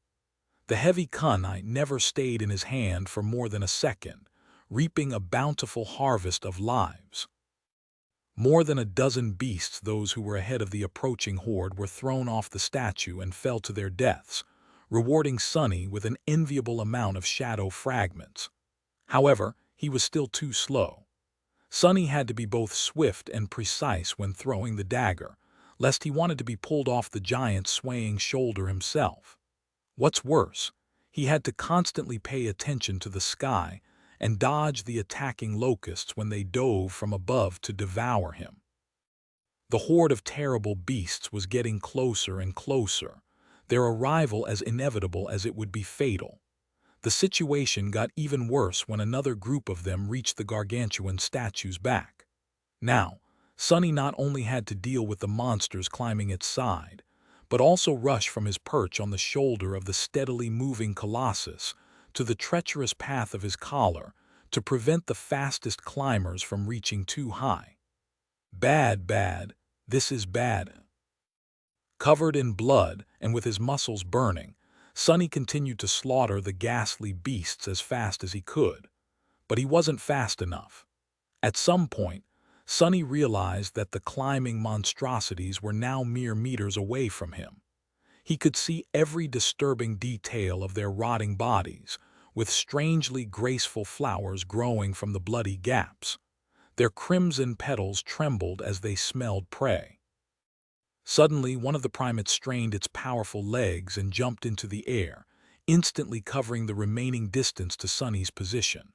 Before it could land, however, the midnight shard slashed the creature across its massive body, cutting it apart. What flowed out of the terrible wound, however, was not blood, but a vast cloud of red pollen. Before Sonny could register the fact, he had already breathed in a whole lungful of it. His eyes widened. Oh, oh no, this is not good. Chapter 235. Flower Boy. As the red pollen settled in his lungs, Sonny suddenly sensed something subtly moving inside them. Then, a wave of excruciating pain pierced his chest. With a loud scream, he fell to his knees and grabbed at the puppeteer's shroud. A stream of blood escaped from his mouth and splashed on the ancient stone. In it, tiny blooms were sprouting roots, greedily drinking the crimson liquid and growing with visible speed. Looking at them with dark resentment, Sonny gritted his teeth and slowly stood up. By the time he straightened his back, the pain had subsided a little. The bloodthirsty flowers were already turning black and dying, destroyed by the odd blessing of the blood weave. The insidious nightmare creature tried to devour him from inside, but really, it just signed its own death sentence. In a few short minutes, it would be destroyed completely by the furnace of his tenacious body. And even if some part of it survived, Neff's purifying flames were going to finish the job. Until then, he would just have to endure this torture. Come closer, you bastards. As the midnight shard appeared in his hands, another monster was already climbing onto the shoulder of the walking colossus. Lunging forward, Sonny brandished his sword and decapitated the foul creature, then kicked it in the chest to send it flying down. A moment later, he jumped back, narrowly avoiding being grabbed by another primate. Before the beast could even react, the razor-sharp takai flashed across its body, severing both of its arms. More red pollen burst into the air. Holding his breath, Sonny shifted his stance and attacked once again in one swift, fluid motion. The midnight shard pierced the knee of the massive primate, making it topple. The creature wasn't dead, but any kind of mobility it once had was pretty much gone. Good enough. But it didn't really matter. 3 other monsters were already there, ready to take the fallen creature's place. And a few seconds later, there was going to be even more of them, and then even more still until, eventually, Sonny was torn apart by the unstoppable flood of these harrowing fiends. He would have to think of something before that happened. If only I could breathe. Fighting through the excruciating pain that was tearing him from inside, Sonny grimaced and dashed forward to face the enemies. In the next minute or so, he forced himself to cut out all unnecessary thoughts, turning into a ruthless hurricane of steel. The midnight shard danced from one nightmare creature to another, piercing, slashing, and severing their rotting flesh. The air was soon obscured by a vast cloud of red pollen. At some point, Sonny gritted his teeth and disengaged from the fight, leaving a carpet of bleeding bodies in his wake. Launching himself back a few meters, he slid on the stone and left the cloud of red mist. Only then, finally, he allowed himself to draw in a deep breath. Sensing that their enemy was gone, the primates rushed forward. However, a moment later, something glistened in the mist, and a heavy triangular blade suddenly pierced the head of the leading creature. The blood flower did not react to its host being damaged and continued its lunge. But in the next second, the head of the monstrous ape was violently jerked backward, and losing balance, it fell down. The string of the prowling thorn was coiled around the support pillars of the makeshift battlement, creating an invisible trap. By moving forward with the kunai still stuck in its skull, the unfortunate creature pulled the string taut, causing an invisible net to rise into the air. Entangled in it, half a dozen creatures tumbled to the ground, blocking the others from pursuing Sunny. Neither the battlement nor the invisible string were going to last long, but at least it bought him a few seconds. You have slain an awakened monster blood flower, your shadow. Finally, the nightmare creature in his lungs was finally dead. Spitting out a mouthful of blood, Sunny groaned, wiped his lips, and glanced back. What he saw made him curse. The group of monstrous primates climbing the back of the Colossus was about to reach the collar of the stone tunic. Sunny was about to be surrounded, and he was all out of ideas. If I die today, I am at least going to drag as many of you as possible with me into a deeper, darker hell. Prepare yourselves, gangrels. Lunging forward, he ran on the narrow stone path and got to the middle of the giant's back just in time to collide with the first of the advancing primates and send it flying all the way down to the distant surface of the labyrinth. Unlike the shoulder of the Colossus, Sunny had no room to maneuver on the narrow path. In fact, he was having trouble simply keeping his balance due to the constant swaying. But the primates, with their wide shoulders and mighty frames, were in an even worse situation than him. On that narrow stone path, one man would be able to stop an entire army, provided that nothing attacked him from behind, of course, which was bound to happen. Cursing, Sunny slashed and slashed, sending one monster tumbling down in a billowing cloud of red pollen after another. Despite all his efforts, he had to retreat step after step to avoid being surrounded and killed by the ferocious abominations. The situation was becoming desperate, especially so because the creatures that had been slowed down for a bit by the string of the prowling thorn finally wrestled free of it and were seconds away from reaching his current position. Damnation!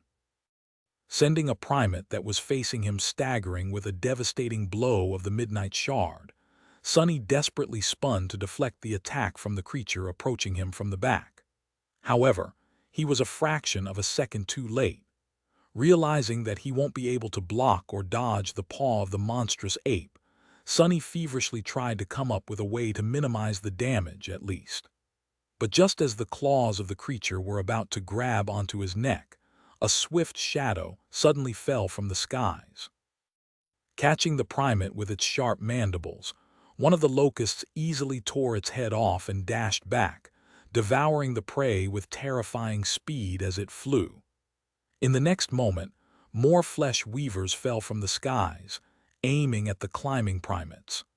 The two tribes of nightmare creatures were suddenly locked in a ferocious battle, with the 6 humans hopelessly stuck in between.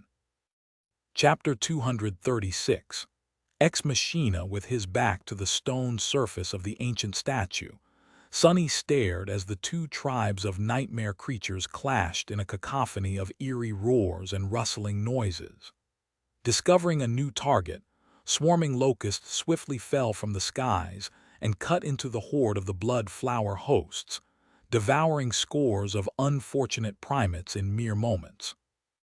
Torn and eviscerated by the sharp mandibles, their flesh seemed to almost melt in the terrible maws of the flying abominations. However, the massive beasts were not entirely defenseless.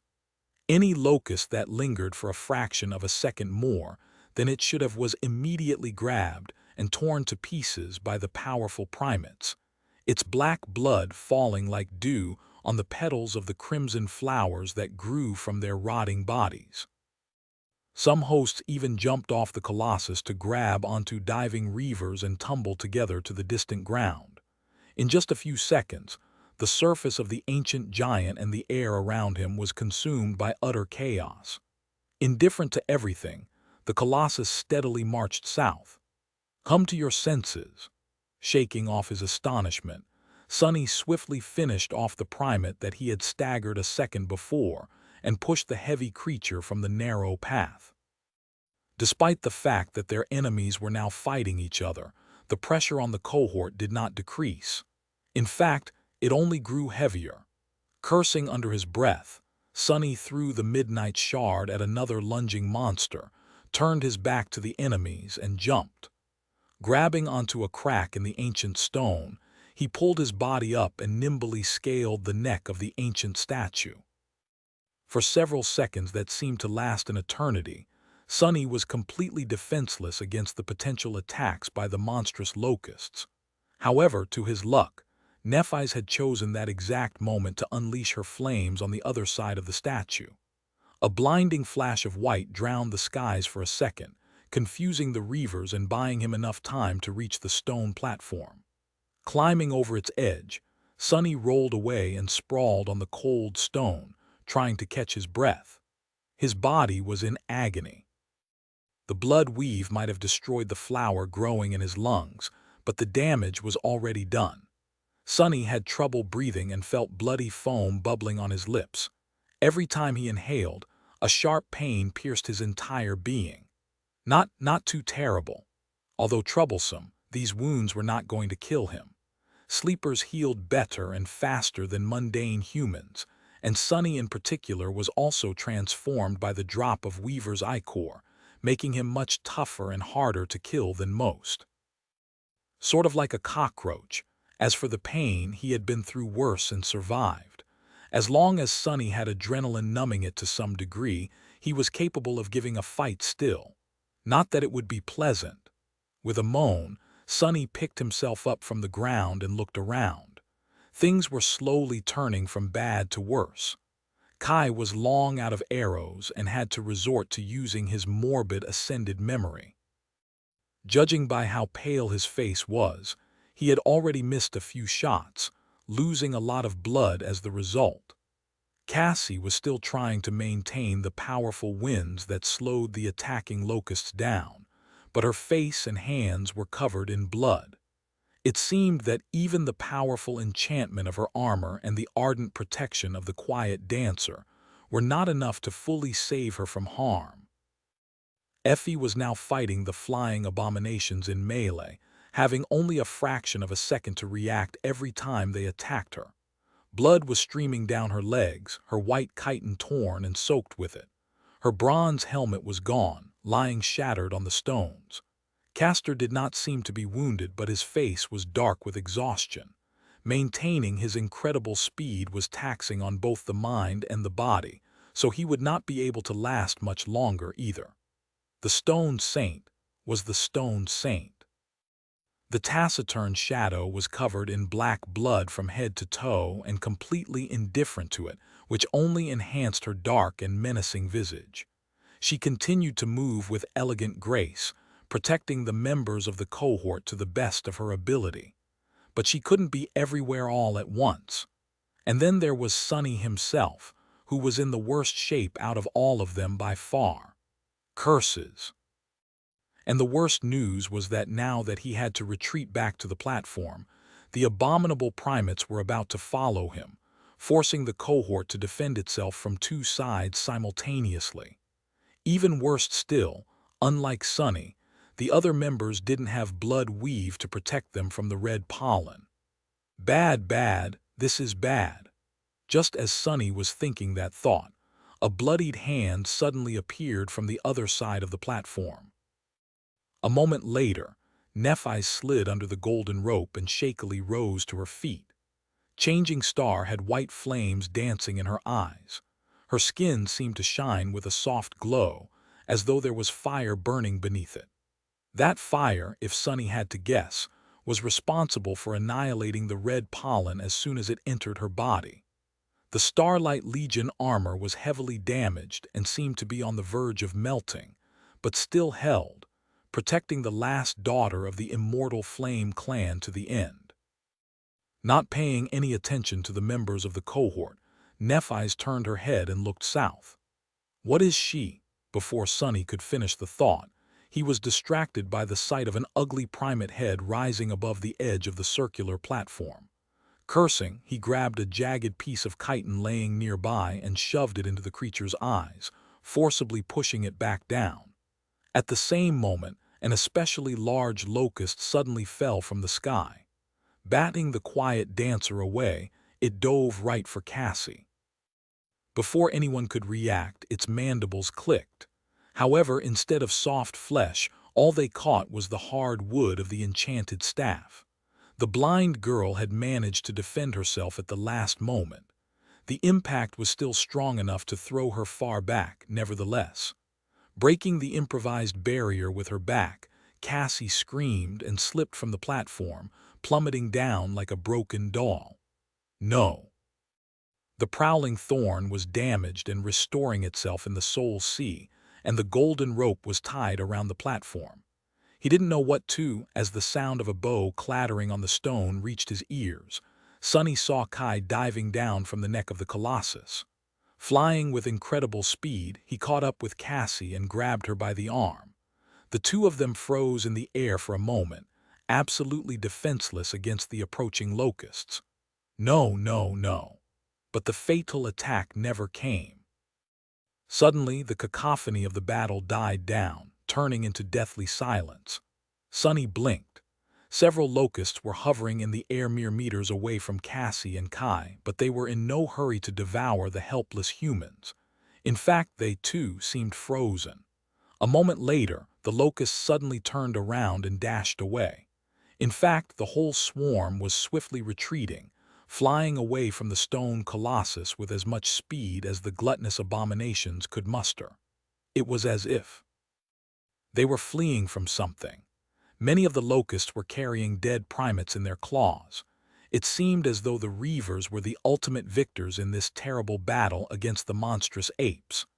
But Sonny was pretty sure that soon, the whole tribe of these terrible creatures was going to have crimson blooms growing from the cracks in their chitin. Blood flowers were truly a horrifying enemy. Who knew what they would be capable of after subjugating a whole swarm of flying abominations? The more pressing question, however, was, what were the locusts running from? Sonny looked down, only to realize that the giant primates were also retreating, rushing down the body of the ancient statue in something that almost resembled panic. Then finally, he turned and looked south, following the line of changing stars' gaze. His face paled. Out there, directly in the path of the walking statue, an inconceivably vast wall of furious darkness had devoured the whole world. It was swiftly moving in their direction, bolts of lightning illuminating the raging depths of clouds almost every second. The storm was approaching. Chapter 237, Wall of Darkness. Kai landed on the stone platform, gently placing Cassie down. The blind girl was deathly pale and visibly hurt, but her life didn't seem to be in danger. The archer smiled reassuringly and gripped her shoulder. Then, just like the rest of them, he turned his head and silently looked south. A wall of impenetrable, furious darkness was approaching from there, devouring vast spans of the labyrinth with each second. To Sonny, it felt like an endless ocean of deranged shadows was rushing to drown them. The pressure he felt was almost as bad as that of the ominous crimson spire. The Colossus was marching toward the darkness, completely indifferent to its menacing oppression. The wind rustled Sonny's hair. In the stunned silence, Effie suddenly fell to her knees with a pained groan. Her hands were pressed against the breach in her archaic cuirass, bright blood streaming from beneath them. That sound brought everyone back to reality. With a grim expression on her face, Nephi's walked to the wounded huntress and gently placed her hands on her body. A moment later, soft white radiance shone through the cracks of Effie's armor, healing her wounds and taking the pain away. Changing Star closed her eyes and bit her lip, drops of crimson blood rolling down her ivory skin. To take away her companion's suffering, she had to endure a much more harrowing torture. Sonny coughed, bloody foam flying from his lips, and weakly lowered himself to the ground. He didn't feel too well. The wall of darkness was growing closer with every moment. The wind was picking up, whistling in the cracks of the ancient statue. It brought the smell of the sea with it. Sonny grimaced and commanded the stone saint to walk over and stand above him. What are we going to do now? Kai shivered, glanced at the raging wall of clouds, and said, "Climb lower. The lightning is bound to be drawn to the neck of this giant." Sonny shook his head. We can't. The sea is going to rise, so most of the statue will be submerged underwater. We will be lucky if the waves aren't high enough to reach this platform. The archer sighed and looked down. So then we're dead, Sonny smiled darkly. Don't worry. Stone doesn't conduct electricity too well, so we will be safe from lightning, most likely. What you should really be afraid of are the things that all that commotion might attract. After that, he bent over in another fit of painful coughing. That stings a little. By that time, Nephi's was done healing Effie. Walking over, she kneeled and looked at Sonny. Unexpectedly, there was an expression of sincere worry on her face. Did you inhale that pollen? Sonny tried to grin, but ended up coughing up more blood instead. Yeah, a little, but don't fret, it's not. There are no flowers growing in my lungs anymore. Neff's face twitched and she outstretched her hands to place them on Sonny's chest. However, he caught them in the air with his own and stopped her. Her skin was soft and cool to the touch. Don't bother, I'll be fine. Take a look at Cassie instead. Changing Star stared at him for a few moments. Then she suddenly asked, But doesn't it hurt? He pushed her hands away and shook his head. Not as bad as it going to hurt you. Nephi's frowned. I am used to it. Sonny looked at her for a long time, his expression hard to read. Then he said evenly, I know, but I don't want you to be used to it. You shouldn't be, especially not on my account. The weight of the things he left unsaid hung between them for a few moments. Nephi's titled her head slightly, then turned away. Finally, she sighed, lingered for a few seconds, and walked away without saying another word. Sonny lowered his head and remained motionless for a while. Better. It's better this way. Being afraid of pain was the most human emotion there was. He couldn't help but feel that every time Nephi silently endured the terrifying torture of her flaw, a part of her humanity was burned away by the merciless purity of the radiant white flames. He didn't want to see it happen, not to mention that he was the last person in the world that Changing Star should have been helping. Because, suddenly, a deafening thunderclap rolled over them, forcing the members of the cohort to flinch. The light of day dimmed, and the cold wind furiously crashed into them, bearing drops of salty black water with it.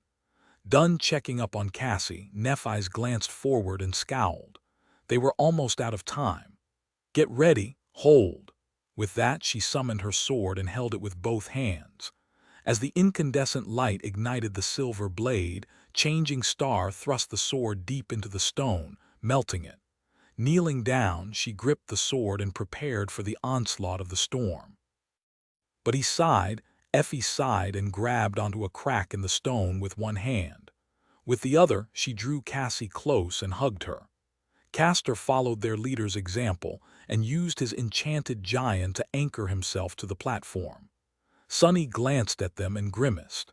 Standing above him, the stone saint discarded her shield and lowered one shoulder, preparing to withstand the hurricane winds. Without anything better to hold on to, Sonny hugged the thigh of his shadow and closed his eyes, embarrassed by the indignity. Before he could really revel in it, though, something plopped on the ground near him. Opening one eye, Sonny was surprised to see Kai. What are you doing here? The archer smiled with embarrassment and coughed. Well, you see, I don't have a sword that can cut stone or Herculean strength. So, mind if I hold on to the other thigh of your beautiful stone companion? Sonny glared at him for a couple of seconds and then scoffed. Fine, whatever, just don't grab onto me by mistake. As the endless wall of darkness approached, the headless colossus steadily walked forward and then dove straight into the furious embrace of the harrowing storm. Chapter 238. Elentio the storm. A stray drop of rain fell on Sonny's cheek. The howling of the wind grew louder. A moment later, the whole world suddenly darkened, and he was assaulted by a furious gale. The water pelted him in the face, drowning the curse. Sonny was about to yell. Damn! The storm descended on them with terrifying violence. The corpses of repulsive locusts that were left on the platform suddenly moved. Then, picked up by the wind, they were thrown off the neck of the steadily walking colossus, disappearing into the darkness. Their black blood was washed away by the torrent of rain. A blinding flash of lightning pierced the veil of clouds, followed by a deafening thunderclap. As the stone became slippery and wet, Sonny felt his body being forcefully pushed away from its surface by the gale. Gripping the stone saint tighter, he gasped and grimaced. Pain pierced his damaged lungs. Worst amusement ride ever, fortunately. The heavy shadow was not moved by the tremendous pressure of the hurricane. Firmly planting herself on the surface of the platform, she turned her torso and lowered a shoulder, cutting the wind with her solid stone body. To her side, Nephi's, Castor, and Effie were desperately holding on against the assault of the hurricane. With some effort, they were also able to resist it. But the worst was still to come. Hidden from the sun, the dark sea was rising from the depths. Sonny could hear the deep rumbling of the black water rushing through the twisting passages of the labyrinth and washing over the mounds of crimson coral. Soon, the stone giant was walking through it, creating a furious whirlpool with each step of his gargantuan feet. Another lightning tore the skies apart, illuminating the world made of nothing but wind, water, and darkness. Hit by an especially violent gust of wind, the stone saint slid a few centimeters back and sent Sonny's heart into a momentary panic. The stone giant walked forward. After a while, the black water covered his knees, then his abdomen, then his chest. Following a long and torturous span of time spent holding onto the shadow and enduring the onslaught of the storm, Sonny saw the raging waves flowing over the broken battlements on the shoulder of the ancient statue. His face became grim. During the previous night, the dark sea had not risen high enough to reach the stone platform they were sheltering on. However, with how high the waves were, things were bound to change. As though answering his thoughts, a massive wave crashed into the neck of the Colossus, washing over the platform. The members of the cohort were hit by a wall of blackness and instantly drenched from head to toe in salty seawater. Luckily, no one was washed away for now. The howling wind, the furious onslaught of rain, the constant flashes of lightning, and the violent cacophony of thunderclaps were already enough to instill in them the feeling that the whole world was about to split apart and crumble. With the dark waves rising to strike at the stone platform over and over again, the situation became truly disastrous. And yet they held on.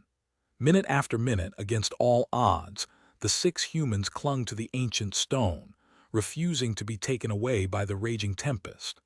Sonny didn't know how much time had passed or how far the stone giant had walked into the depths of the storm, but there was no sign of it growing weaker. In fact, it was only becoming more ferocious and terrible. However, this wasn't even what he was really afraid of. His true fear hid not in the skies that had gone mad, but in the lightless depths of the cursed sea. And soon, inevitably, his worst fears came true.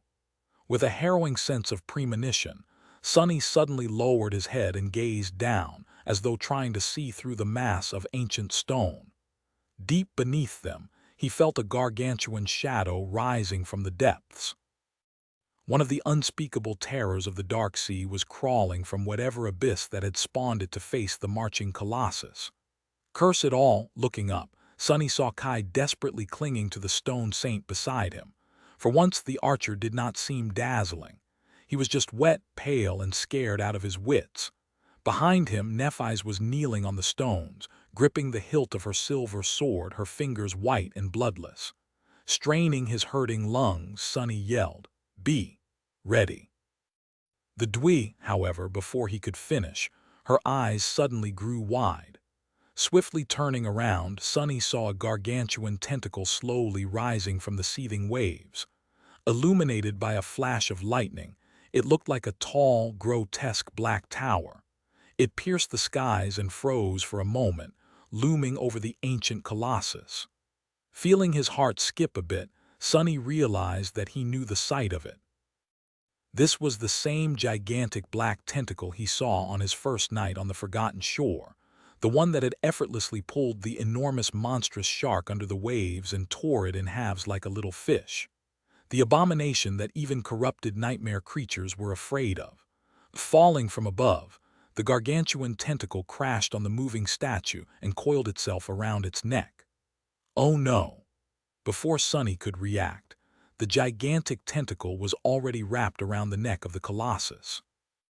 Its bulbous flesh suddenly contracted as though trying to strange the stone giant and pull him beneath the waves. Without ever slowing down, the ancient statue continued to walk forward. Then, in a roar of falling water, its colossal hand rose from the depths of the cursed sea and grabbed onto the tentacle. Grasping it in his stone fist, the colossus lingered for a moment and easily tore the tentacle apart. Sonny's eyes widened. One part of the gigantic black tentacle convulsed and slid off the neck of the ancient colossus, falling into the raging waves. The other part stubbornly tried to coil around his arm, but was pushed away by the stone palm and disappeared back into the depths of the cursed sea. For a few moments, the black water was silent. Oh, gods! And then, the whole surface of it suddenly exploded into the skies. Chapter 239. Clash of Titans. The surface of the cursed sea seethed and boiled, then exploded into the skies. Following the disappearance of the gargantuan tentacle, 6 others appeared from beneath the black waves. They rose and loomed above the marching colossus like twisted mountains, blocking the clamor of the storm for a fleeting moment. Sonny gritted his teeth and stared at the terrible image, trying to comprehend the scale of the approaching battle. How were tiny humans supposed to survive the fight between titans? A second later, the tentacles collapsed from the skies to assail the stone giant. Because of their size, it seemed as if they were moving in slow motion. However, Sonny knew that it was just an illusion. 4 of the arms of the unseen Leviathan submerged back under the water to coil around the legs and the torso of the colossus, while 2 remaining ones slithered toward his hand. The ancient statue continued to walk south, seemingly unperturbed by the furious assault of the terrifying dweller of the depths. It batted one of the tentacles away and allowed the other to wrap around its wrist. "Hold fast!" Sonny didn't register whose shout that was, but followed the advice and grabbed onto the stone saint even tighter. Curse it all! In the furious roar of thunder and blinding lightning, the stone giant suddenly staggered and slightly careened to the side. The tentacle that was coiled around his wrist had tensed, trying to pull the hand down. The power hiding in its black, oily, bulbous flesh was so harrowing that several cracks appeared on the surface of the ancient stone. It almost looked as though the wrist of the colossus was going to snap and explode into a torrent of shards. Instead, the giant turned his palm and grasped the tentacle, then squeezed it in an obliterating grip. The tentacle was trying to crush the ancient stone while being crushed in the fist of the stone giant in return. For a few moments, it wasn't clear which creature was more devastatingly powerful. But then the fingers of the colossus slowly submerged into the black flash, sending rivers of dark, fetid blood spilling down into the sea. Soon, the tentacle was torn to shreds and had to retreat. However, the other 5 were already attacking the colossus from below. Sonny couldn't see through the black waters of the cursed sea, but he could vividly imagine 2 of them coiling around the legs of the ancient statue, 2 wrapping around its torso, and another one holding down the hand and the mason's hammer. Whatever the gigantic tentacles were doing seemed to have worked. The pace of the walking statue slowed, as if it had to struggle against an unimaginable weight that was dragging it back. The colossus staggered once more, then suddenly lurched forward and finally stopped. Not good. Through the soles of his feet, Sonny could feel the vibrations running through the ancient stone. The giant was trembling, as if straining to move his colossal body with all his strength. The circular platform they were hiding on slowly began to slope to the side, allowing even more waves to wash over it. The furious storm grew even stronger, as though celebrating the battle between two enormous creatures. The hurricane wind crushed into the cohort, pelting them with rain and seawater. The thunderclaps merged into one continuous, deafening roar, and the flashes of lightning were surrounding them like a net woven from celestial flame. Suddenly, the ancient statue shuddered and changed its angle. It was almost as if the colossus was bending his waist and leaning forward. Sonny's eyes widened. He instinctively understood what was about to happen. He wasn't the only one.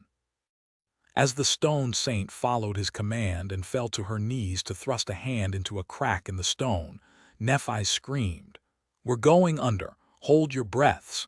Here we go again."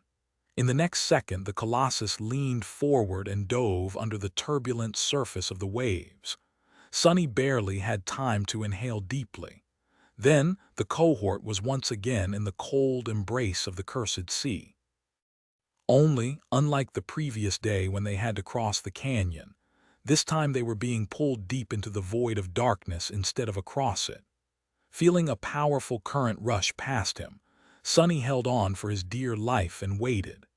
If he was right about what the colossus was doing, they still had a chance to survive. As the pressure of the black water grew heavier and the cold of the lightless void seeped into his bones, the circular platform suddenly stopped and swayed lightly. Despite being submerged deep underwater, Sonny could hear a loud, indescribable sound spreading through the vast expanse of the cursed sea. Gods, gods! Even though he knew that the gods were dead, he couldn't help but call out to them. But all that answered him was silence. Then, finally, the body of the colossus swayed once more and suddenly began to move up. With the same speed that they were pulled into the depths, the cohort was now being lifted from the darkness of the cursed sea back into the furious embrace of the storm. Sonny was barely conscious by the time the shoulders of the colossus broke the surface of the water, and the circular platform appeared above the waves. Glancing around, he counted the members of the cohort and made sure that no one was washed away during this harrowing dive. Then, he steeled himself and turned his head to peer forward. The ancient giant had not been pulled into the black water by the unseen horror of the depths. Instead, once the gigantic tentacles had proven to be a nuisance, he had simply leaned forward and scooped the abyssal creature from the bottom of the sea. And now the colossus was holding it in his hand, rising the leviathan into the raging skies. Even knowing that gazing upon the true appearance of the horror of the depths was not the safest of ideas, Sonny couldn't help but look. What he saw made him shiver. Chapter 240. Shadow Slave held in the ancient statue's hand was a gargantuan skull that looked almost like that of a human but simultaneously vastly different. Apart from the size, the shape of it was all wrong. If Sonny had to describe what exactly was different about it, he would have trouble putting it into words, but everything about the skull screamed of wrongness, malignity, and evil. The vile aura it radiated was almost palpable to the touch. Sonny suddenly felt nauseous and weak, as if just looking at the gargantuan skull was seeping the life out of him. This sensation was somewhat similar to that he had experienced when trying to read the runes describing the unknown, only magnified by 1,000 times. The most prominent and obvious difference, though, was that the gargantuan skull had 3 eye sockets instead of 2, the third one situated above the other ones, right in the middle of its forehead. Its canines were also more prominent and heavy than that of a human. The lower jaw of the skull was missing, and it was from there that the 7 gigantic tentacles protruded. Surprisingly, looking at the tentacles themselves did not have the same sickening effect on Sonny. With a sense of dark astonishment, he realized that the horror of the depths was using the terrible skull as a shell, hiding inside of it like a weak and vulnerable sea creature would. Only, of course, nothing weak or vulnerable would have ever survived the corruption of these ancient bones. In fact, He could see the black, oily flash bulging from the dark chasms of the skull's 3 cavernous eye sockets. In a flash of lightning, Sonny noticed that the tentacles were moving, coiling themselves around the arm of the stone colossus. 3 of them were heavily damaged, but the remaining 4 were still full of unimaginable power. Their combined strength was more than enough to shatter the ancient stone. Despite the fact that his arm was already starting to crack, the colossus seemed indifferent to the devastating embrace of the abyssal creature. What is he doing? As if answering his question, the dark sea suddenly surged and split apart, releasing the stone giant's other arm from its cold depths. With rivers of black water streaming from it, the hand of the colossus slowly rose, reaching all the way into the raging skies. The hurricane winds broke against it, powerless to move the arm of the colossus even by a centimeter. The hammer gripped in his hand was suddenly enveloped in a ghostly blue glow. No, it wasn't really a glow. In were arcs of electricity running all over its surface. They were the harbingers of Sonny's eyes widened. In the next moment, a bolt of lightning connected the hammer to the skies, and then another and another. Dozens of lightnings landed on the stone hammer in short succession, the roar of thunder almost shattering the whole world. Enveloped in the raging shroud of electricity, the ancient stone heated and turned incandescently bright, emanating a furious orange glow. For a moment, everything was still. And then, with the same calm indifference, the colossus brought his burning hammer down and delivered a devastating blow to the abhorrent skull. The beak of the hammer easily shattered the ancient bone and sank deep into the flesh of the horror hiding within. Sonny stared, paralyzed by awe, but in the next moment he was thrown back by a terrible, ear-piercing, cacophonous wail. That wail was like nothing that a living being should ever have been able to produce, and much louder than even the deafening thunder tearing the raging skies. It came from the dweller of the depth, whose body was deeply wounded by the stone colossus. Peering at it, Sonny saw a vast wave of dark blood gush from the terrible wound delivered to the abyssal creature. No, not blood. It was something different. What flowed from the body of the horror of the depths was nothing but pure darkness, and the wall of it was heading right for them. Suddenly, Sonny was overwhelmed by a sense of mortal danger. What, to the rest of the cohort, the darkness spilling from the terror's body must have looked no different from the tenebrous mass of storm clouds that surrounded them, the black surface of the sea, or even the fetid blood of the giant locusts that they had slain earlier. But Sonny, who could see through any shadow, knew instantly that it was not the same, because his gaze could not penetrate the lightless, undulating surface of it at all. Somehow he was certain that if that darkness touched their bodies, all of them would be done for, doomed to a fate 100 times worse than death. The kind of fate he couldn't even conceive of, let alone imagine. Twisting his body, Sonny opened his mouth and screamed as loud as he could. Neff, light! There was no more than a second left before the wave of darkness washed over them. If Changing Star was late even by a moment or wasted time thinking over his words and deciding whether she should listen to him. But she didn't. As soon as Nephis heard the unreserved panic in Sonny's voice, she instantly summoned her flames and channeled them into her sword. A blinding white radiance suddenly enveloped the cohort, pushing the blackness of the storm away. When the wave of true darkness that flowed from the abyssal creature's wound touched the pure light, it simply ceased to exist, disappearing like a vestige of nightmare in the brightness of the day. Sonny exhaled and fell to the stones, drained of all strength. Glancing forward, he saw the ancient colossus remove his hammer and indifferently drop the harrowing giant's skull back into the surging waters of the cursed sea. The black tentacles weakly convulsed and unwrapped themselves from his arm, disappearing into the waves a few moments later. Without paying them any attention, the ancient statue lowered the hammer and continued its march south. It was as if nothing had happened. Sonny gritted his teeth and gathered whatever endurance he had left to grab onto the stone saint once again. The storm was still not over.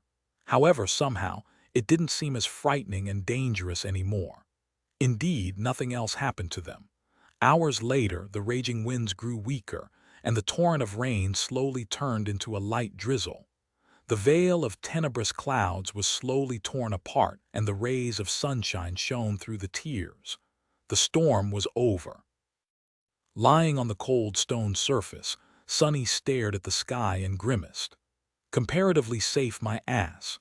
Chapter 241. Halfway, as it turned out, the cohort had endured the fury of the heavens for almost an entire day. Before the storm had appeared, the night had still been far away, and now it was already a new morning. The Colossus was steadily marching south, completely unshaken by his terrifying battle with the abyssal Leviathan. Sonny was growing more and more certain that the ancient statue, while brought to a semblance of life by some unknown power, was not truly sentient. The headless giant was more like an echo than a living thing, but then even echoes seemed to possess some remnants of a personality. At least his poor scavenger had one. Quiet Dancer often behaved like a prudish and cantankerous young woman, too, no matter how strange it was to describe a flying rapier in that way. Not to mention Shadows, who were much more alive than Sonny felt comfortable admitting. Compared to all of them, the Colossus seemed rather lifeless. Just what kind of a being was he? Sprawled on the ground, Sonny glanced sideways and observed the stone saint, who was standing indifferently at the edge of the platform. He wondered what this living statue thought of her strange, colossal sibling. Was she in awe of him or didn't care one way or another? It was hard to tell. But then again, he was not in the mood to think too much right now. Sonny was truly exhausted and hurting all over. Everyone was, really. Despite the incredible achievement of surviving the onslaught of 2 entire tribes of nightmare creatures, the storm, and an encounter with an actual horror of the depths, or rather, because of it, the members of the cohort looked truly pathetic. Each of them was either laying on the stone surface of the swaying platform or sitting with a lost look on their face. They were all wounded, tired, and wet. Even Kai had lost his usual luster, and that alone screamed of how rough this recent hardship had been on them, even when compared to the usual ruthless reality of the Forgotten Shore. Well, no matter, they had survived. More than that, if Sonny wasn't wrong, the stone giant had already brought them more than 1,000 kilometers to the south. And by the evening, that number was going to double. A quick way to travel across the labyrinth, indeed. In 2 days, they were going to traverse 10 times more ground than Sonny. Nephi's and Cassie had managed in 2 months of their bloody journey to the Dark City, and they had only achieved that much thanks to the desperate decision to travel by boat. Not bad, even if they had to endure a few hours of pure torture and a couple of near-death moments. Plus, the speed wasn't the only benefit that riding atop the ancient Colossus had brought them. With a subtly satisfied expression, Sonny listened to his body and smiled. Even without summoning the runes, he knew that he was once again at the same level as he had been before creating the Shadow Saint, and even above it. But there was no harm in looking right. As the shimmering runes appeared in the air in front of him, Sonny found the familiar cluster and blinked. Shadow Fragments, 494/1000. This is what? Although he knew that the battle against giant locusts and ghastly flowers brought him a bountiful harvest of fragments, he was still astonished to see just how many he had gained. In the short span of time after Cassie had warned them about the coming storm, and before the wall of darkness appeared on the horizon, Sonny managed to reap more than 100 of them. 132 to be exact. Incredible. Most came from the blood flowers. In a direct confrontation, Sonny would have never been able to kill that many, but yesterday, all he had to do was cause their hosts to plummet to the ground and let gravity do the rest. Between those sent to their deaths by the prowling thorn and those he had cut down with the midnight shard, about 24 abominations had died by his hand, and another one by his blood, but Sonny didn't want to even think about that experience ever again. Each of the ghastly flowers was an awakened monster, bringing him 4 fragments per kill. With the addition of a dozen or so locusts slain by the stone saint, Sonny ended up with this mind-boggling windfall. Not only did he return to his peak form, but he was now stronger by just shy of 100 shadow fragments. All in a day's work. Still stunned, Sonny couldn't help but shake his head. If this continued, he was going to come close to fully saturating his shadow core by the end of this expedition, which was one of the reasons he had joined it in the first place. But before today, his ambitious plans had been just a conjecture. Now they were becoming reality. By accumulating 1,000 fragments and saturating his core, Sonny was also going to learn yet another secret of his divine aspect. What exactly was going to happen once the runes showed shadow fragments, 1,000/1,000? He was now almost halfway to finding out, but even that wasn't all. Looking at another cluster of runes, Sonny read Memories, Silver Bell, Puppeteer's Shroud, Midnight Shard, Ordinary Rock, Prowling Thorn, Endless Spring. And right after that, 2 new sets glimmered in the air, Blood Blossom, Dark Wing. 2 new memories, jackpot. The only thing that slightly ruined his exhilaration was the fact that recently, Sonny was having trouble finding memories that were actually useful to him. Of course, the Stone Saint had a ferocious appetite and could consume anything that he wasn't going to incorporate into his arsenal. But simply feeding his spoils to the shadow, while rewarding in its own way, was not as pleasant as acquiring a new powerful tool. With a sense of cautious anticipation, Sonny concentrated on the new memories. Well, let's take a look. Maybe it's something useful after all. Chapter 242. New Toys. Sonny decided to take a look at the Dark Wing first. Let's see what my shadow brought me. He looked at the glimmering runes. Memory, Dark Wing. Memory rank awakened. Memory tier, memory type, garment. Memory description, this cloak is as light as a dragonfly's wing and as durable. Sonny stared at the description, his eyes twitching. Cloak. Another damn cloak. And what does the spell mean, as durable as a bug's wing? Those aren't durable at all. Taking a deep breath, he calmed himself down and read at the runes again. Well, maybe it has an incredible enchantment. Memory enchantments, glide. Enchantment description, allows one to levitate slightly above the ground and slowly move in any direction, or glide down softly from any height. Sonny frowned slightly, thinking about whether that memory could be useful. Then he dove into the soul sea and summoned the sphere of light containing the Dark Wing to take a look at its spellweave. The descriptions provided by the spell were not always very informative. It was better to study the thing himself. At first glance, the ability to fly was nothing short of incredible. Amazing, even. Sonny had heard that there were memories that gave their owners literal wings, but never expected to encounter one before becoming an awakened, or even a master. However, their usefulness differed from case to case. There were questions of height, speed, and control. No memory could have given someone the ability to fly as fast and as unrestrained as Kai could. But some came close, however, as far as these memories went. Dark Wing turned out to be of the lowest standard. It seemed that it only allowed a person to levitate or hover a couple of meters above ground and move with a very, very modest speed. Sonny could achieve pretty much everything that such an ability provided with the help of the prowling thorn and its invisible string, and do it better, too. Of course, he couldn't fight while using the kunai to swing around on the string.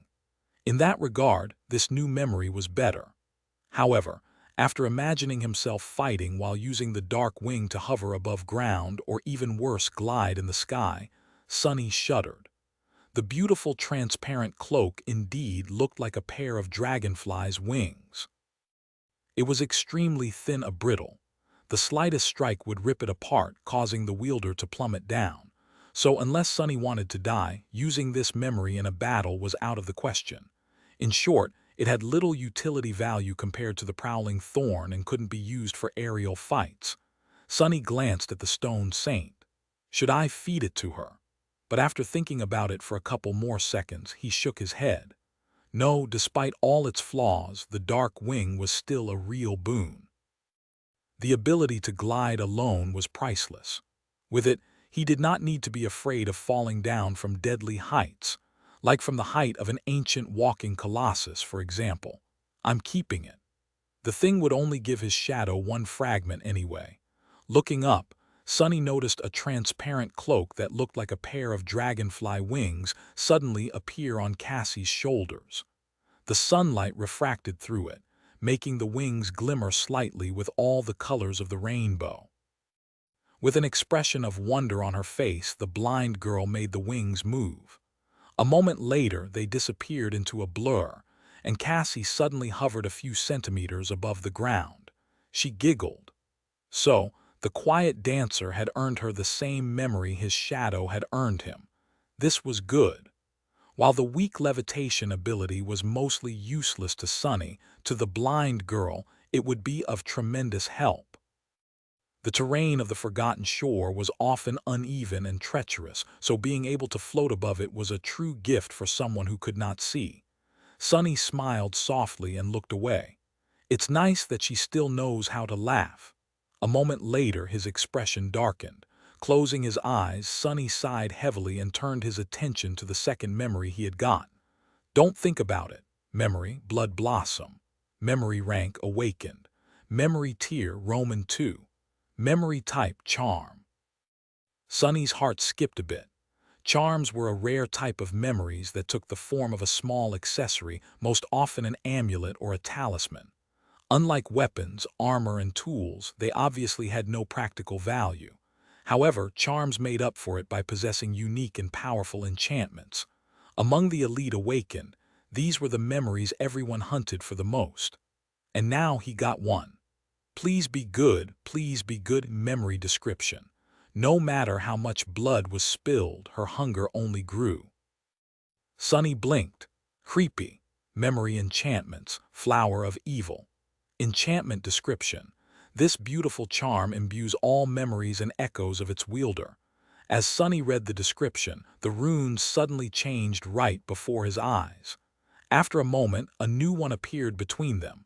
This beautiful charm imbues all memories, echoes, and shadows of its wielder with an unquenching thirst for blood. They receive an overall enhancement when used against a bleeding foe, and grow more powerful the more their prey bleeds. Not even paying attention to the way the spell changed the runes on the fly, Sunny froze. Aura, it's an aura enchantment. Aura enchantments were an extremely rare thing. Unlike the usual enchantments, they affected not only the wielder, but everything that fit their target criteria in a certain radius.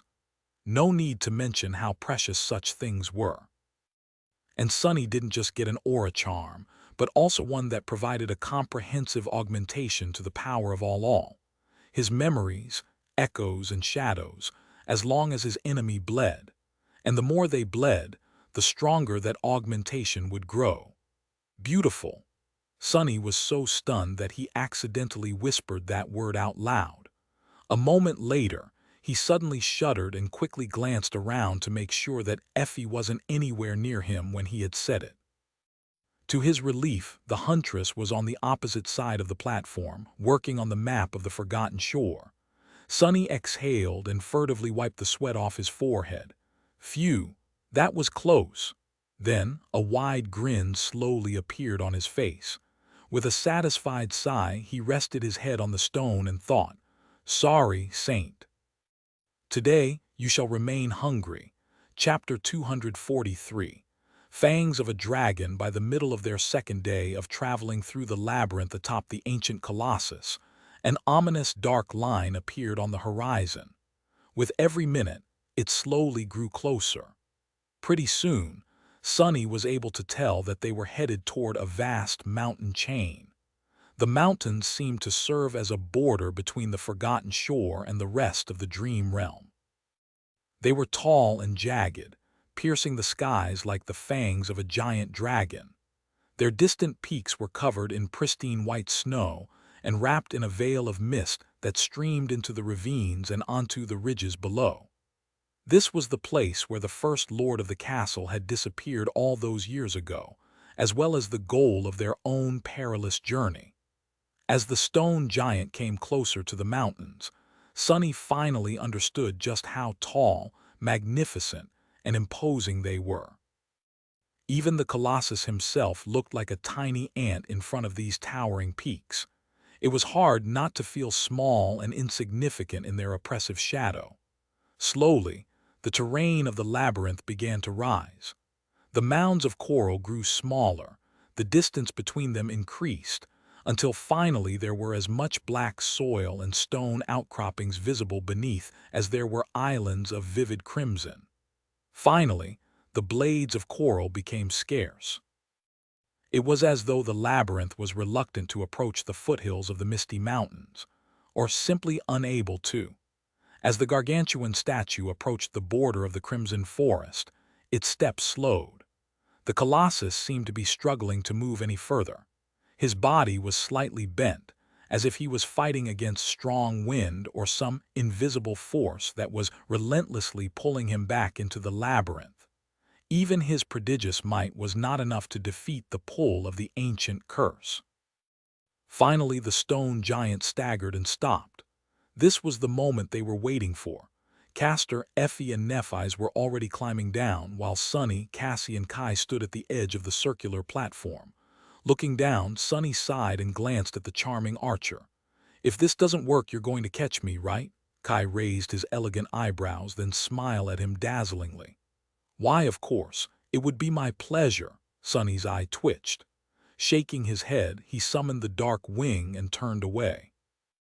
Immediately, a cloak in the shape of two transparent wings appeared on his back. If there was one thing calming Sunny down, it was that his shadow was already on the ground. He had sent it down in advance to scout out the landing zone and make sure that nothing was waiting for the members of the cohort below.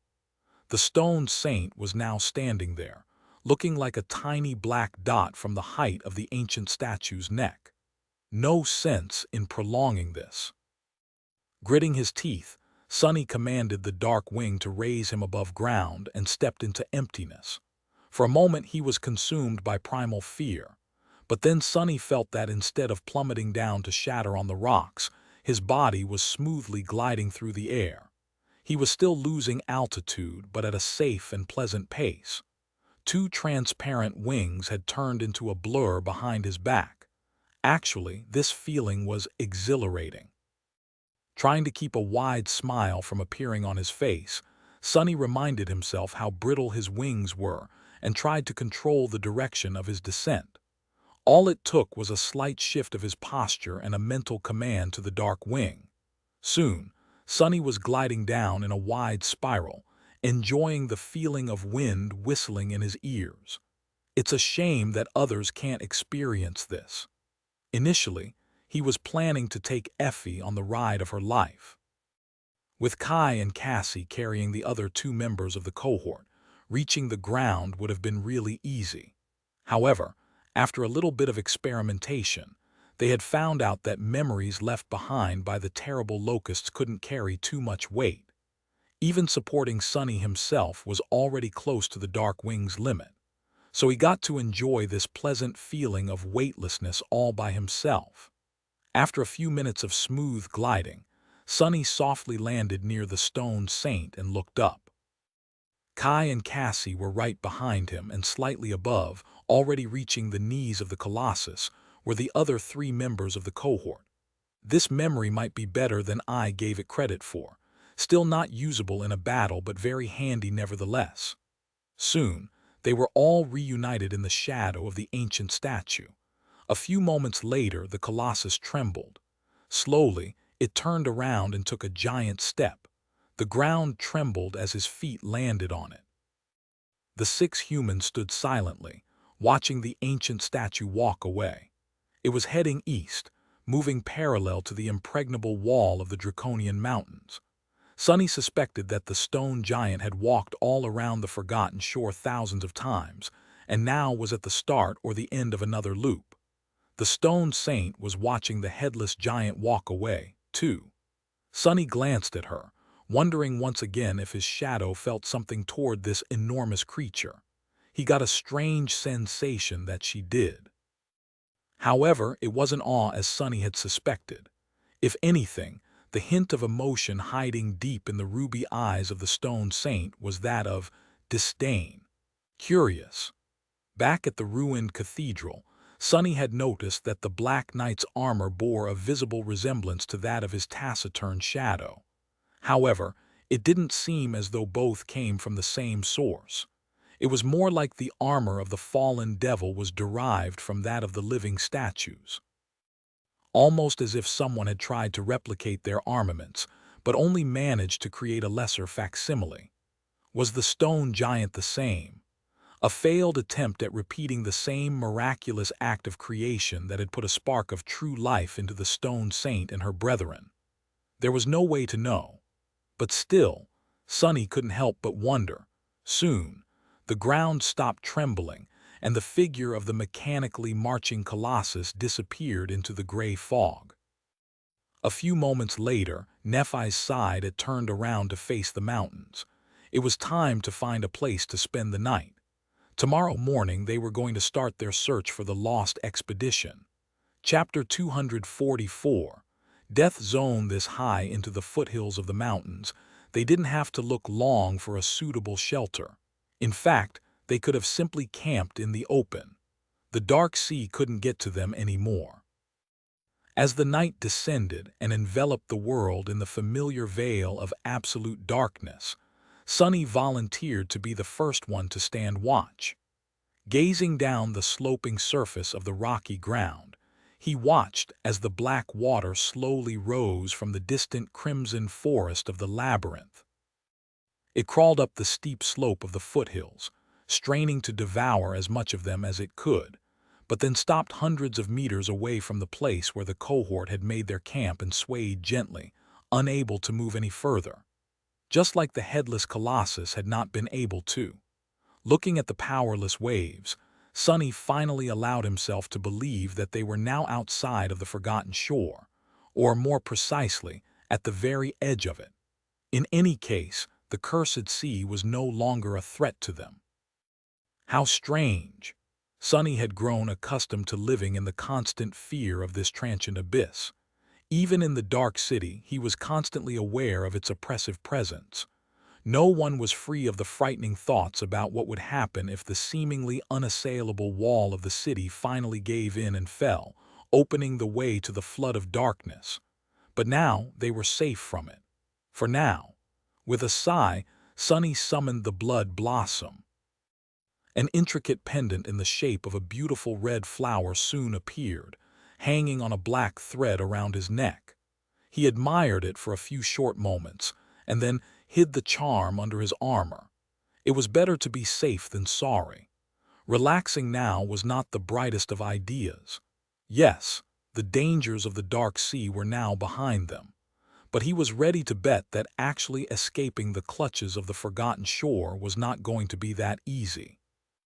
And who said that the place beyond this desolate hell was any better? With his luck, it was only going to be worse. Consumed in thought, Sunny stared at the dark sea and waited. In the morning, the members of the cohort prepared to start the search. But before they could get to it, Nephi suddenly stopped them and peered at the towering peaks that loomed above in a veil of mist. There was a dark expression on her face. After a while, Changing Star suddenly kneeled and picked up a large rock. Straining her muscles, she crushed it in her fist and then looked at the shards with an inquisitive look. Finally, she threw the shattered pieces away and sighed. A few seconds later, Nephi spoke in a heavy tone. "I know where we are." What was that supposed to mean? Echoing his thought, Effie scoffed. "We all know where we are, Princess. The southern edge of the forgotten shore, about 2,000 kilometers away from the dark city." "No." Nephi shook her head and stood up. "I mean I know where we are in the dream realm." Everyone froze. What did you just say? The members of the cohort stared at her with their eyes opened wide. The words changing star had said hit them like a bolt of lightning. She pointed at the draconian peaks and said, her voice even, "We are north of the Hollow Mountains. I am sure of it." Hollow Mountains. The name rang a bell, but Sonny couldn't quite put his finger on where exactly he had heard it. Glancing at the other members of the cohort, he noticed that everyone shared the same expression except for Castor, who seemed to know something. His face grew pale.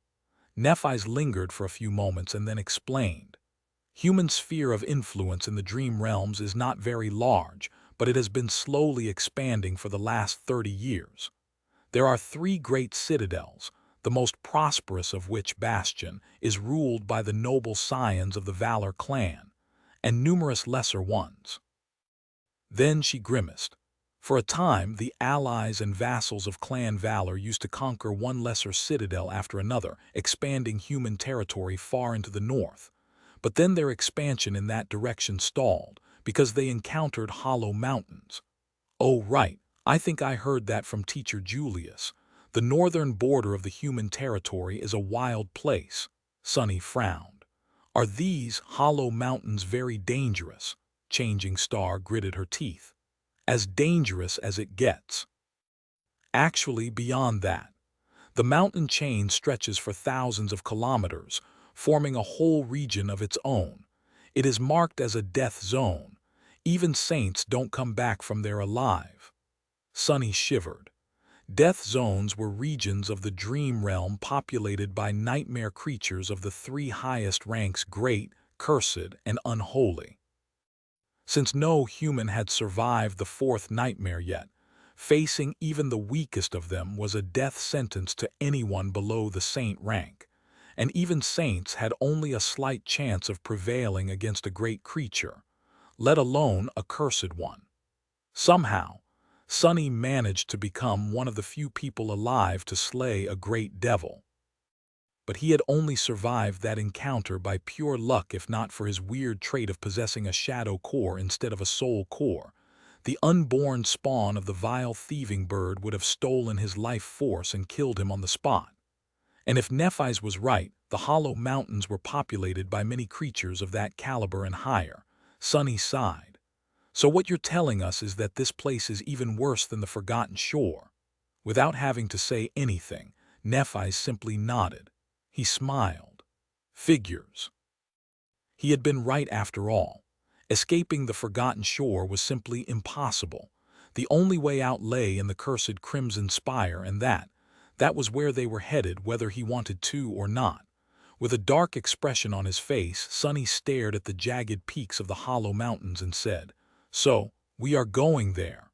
Nephis lingered for a few moments and then answered calmly, "Let's hope not. We only need to get as far as the First Lord had gotten. That should be close to where we are right now." Sonny looked at her and nodded. "In that case, let's not waste any time. The sooner we return into the labyrinth, the better.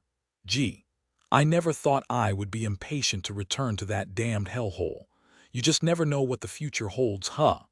Chapter 245. Theater of Giants. Armed with the understanding of just how dangerous the beautiful mountains towering above them were, the cohort set out deeper into the foothills. Because they didn't know much about the area and what type of creatures populated it, they decided to stay together. While it would have been much easier to send Kai to take a look around from above, no one wanted to take this risk. As the result, the 6 humans moved in a tight group, much like they had on the narrow streets of the Dark City and in the labyrinth. However, the landscape around them was vastly different. There were no growths of crimson coral covering the ground, just grass and outcroppings of gray rock. It almost felt like they were back on Earth. Strangely, that made Sonny feel uncomfortable.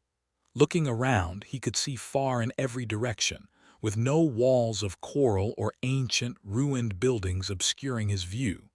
That made it harder for the nightmare creatures to ambush the cohort, but also impossible for the cohort to hide from anything that could have been watching. That is true, but Where are all the monsters? Indeed, no matter how hard Sonny looked, he couldn't see any movement whatsoever. It was as if the entire area was completely dead. They were surrounded by complete silence, which was broken only when a member of the cohort made a sound. The picturesque scenery could have been peaceful but felt eerie instead. Even Sonny's shadow seemed uncharacteristically listless. Full of unease, they continued to move forward. The plan was very simple. Because of Cassie's vision, they knew that the First Lord and his companions had traveled to the mountains the same way that they did, or at least followed the same route. That meant that both cohorts entered the foothills at approximately the same spot. The other thing Cassie had told them was that they were searching for a vast pit in the stone. It was hard to miss something like that, so all they had to do was to move deeper into the foothills and look around. The ground beneath their feet gently sloped upward. As time passed, it grew more and more rocky, and the incline became rather steep. Soon, they were surrounded by tall boulders and had to walk on bare stone. At some point, Sonny looked back and was surprised to realize how high above the labyrinth they had climbed. By now, it was far away and below them, looking like a vast crimson sea. A strange sensation settled in his heart. With a bit of introspection, Sonny realized that it was something he had lost a long time ago. The feeling of being connected to the rest of humanity. Even though all of them understood that crossing the hollow mountains was an impossible task, simply knowing where they were in relation to the rest of the awakened made all the difference. They might have been just as stranded as they had been before, but at least they weren't lost anymore. What a nice, but useless thought. With a sigh, he turned around and hurried to catch up with the rest of the cohort. The sun was still high in the sky when they found the pit Cassie had described. It was situated in a valley just at the point where the foothills turned into proper mountains, and turned out to be something different from what everyone had imagined. Disturbingly, throughout the whole day, they had not met a single living thing. In any other circumstances, Sonny would have been glad because of this strange lack of nightmare creatures, but now it was just making him nervous. Standing at the edge of it, he looked down with a feeling of awe. Cut into the flesh of the mountains, a vast quarry lay below them. Despite its incredible scale, it was clearly made by humans. A road clinging to the slope of the circular pit led to the bottom of it, wide enough for 10 carriages to ride side by side. At the far end of the quarry, the gray slope of the mountain was cut and hollowed, creating something that resembled either colossal steps or seats of an amphitheater built for giants. Here and there, massive blocks of stone stood, as though ready to be transported back to the ancient city. Sonny studied the monolithic blocks of gray stone, then the size of the deep quarry. Something connected in his mind. So this is where the materials for the mighty wall of the Dark City had come from. He was certain of it. To think that the ancient inhabitants of the Forgotten Shore had transported all that stone from this far away, the thought of it was nothing short of humbling. Effie, meanwhile, was staring at something with a tense look on her face. Suddenly, she pointed to the center of the deep quarry and said, "Over there, look." Following her gaze, Sonny strained his eyes. For a couple of moments he couldn't understand what the huntress was talking about, but then his heart skipped a bit. At the bottom of the quarry there was a giant nightmare creature. The abomination was enormous, easily twice the size of the carapace demon, who had already been as tall as a house. It looked like a strange insect, somewhat resembling a weird mix of a rhinoceros beetle and a praying mantis, with a smooth carapace, massive horn, and deadly blades attached to the joints of its limbs. The whole creature seemed to be made out of stone and was the same color as the floor of the quarry. In fact, if not for Effie's warning, Sonny might have not even noticed it. That flesh, however, was broken and shattered, lying in piles on the ground. The giant stone demon was dead. And from the looks of it, it died by a human hand. Sonny turned to Nephi's and hesitated for a moment. "What do you think? Those are sword cuts, aren't they?" Changing Star was silent for a bit and then said in a dark tone, "It's hard to tell. We'll need to get closer to take a proper look." Chapter 246. Irrefutable proof ready for the worst. The cohort summoned their weapons and slowly moved down the wide road that lead to the bottom of the quarry. From reaching the foothills of the Hollow Mountains till now, they had not met a single nightmare creature. But that was not a reason to lower their guard. Walking on the ancient path, all of them couldn't help but steal glances at the corpse of the giant stone demon, as though expecting it to come back to life and attack them at any moment. If living on the forgotten shore had taught him anything, it was to always expect the worst.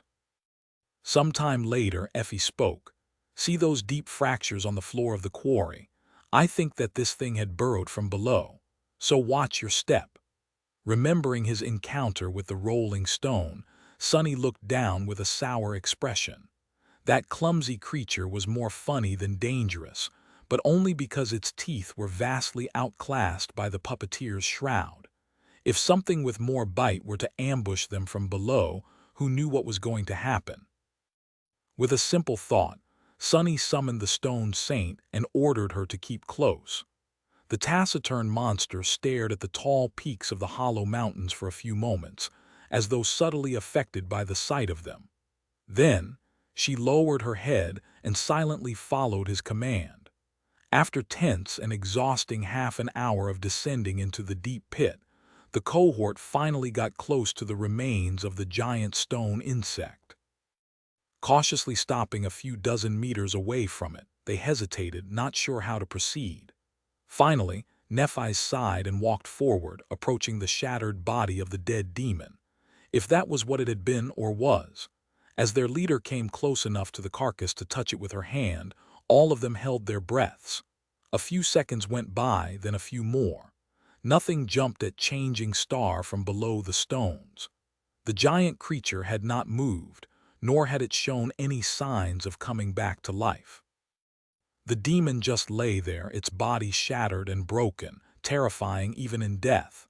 And it indeed was truly, really dead. Glancing at the indifferent saint, Sonny let out a sigh of relief. Even though he was prepared for a tough battle, he hoped that this time they would be able to avoid it. The members of the cohort had yet to fully recover from the harrowing journey atop the walking colossus, so they weren't in the best of shapes. Well, at least Sonny was not, partially because he had refused Neff's offer to vanquish his wounds with her purifying flame. They were healing fast thanks to the blood weave and the 500 shadow fragment, almost that he had accumulated, but his body was yet to fully recover. Turning her head, Nephi's looked at them and said, "Come closer."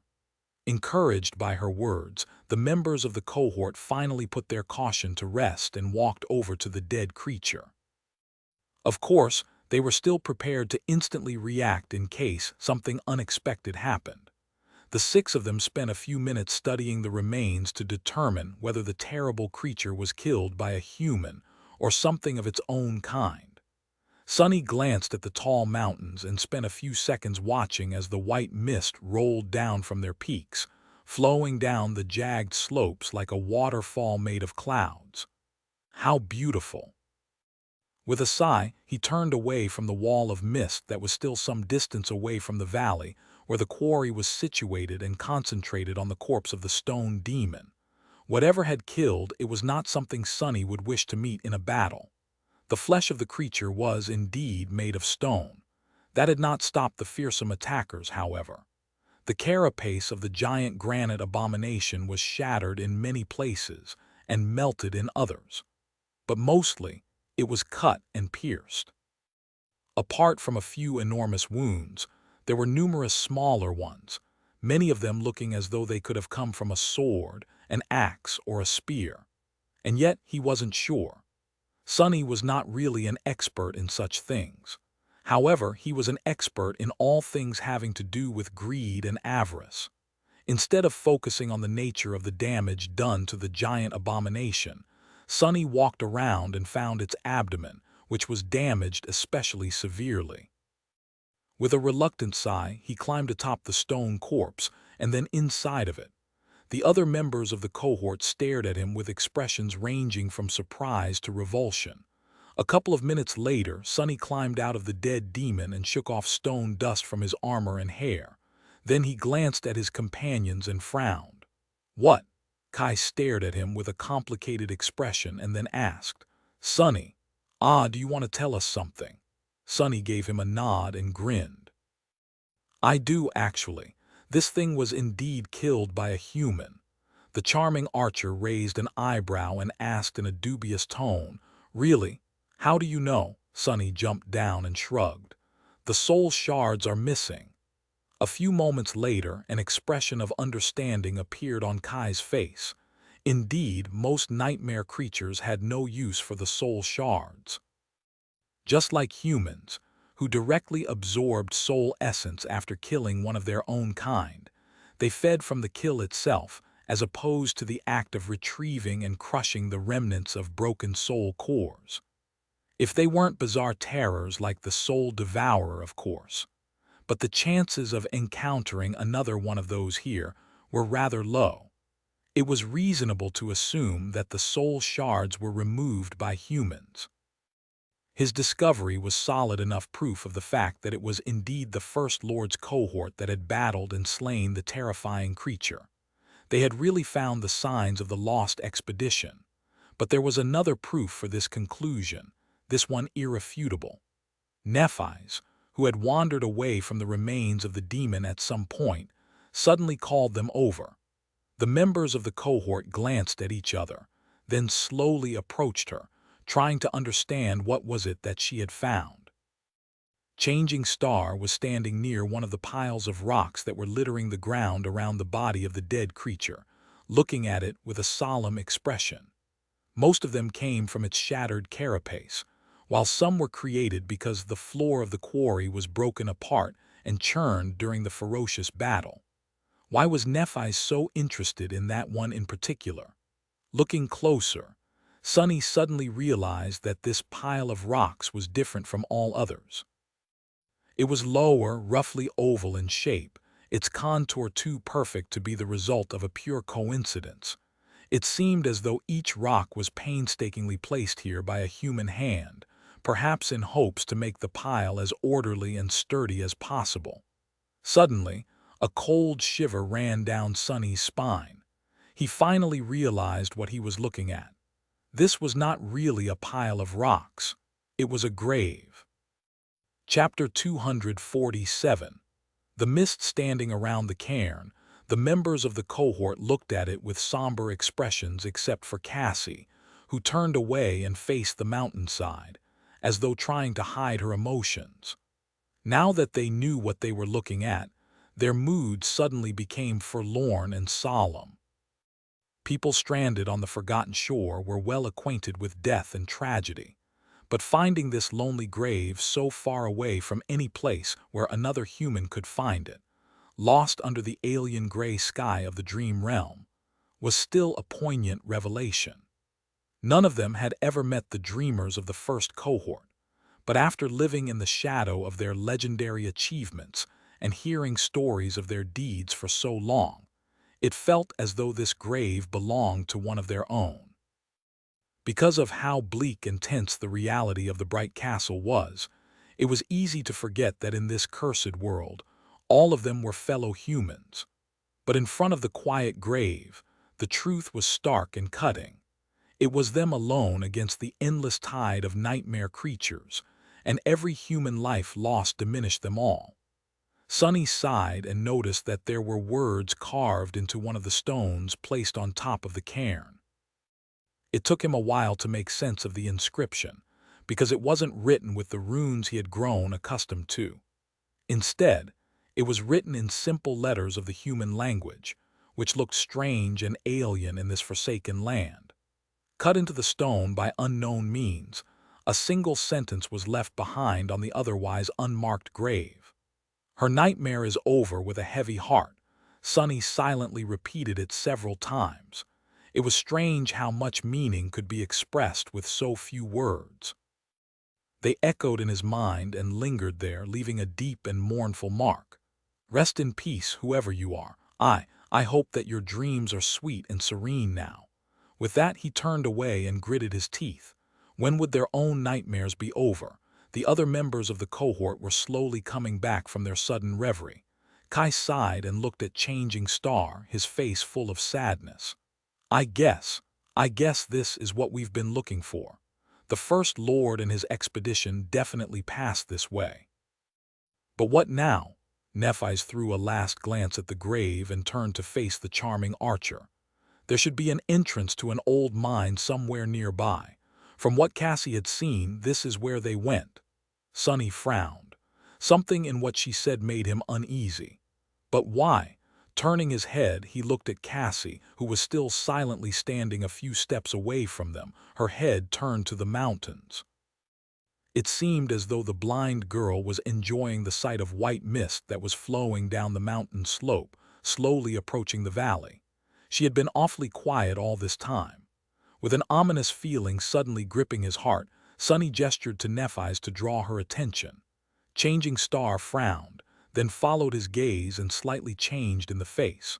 Walking over to her friend, she carefully placed her hand on the blind girl's shoulder. Instantly, Cassie flinched and turned around, her face pale. Cassie, did you see something? There was an expression of terror written on the blind girl's face. For a few moments she just breathed heavily as though trying to control herself. Finally, she spoke, her voice quiet but steady. The mist. We must get underground before the mist comes. If not, all of us will die. Nephi's didn't waste any time questioning Cassie further.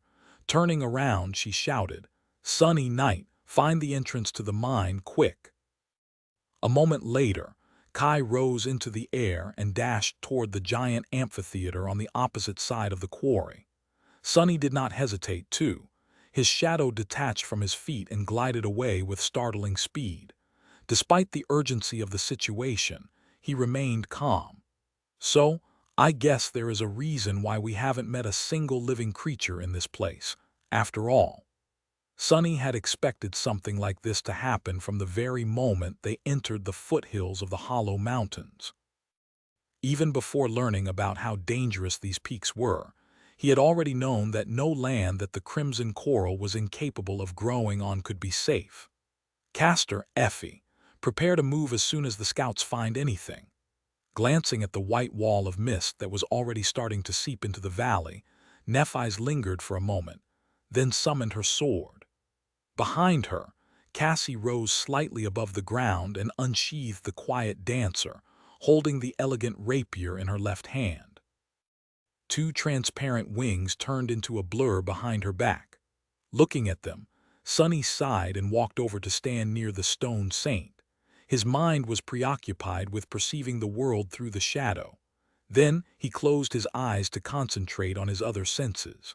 The shadow and Kai found the entrance to the mine almost simultaneously. A tall archway was cut right into the side of the mountain, with false columns carved into the rock around it. The mouth of the tunnel was dark and ominous. There was a twisting path leading away from the mine into the quarry. Sonny couldn't see where it exited the maze of stone blocks, but was sure that Kai would see it from above. Opening his eyes, he noticed that the wall of mist was now looming above them, mere seconds from falling down into the quarry, and said, "Follow me." With that, he ran toward the general direction of where the mine was situated. The others ran behind him, exerting as much speed as they could manage except for Castor, of course. Halfway to the wall of the quarry, Kai landed near them and gestured to a barely visible opening between the stone steps. "There, hurry." They entered the hidden path and ran as fast as they could, soon approaching the wide tunnel. At the very edge of darkness, Sonny stopped for a second and looked back at the swiftly approaching wall of mist. As he gazed into the milky fog, a cold and heavy feeling of dread suddenly grasped his heart. Not wasting any more time, he turned around and dove into the shadows. A few moments later, the mist swirled around the entrance of the tunnel and devoured the rest of the world. Chapter 248. Those who survived leaving the mouth of the tunnel and the swirling white mist behind, the cohort cautiously went further into the darkness. As they walked, they summoned the memories that produced light to illuminate the way. The tunnel leading into the mine was wide and spacious.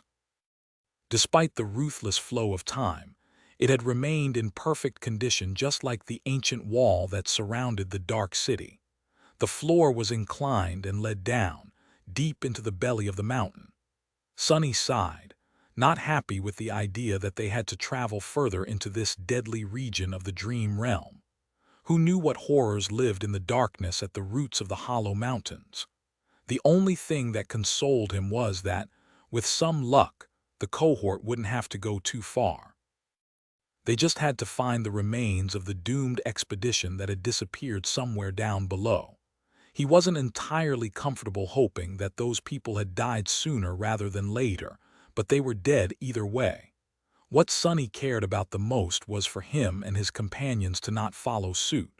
Walking at the back of the party, he glanced at the 5 people in front of him. How did Changing Stars' cohort stacked against that of the First Lord? Were they weaker, stronger, or just about the same? His brow furrowed. Regarding Nephis herself, he doubted that the young man who had led a group of sleepers to conquer the bright castle could have been more powerful or driven than her, at least not at the start. However, he had much more time to accumulate power and resources before venturing into the hollow mountains to find his death.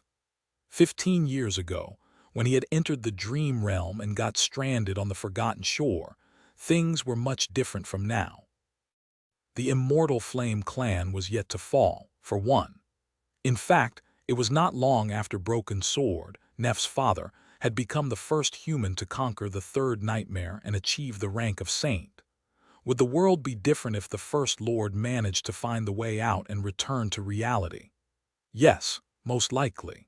If the era of the nightmare spell had shown anything to humanity, it was that history was often changed by individuals, as opposed to events and invisible currents. The influence one extraordinary person could exert on history in a time of adversity was hard to deny. From everything that Sonny knew about the First Lord, a man like him could have done a lot to improve the position humanity was in. What a shame that he had perished in this God-forsaken hell, the story of his incredible deeds known only to a handful of people as unfortunate as him. But how many were there of such brilliant youths, killed before their time by the nightmare spell? In the end, history was not written by the best, but by those who survived. Glancing at the people walking in front of him, Sonny couldn't help but think, how many of us will survive? Each member of the cohort was incredibly strong. Just like Nephis was at least an equal to the First Lord, her companions were most likely equal to his. Because of Effie's light-hearted and carefree demeanor, it was easy to forget how fearsome of a warrior she was. The huntress had not survived 3 years of stalking monsters on the cursed streets of the Dark City, alone by accident. Hundreds upon hundreds of vicious nightmare creatures fell by her hand. As much as Sonny hated to admit it, Castor was a true powerhouse among the sleepers, too. His incredible aspect ability, outstanding skill, cold intelligence, and the wide arsenal of inherited memories made him a deadly threat to anyone foolish enough to become his enemy. Kai was not as ferocious of a fighter as the core members of the cohort, but his ability to fly, coupled with the mastery of the bow and the ascended arrow that Sonny had sold him, made him a real menace in a battle, too. Cassie was not much of a fighter, but her gift was arguably more important than any combat aspect ability could ever be. Especially so on the Forgotten Shore, where inconceivable dangers lurked under each rock. And then there was Sonny himself. Sonny was perhaps the deadliest of them all. If he wanted to, he could have killed every member of the cohort twice over, with the exception of Nephis himself, of course. If the two of them had to face each other in battle, he didn't count his chances too high. At least for now.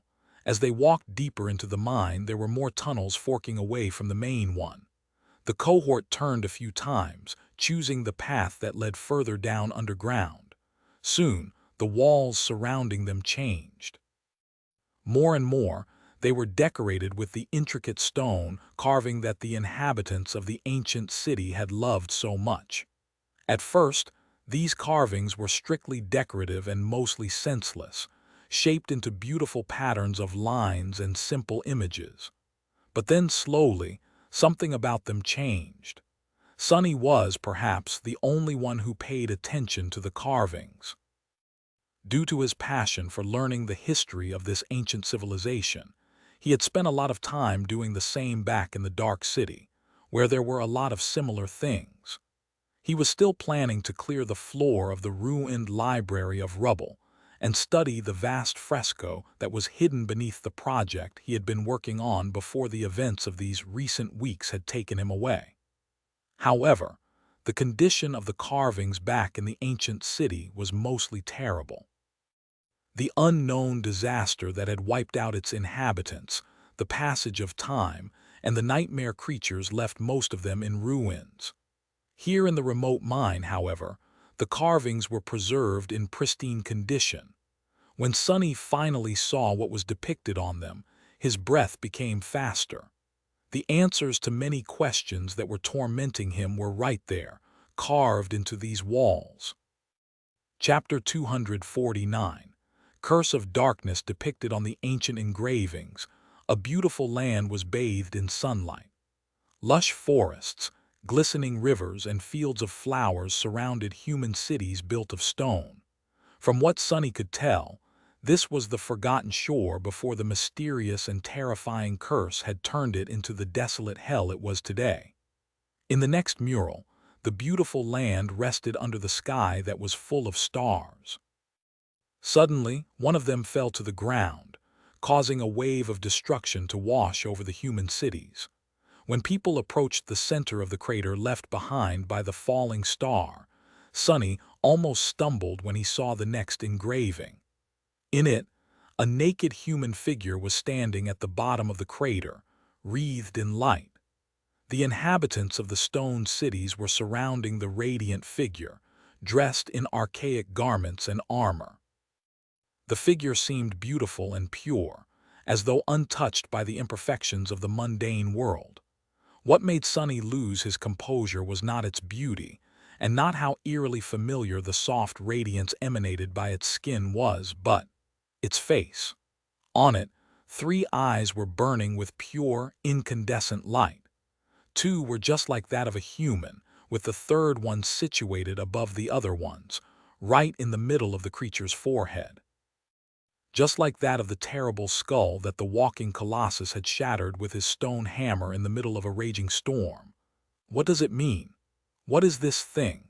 To Sonny's dismay, the next engraving was heavily damaged. He couldn't discern anything of what was depicted on it.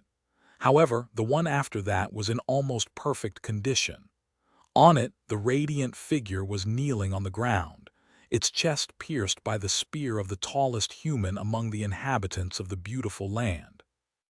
What flowed from the terrible wound, however, was not blood, but an endless flood of pure darkness. Why?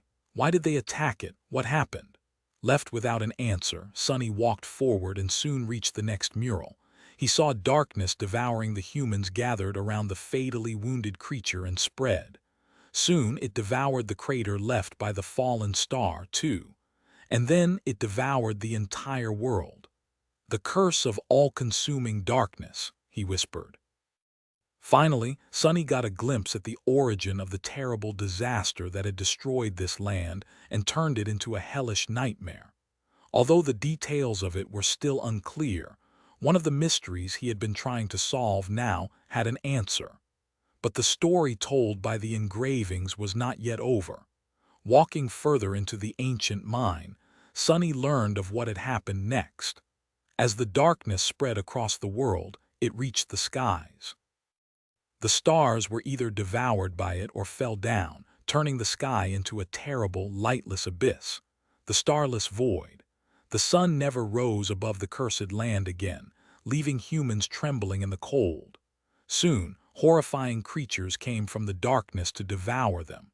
The best and the brightest of the ancient civilization took arms to defend their cities, and for a while they were able to resist the tide of monsters. But then, humans themselves started to turn into abominable horrors. At that point, Sonny felt a cold shiver running down his spine and couldn't help but tremble, not because he was affected by the tragic disaster that had befallen these ancient people, but because it all seemed so terrifyingly familiar. The details might not have been the same, but the end result was eerily similar to what was happening in the real world right now. A curse that suddenly appeared and spread across the entire world. The horrible monsters that came from nowhere to attack settlements and devour humans. The champions who had taken charge of defending their kind from the abominable creatures.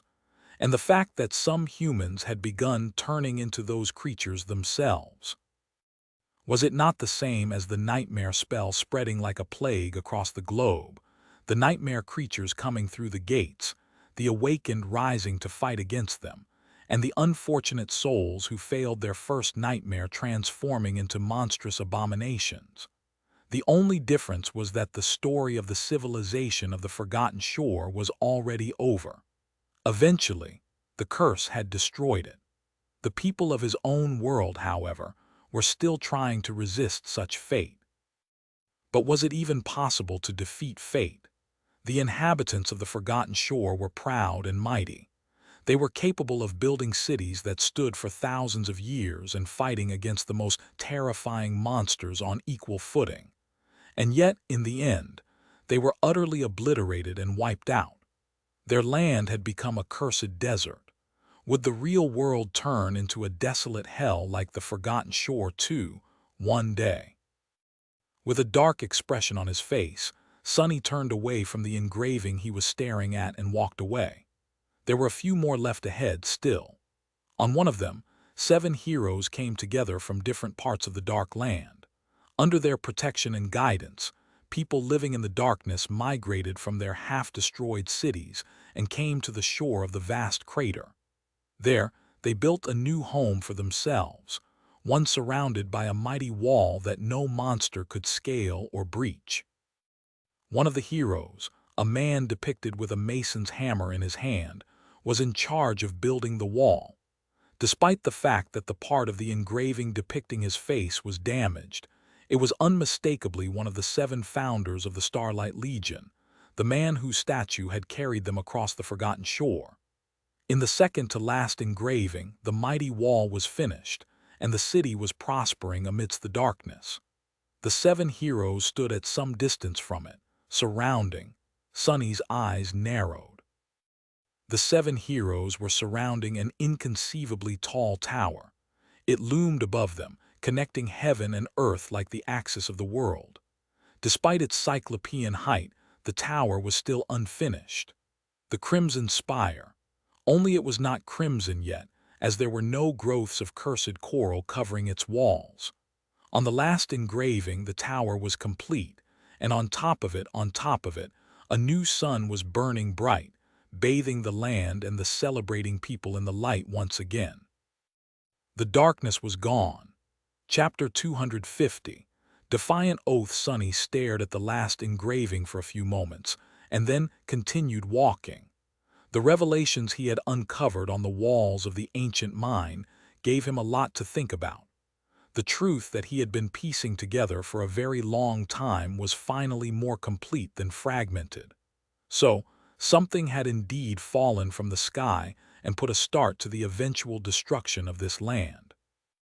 Sonny had suspected that this was the case for a while now, especially after witnessing the colossal impact crater that was situated between the Dark City and the Ashen Barrow.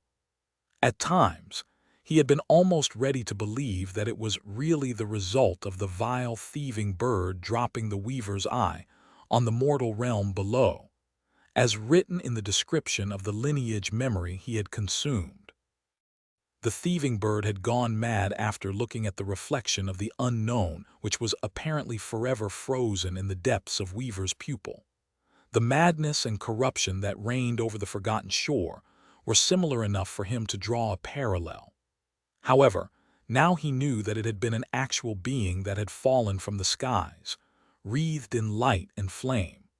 A beautiful figure that emanated brilliant radiance and had 3 eyes on its terrible, perfect face.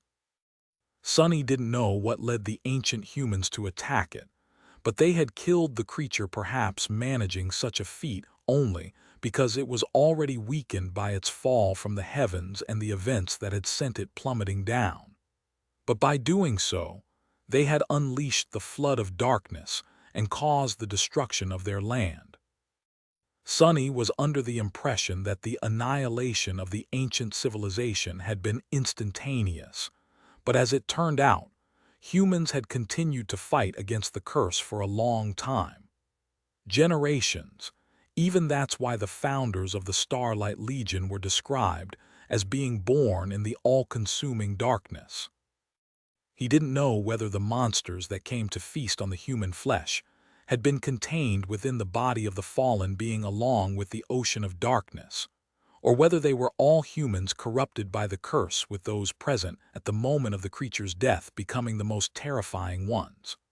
What he did know, however, was that the Starlight Legion had managed to push the monsters back and build an impregnable fortress for the humans under their protection. That fortress would later become the Dark City. And then, the founders of the Legion had achieved something even more inconceivable. They had built the Cyclopean Spire and somehow used it to create an artificial star. Yes, the sun shining above the forgotten shore was not real. It was, in fact, a human creation. Speak about ambition. It was hard not to feel awe after learning that those 7 madmen had actually managed to create a sun. They had made a defiant oath to return light to the cursed land and gone about it with terrifying resolve and sincerity. The story depicted in the ancient engravings ended with a celebration. The forces of good had vanquished the curse of darkness and brought a new era of light and prosperity to the inhabitants of the ancient city. However, that was not where history ended. Something happened between then and now that had caused the obliteration of the ancient civilization, the corruption of the spire, and the appearance of the Crimson Labyrinth. But what? That was a mystery for another day. Perhaps he would be able to find the answer to it back at the Dark City. What Sonny did note, however, was the difference between the dark reality shown in the engravings and the state the Forgotten Shore was now. Yes, the ancient murals showed a world completely devoid of light, but it was different from the hell that Sonny and the other members of the cohort knew. The engravings did not show the curse of darkness as a literal sea. With no sun and no sea, there was no cycle of tides that turned the Forgotten Shore into an ocean of black water every night. The Dark Sea had appeared at the same time as the Labyrinth then, or at least as the result of the same event. Sonny was sure that the two were connected. But he didn't know what significance that information hid. The other thing he had noted was that, while other members of the party were initially indifferent to the ancient engravings, at some that changed. When they had been walking past the mural depicting the radiant being with 3 incandescent eyes, Nephi's had stopped and looked at it for several long moments. Then, she turned her head away, lingered for a second, and continued walking. Sonny had not missed that detail. However, he couldn't even begin to guess what it meant. Some time later, they entered a wide circular hall. In the center of it, a dark chasm opened into the depths of the mountains, leading so far down that Sonny couldn't even see its bottom. It looked like the gates of the underworld. 1,000 years ago, there were wooden ladders and platforms leading down the main shaft of the mine, as well as a system of ropes and pulleys to lower the miners and lift containers full of precious ores up. Of course, all of that had rotten and collapsed a long time ago. With a sigh, Sonny glanced at Nephi's and asked, "We are climbing down, aren't we?" Instead of answering, she simply summoned the golden rope and shrugged. He shook his head. "Wait. At least give me some time to scout ahead and see if anything is waiting for us at the bottom of this thing." With that, he sent his shadow down the wall of the endless shaft. The shadow wasn't very ecstatic at the prospect of gliding down into the depths of the scary well, though. Giving Sunny a resentful glare, it sighed and dove down with visible reluctance. A few minutes later, the shadow reached as far down as the range of shadow control allowed. It was still not at the bottom of the mine, but at least there were no primordial horrors in its sight. Sunny summoned the dark wing and gave the members of the cohort a nod. "We can proceed. Be ready, though. Who knows what might happen?"